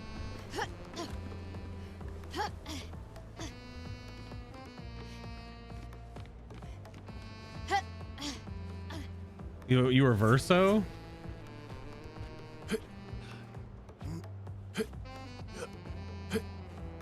Yeah, but I gotta keep memeing on Ben Starr. I can't listen to his grunts. I did that for 100 hours in Final Fantasy 16. I haven't even finished 16. I still go to the DLC to play. So I gotta hear more Ben Starr.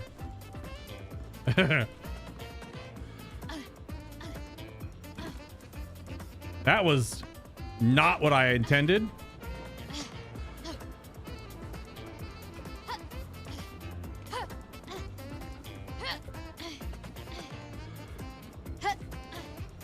We're back, angled platform. Oh, come on, really? A freaking angled platform, man. That's awful. All right.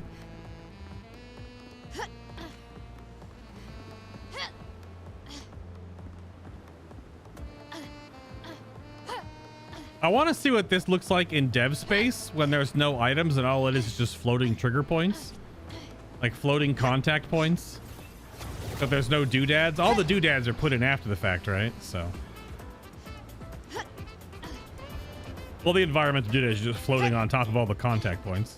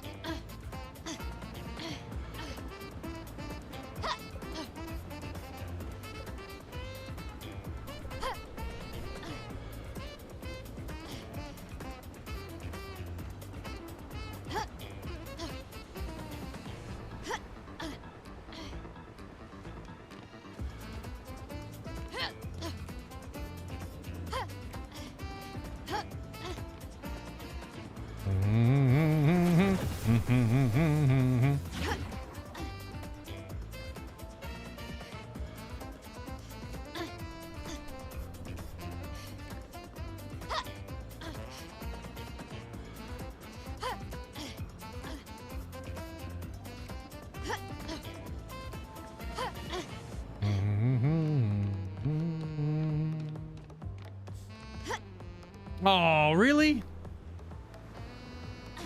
I guess I took that too wide of an angle. Thought I was jumping at the right angle so I could just grapple it, or mantle it. You could be pretty straight on though to mantle in this game. Back up we go.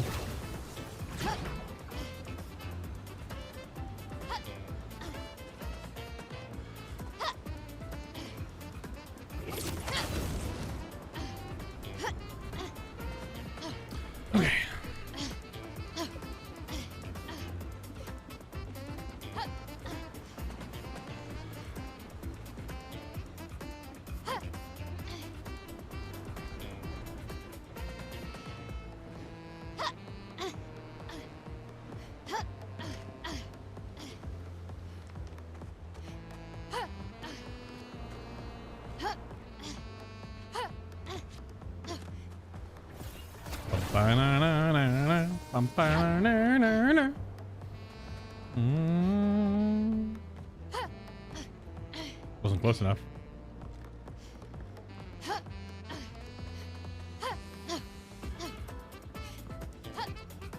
Whoa.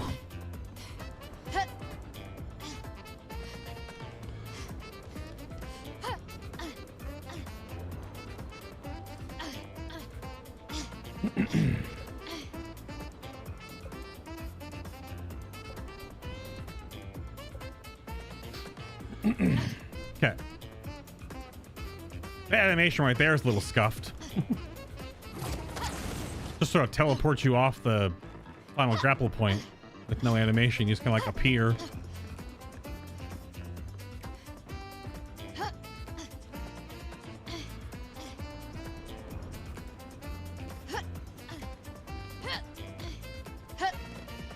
Ugh.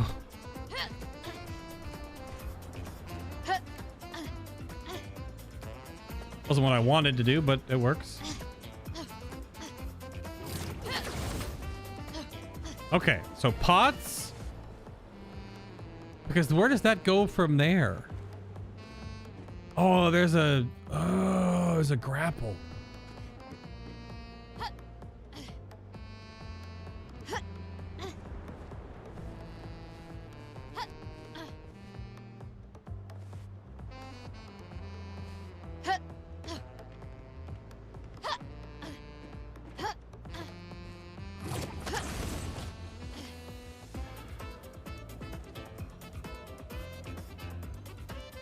Hello? So you can do that. I feel like that's easier once you make the first jump, because I think you just walk forward and mantle each of those pots, so.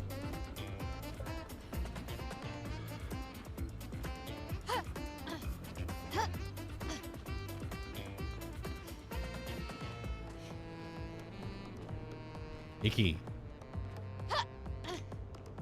Icky, icky.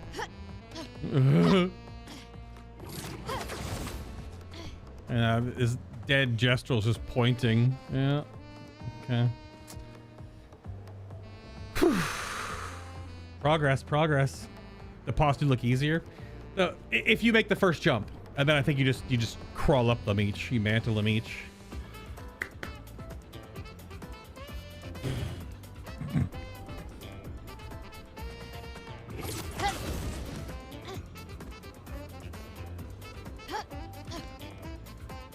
We're getting into more technical jumps. Looks like a couple more tech jumps instead of actually mantle jumps.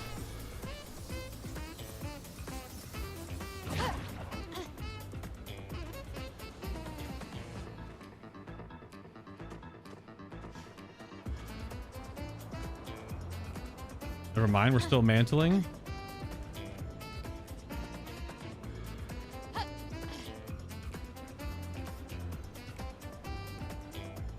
Those are two running jumps right there. This is a running mantle.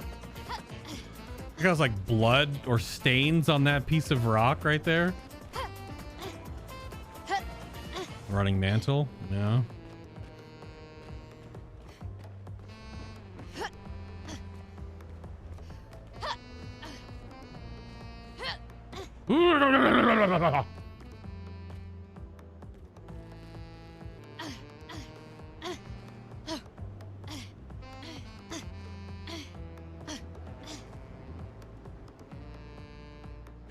This is evil. Okay.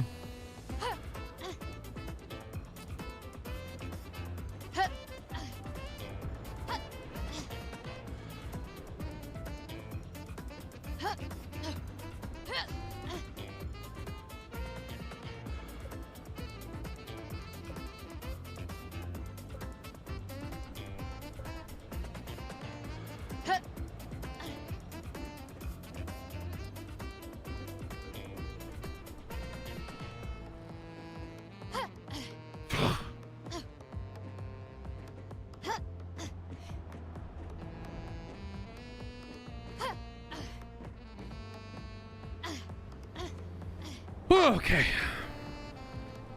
Solid ground-ish. It's just so sweaty, dude. Crazy work. Crazy work. Okay.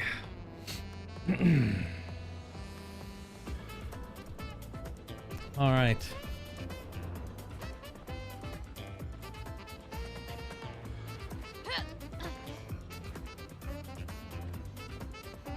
Shortcut my ass.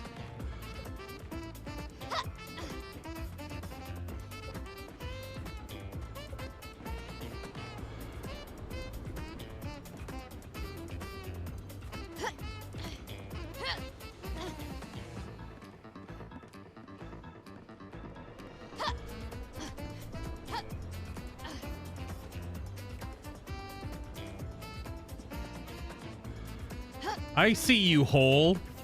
Piece of crap. Ah, yeah, they're doing dancing. I'm gonna blow.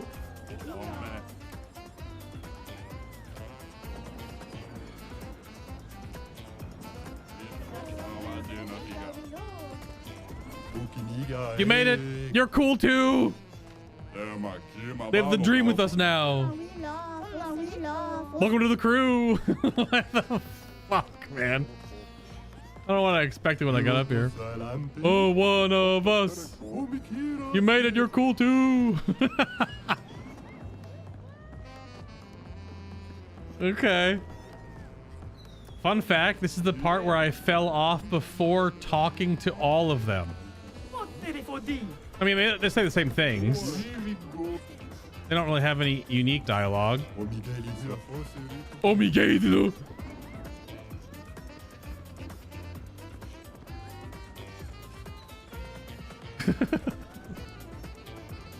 He fell off though at this stage, had to do it all over again. Holy. All right, is this Verso's swimsuit? Oh really, an expedition. So I wasn't expecting that.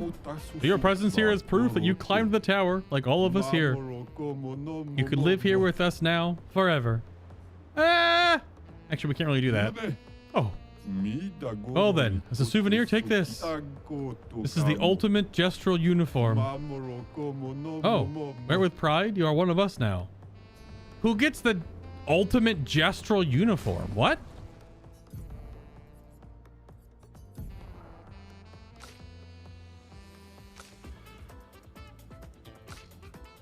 Oh, it's fucking Monoca's.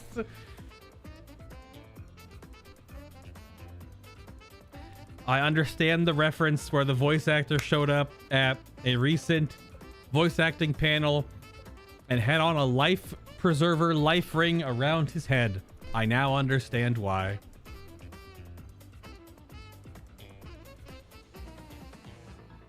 I bit my tongue somewhere during that. Ouch.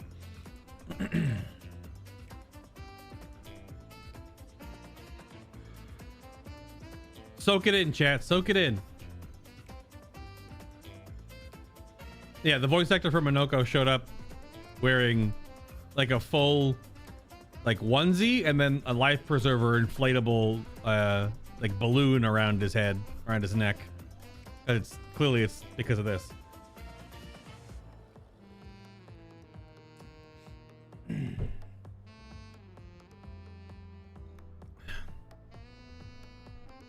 I like the fact that it has the little whistle around his neck. Ah, that's kind of peak. I don't know. That's pretty good. It's pretty good. I mean, it's pretty stupid, but it's pretty good. So they're saving the Verso fan service for even later, huh? Surprising. You gotta work to get Verso in his swim trunks, huh?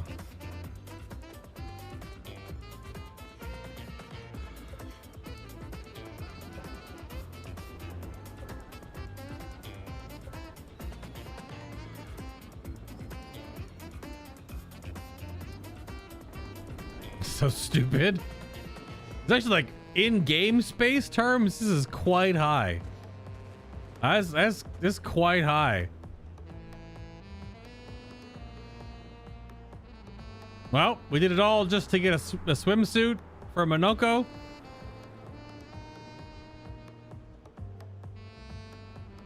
And then we just fall off.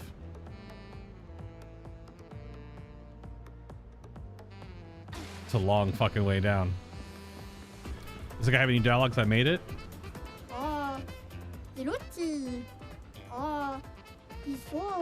Nope. We did it though. Holy crap. You did the climb twice and got that as a reward. Ah, dude, yeah, I don't know.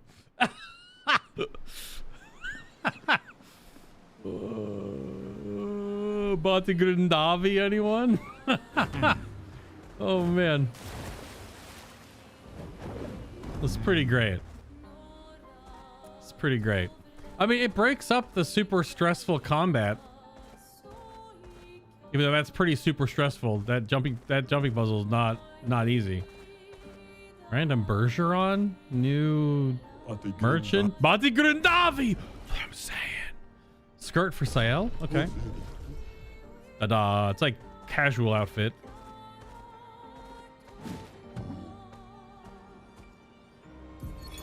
Thomas of the 47th Drunken Brigade. He's a pirate? Benjamin's been calling us the Drunken Brigade. Ha! I love it. Yeah, we do our best work after a few.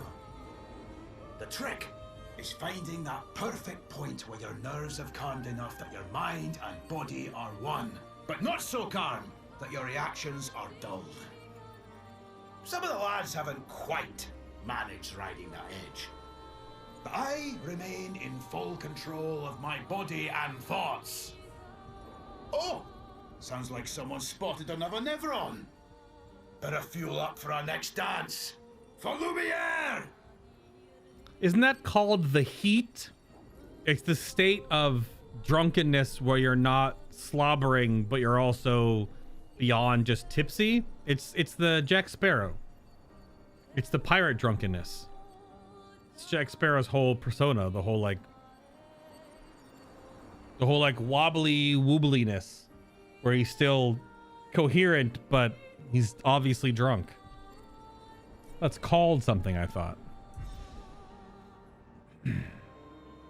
Goodness gracious.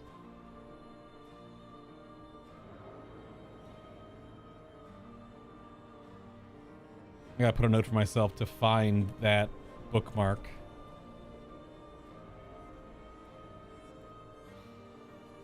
Because we're at 4.5 hours, so we're about done. Let's see. Is this angry, like, super fight? Who the hell are these weird...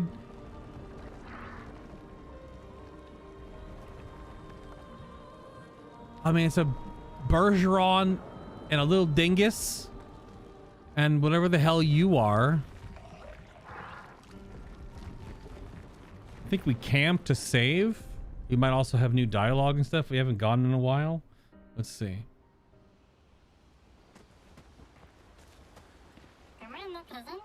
You get my present? What present? The one I left in your hut. Okay, so he went a detour through the ancient sanctuary, but the present is in Verso's hut. Where is Verso's hut? Is it in the ancient sanctuary or is it somewhere else?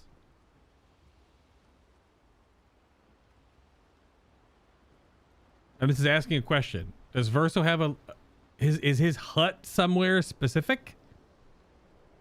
Because we've gone through all the previous zones now looking for the painted trunks, but clearly haven't found.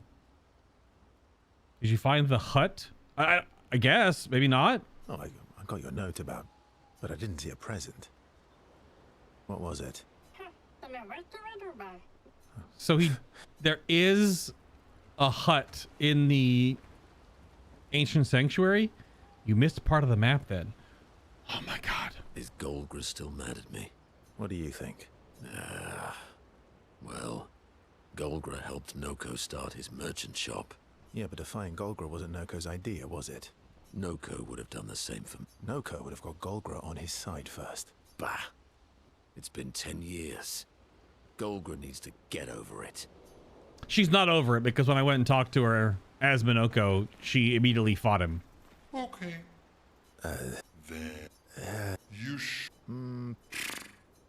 Okay, so no new dialogue yet, it would seem. The Grandis is so gentle. Yeah, this is all queued up for the end of the They've got Grandis their story. Ringing the bell, although, Well, now. yeah. Yeah, so it's the end of the Grandis story. Yep. Okay. Well, while we're here. So I missed part of the map in the ancient sanctuary.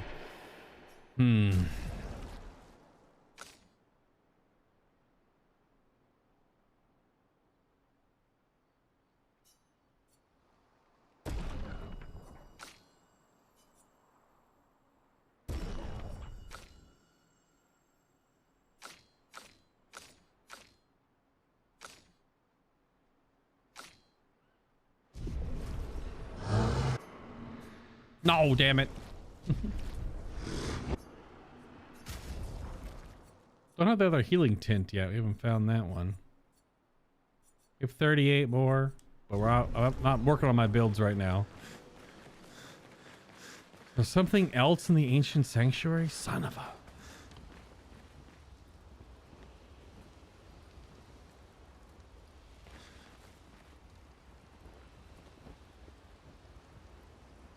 It's not that big of a map. The area is only so big.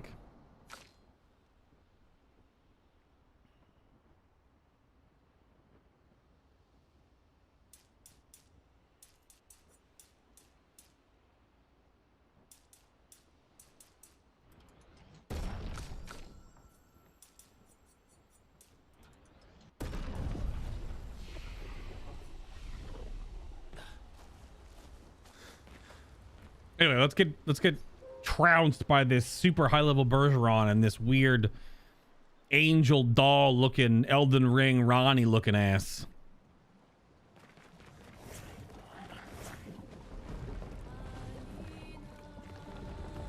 So we can't walk past it, right? No. And it's obviously red.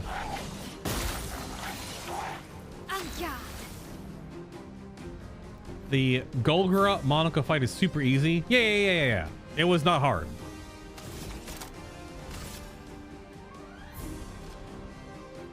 What the hell are these things?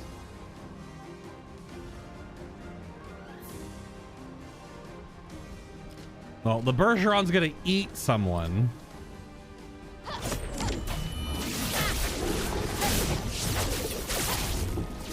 Okay, that is... Just try it.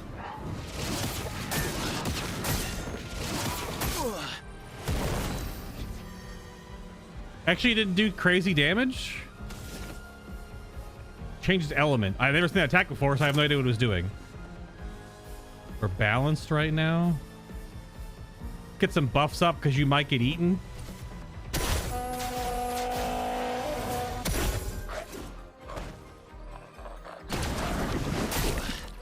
Oh. I was not expecting a gradient attack. That was very sudden.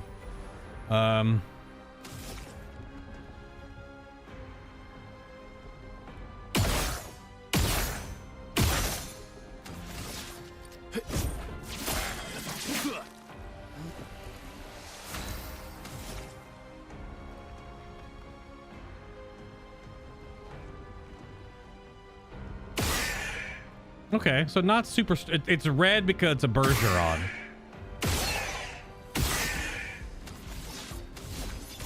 That fucking noise! What the? So we're like ice crystal wraiths or something. Oh, it's freaking dead. Okay, Monoko got eaten. That's actually the best option. Although he does do good break damage, so. Precise strike.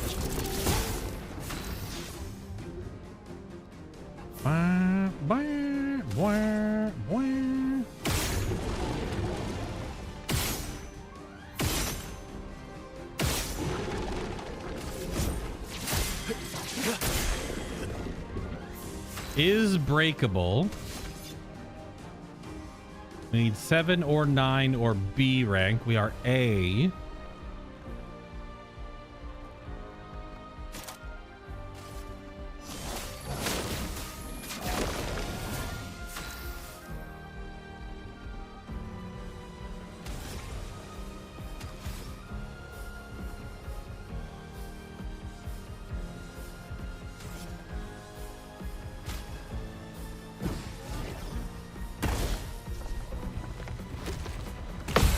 Watch out, Mael. Bring it on. Let's dance. I thought it was too early, but I got it. I feel like I missed that last one.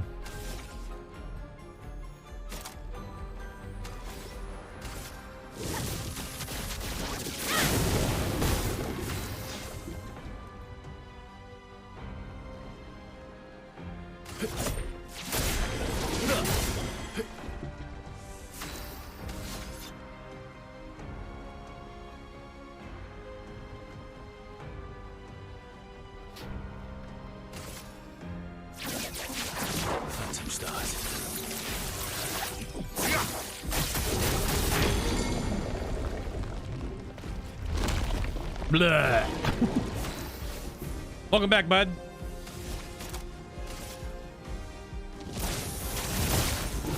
Sweet taste of battle. He's balanced to start off with again.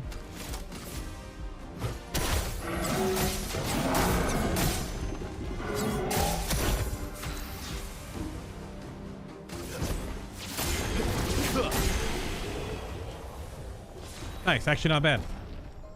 Burning death. Apply 3 burn to all enemies on death. Oh, okay. So you can start the fight, auto die, auto put burn on things. I see this is what McGee was talking about earlier. Okay. Sure. Sure. I guess technically it would yeet small enemies if you're going back through previous zones. I don't know what the heck that other mob was. The Burgeon is a little dramatic. Really? Why is that? They did because of a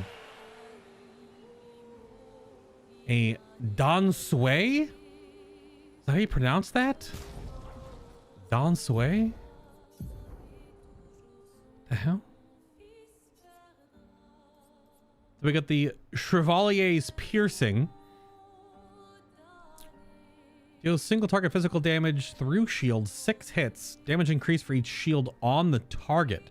So you ignore the shield, you don't break them, and you deal more damage and you pierce through them.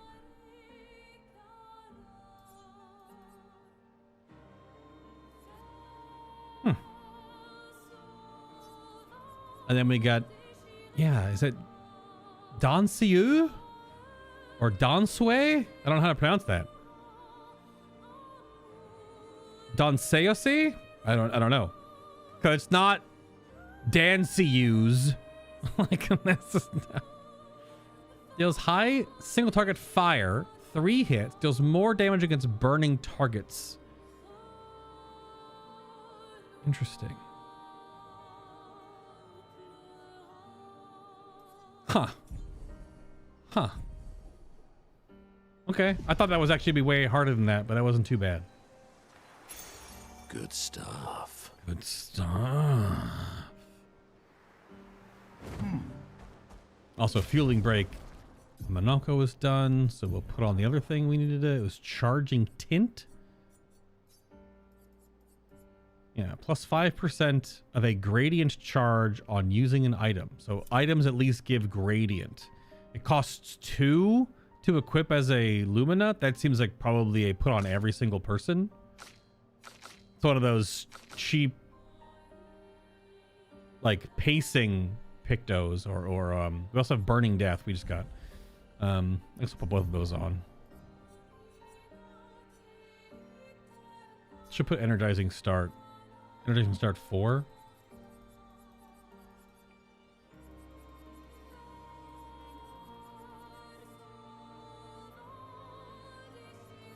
Probably should put them in alphabetical order.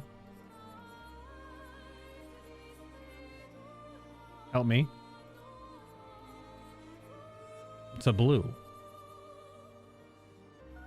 Put it right here. And put the other one.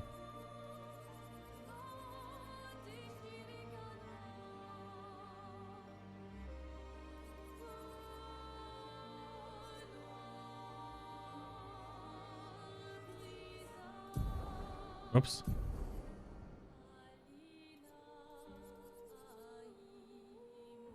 I lost it. There's a lot of text on the screen. I don't know if you noticed.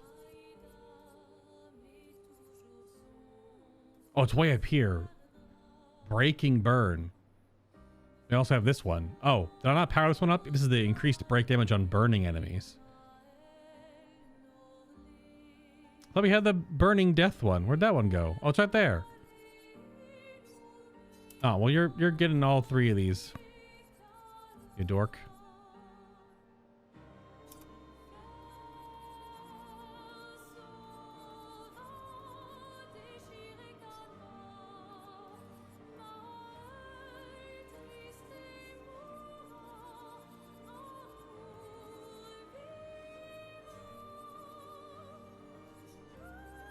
I'm favoriting the energizing start so I don't lose them again. There's so much text. Yeah, Breaking Burn. Increased break damage on burning enemies. Yeah, that's definitely a synergy. All right.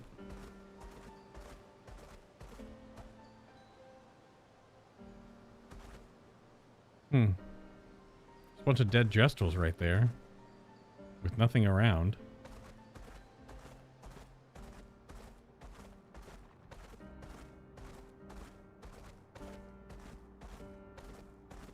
Even more dead Gestrals. Let us get wet. So I wonder if we deal with the coral or we just fly over it. This is back to where we were, right? Oh no, this is Esoteric Ruins. Is this going to be just a record real quick? Nope. All right, well, we'll start with the Esoteric Ruins. Is there going to be a flag?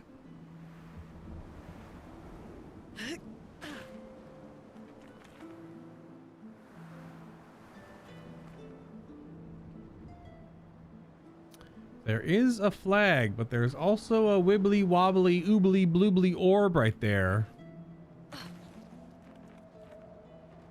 And my controller is vibrating.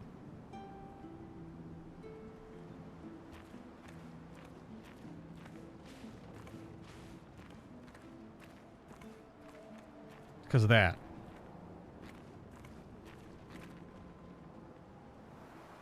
I don't know what that is. We'll find out tomorrow.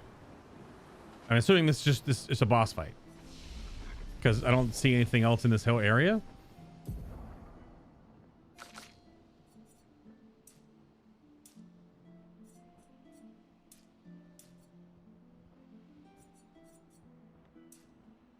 Yes, it's still weird. 1, 1, 1.